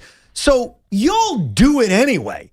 I'm just doing it for a good 45 minutes till the game is over, and then I won't look at my phone again, full attention on a playoff game. Yeah, so I think there's a lot of hypocrisy going on. Instead of having a little phone or a little iPad, you got this massive, I don't know how many ring binder that thing is. It's just a book. Like a 50-ring binder. It's not that big score book. You're also not going to look at your phone because it's going to be on filming Big Mac for 3 hours. I know, that's right. I got that, filming it, then I got to watch the game. There's a lot going on. But either way, I think that people forget that nowadays in 2026, most people don't pay attention to the stuff around them anyway, which is sad. Like, if you're at a playoff game tonight, you probably dropped a pretty penny. Watch the game. Pay attention. Like, why would you want to be on your phone when you could be on your phone 98% of the rest of the day? So for anybody who's going to the game or has a problem with me watching the Met game, look around you when you're at Madison Square Garden, and you know what you're going to notice? Instagram, TikTok, right, YouTube. People taking selfies, text messages, group chats. You guys know I'm right.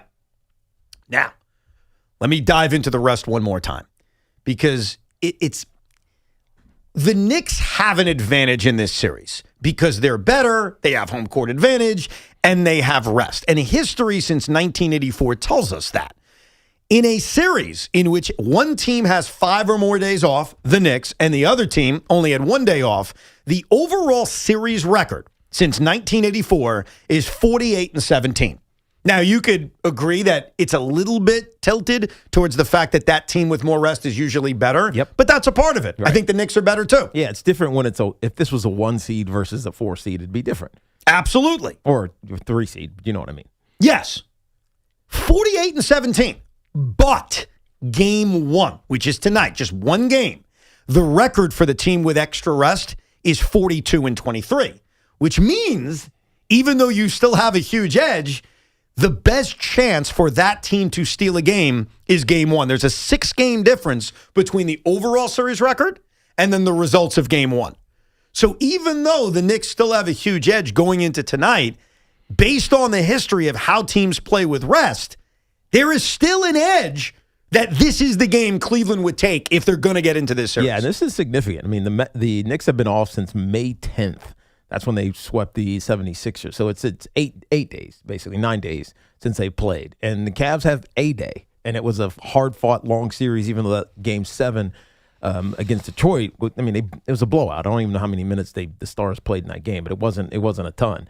And so the rest should be an issue, but it might not be an issue. It might be the hot team coming off a good series win against a team that was led from wire to wire in the Detroit Pistons are just feeling themselves right now. And so to me, this is all about the urgency of the Knicks. And if they come out and they play smart and fast and hot like they did in those last 7 games, then they're going to be fine. And I think they win this. They win game 1. But it's ultimately going to come down to making shots, as it always has been. I mean, all season long for the Knicks, are they shooting well from 3-point range? And if they do, they win. You know they're going to take 40 of them. Yep. And if they do, they're going to win. If they don't, then the Cavaliers are going to find a way to keep this thing close.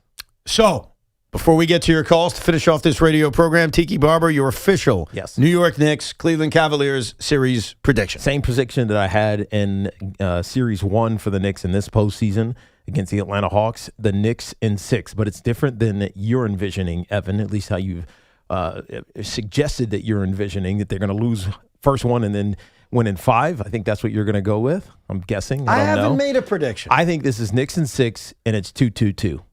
Oh, so the Knicks protect the Garden. Cleveland protects Cleveland. The Knicks, Cleveland has been very good at home, save for the Game 6 loss. And I think the Knicks then take the next 2 at home and then finish it off. So it's a complete home series until the Knicks win Game 6 in Cleveland. It's a series of 3, and the Knicks win it in 2 out of 3. We are the New York Knicks. Sean Morash.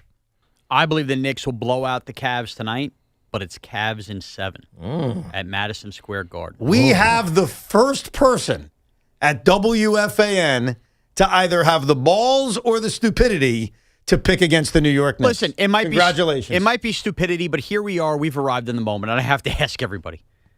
Really? Well, the question you ask yourself, when you're saying really, Sean, Really you're what? saying what you're saying is, do you see the Knicks in the NBA That's Finals? what I mean. Are we really seeing this? Like, I see it because they've been blowing everybody out, but it takes another leap to go, we're finally going to do this? We're finally really going to make the finals? And also, Everybody is picking them. How often does it work out that It's hard not to. I agree. Sean? I agree, but that's also sports. They've won by an average of 30 points. Tiki, I'm with you. Everything that my eyes have told me is that the Knicks That's not should series. go. That's like games. They're winning games by an average of 30 But points. I'm agreeing with you. But I think throughout, and a theme I had even preseason with Evan, this also feels like the Cavs have been waiting for this moment too. And the Cavs, while they haven't been as sexy as the Knicks the last couple of rounds, I think we're disrespecting the fact that they beat the Pistons. I think this series is going to be one of those series that makes no sense. It may even feature 2 or 3 Knicks blowout wins. But in the end, I think we get Knicks heartbreak in Game 7 at home. Wow. Where I understand where you're coming from is the fact that everyone's picking the Knicks. And I just don't mean here at WFAN because, yes, it's, homerific or everybody's Knicks fans except for, 2 of us. So I get that. But I'm talking nationally. Like, nationally, the consensus now is... And that's a change. It's a major change because the Knicks were as disrespected as anybody. And now it's almost like, oh, yeah, it's the Knicks. So I understand that being a worry. But you're the first person. And right now, the only person. Because you know me, I'm keeping records. And you are the only person here at WFAN that has picked the Cleveland Cavaliers. And I give you credit for this. You have been consistent because back in October, we were fighting over who's more fraudulent, the Cavaliers or the Knicks. We fought it this time last year when the Knicks were eliminated about who was fraudulent. This has been a fight for us for a year. It's kind of funny that it's come to this for me and you. It has come to this. For the 2 non-Knicks fans, by the way. I'm just trying to be honest. Like, it has nothing to do with my fandom.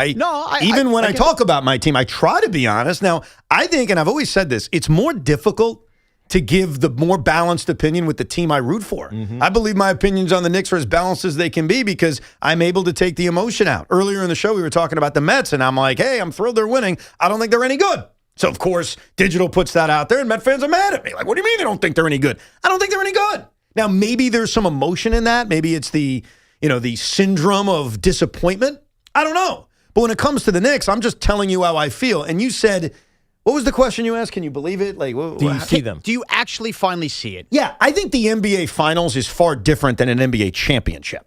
I've seen the Knicks in the NBA Finals. I've seen it. I saw it with my own 2 eyes. I've seen the Nets in the NBA Finals. Like, I've seen it. But it was a long so time long ago. right. I know, but my eyes saw it. 1999. I mean, this era of basketball. Yeah. No, it is a different era of basketball in 2026 than it was in 99. Well, guess what? 2009 was a long time ago, too, and the Yankees were able to go to the World Series in 2024. Yeah, but doesn't baseball feel a little bit the same? Not really. And what city did the Yankees beat to get there? In which year? 2 years ago. Oh, 2009 was Anaheim. You said when we finally saw it in 2024. Oh, Cleveland. Yeah. Fine. Full symmetry. The Knicks getting to an NBA Finals is not something I can't picture. The Knicks winning an NBA championship is the thing that's very difficult to picture. Right. That's been since 73. Yes, that's a million years ago. That's where I'll probably get back into the losers lose. I can't see it. The same thing I'd say about the Jets, the Mets, or the Nets. But when it comes to the NBA Finals, no, I think it's very different. I think the Knicks lose one of these 2 games at Madison Square Garden. I'm leaning towards it being tonight, so I'll get blamed for it. And I think ultimately the Knicks will win this series in 6. I agree with you. I think we may get there via a very different script, but I believe we are looking at the Knicks eventually having a 3-1 lead, losing Game 5 at Madison Square Garden, and then closing out the Cavs on the road to go to their first NBA final since 1999. So I will officially make it Knicks in 6. So you've got Knicks in 6? Yes, we just have it looking a little bit different. Very different. Sean's got Cavs in 7, and I've got Knicks in 6. We'll see what happens. All right. Are you ready? The New York Knicks are trash. Not anymore. Come on, Stephen A. Let's get to your calls. Lorenzo is in Keyport, New Jersey. What's up, Lorenzo? I got the Knicks in 3. They're going to destroy this. It is. They're going to. I mean, Sean, I appreciate the troll. I bless you, but I don't think. Ev, the Brendan Byrne thing, right? I just got an idea here. My first year going to games was back in '89 when we drafted Mookie Blaylock. We tanked. We lost 4 games, won 4 games on the road, but then we got DC, Derek Coleman. Yep. My thought is this. I hate the Devils. That said, how about 1 o'clock double dip? Devils, Rangers, 7 o'clock, Nets, Knicks, and 2 tickets for the price of 1.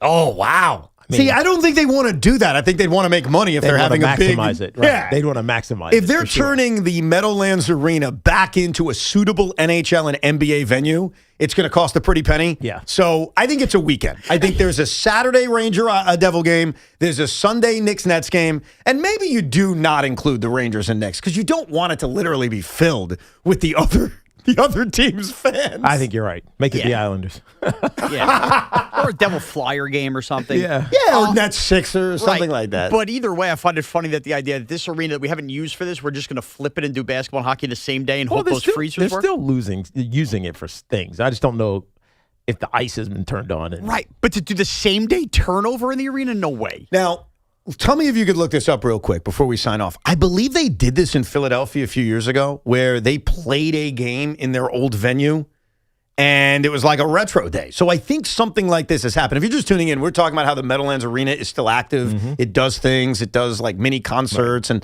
we've talked about how great it would be for the Devils and the Nets to have a retro day where they can play one regular season game, maybe per year, at the old Continental Airlines Arena. I believe the place would sell out. It would be an amazing retro day. Formerly Izod, too. Formerly Continental Airlines, formerly Izod, formerly Brendan Burns, formerly whatever. Whatever it was before. Whatever it was. A dirt in the swamp. Yeah. So we do think it would be a great idea. It never happened. They discussed it, and then they ended up putting like Spectrum uniforms in to honor it. You know what? Now I remember it. They were thinking of doing it at the old Spectrum, and for whatever reason, they didn't do it. So they dressed up the new arena like it was the old arena, which is fraudulent. It's probably because of what we were just alluding to. It's just hard to get it back up functioning, as you were alluding to, as a functional place. It's one game. Yeah. It ain't that big of a deal. It's one game. Yeah, keep it looking ugly. Yes. Whatever. It was a dump to begin with. Doesn't need to be pretty. Get some food trucks, put them all around the concourse. We've all been fooled by like fake stories before. I don't remember if I was with you with this one. I think someone was filling in. It was probably during that whole time where like Sean, you were filling in years ago when Craig was leaving. Someone presented to me a fake story that they were rebuilding the Polo Grounds. At the site of the Polo Grounds, they were going to make it to a T. What is there now? I was with you that day. You were there that day? Yeah, somebody online gave it to you, and I'm like, what? Yeah. What is an there apartment now? complex. Oh, what? Yes, an apartment complex. How the hell you rebuild the Polo Grounds within an apartment complex? It wasn't a real story. Oh. I know, but so how would you even believe that? I don't know. He was so excited. So they're saying by scale, they're going to rebuild the Polo Grounds. They're going to make it like, see, this is the Polo Grounds. And I was freaking out off air, like, oh my God, this is the greatest thing ever. I don't think we ever took it to air, though, because I think eventually we were able to flesh it out and realize that it was definitely not a thing, right? You sure about that? No, I'm asking. I think we took it to air, but I think it wasn't in the. I think it was just they were going to rebuild the dimensions and everything somewhere else in like Westchester. I think that's how they convinced us. Like they picked a different location and said, we're rebuilding the Polo Grounds. Not that there's any space in Westchester. Evans, could you imagine a 200-foot home run? But I am totally for that. Like, you want to rebuild Shea Stadium out on Long Island somewhere? Let's go. Want to rebuild Yankee Stadium somewhere to a T? Let's go. But with the Meadowlands. Real estate's too expensive. Yeah, probably. Enjoy the basketball tonight. I'll see you out there. Don't heckle me. I'm just an IBO. I'm just a guy having a good time watching hoops. The Carton Show's coming up next with Craig and Big Mac. We will talk to you tomorrow at 10 a.m. Missed any of the show? Rewind it on the Odyssey app, including a nice conversation with Carmelo Anthony.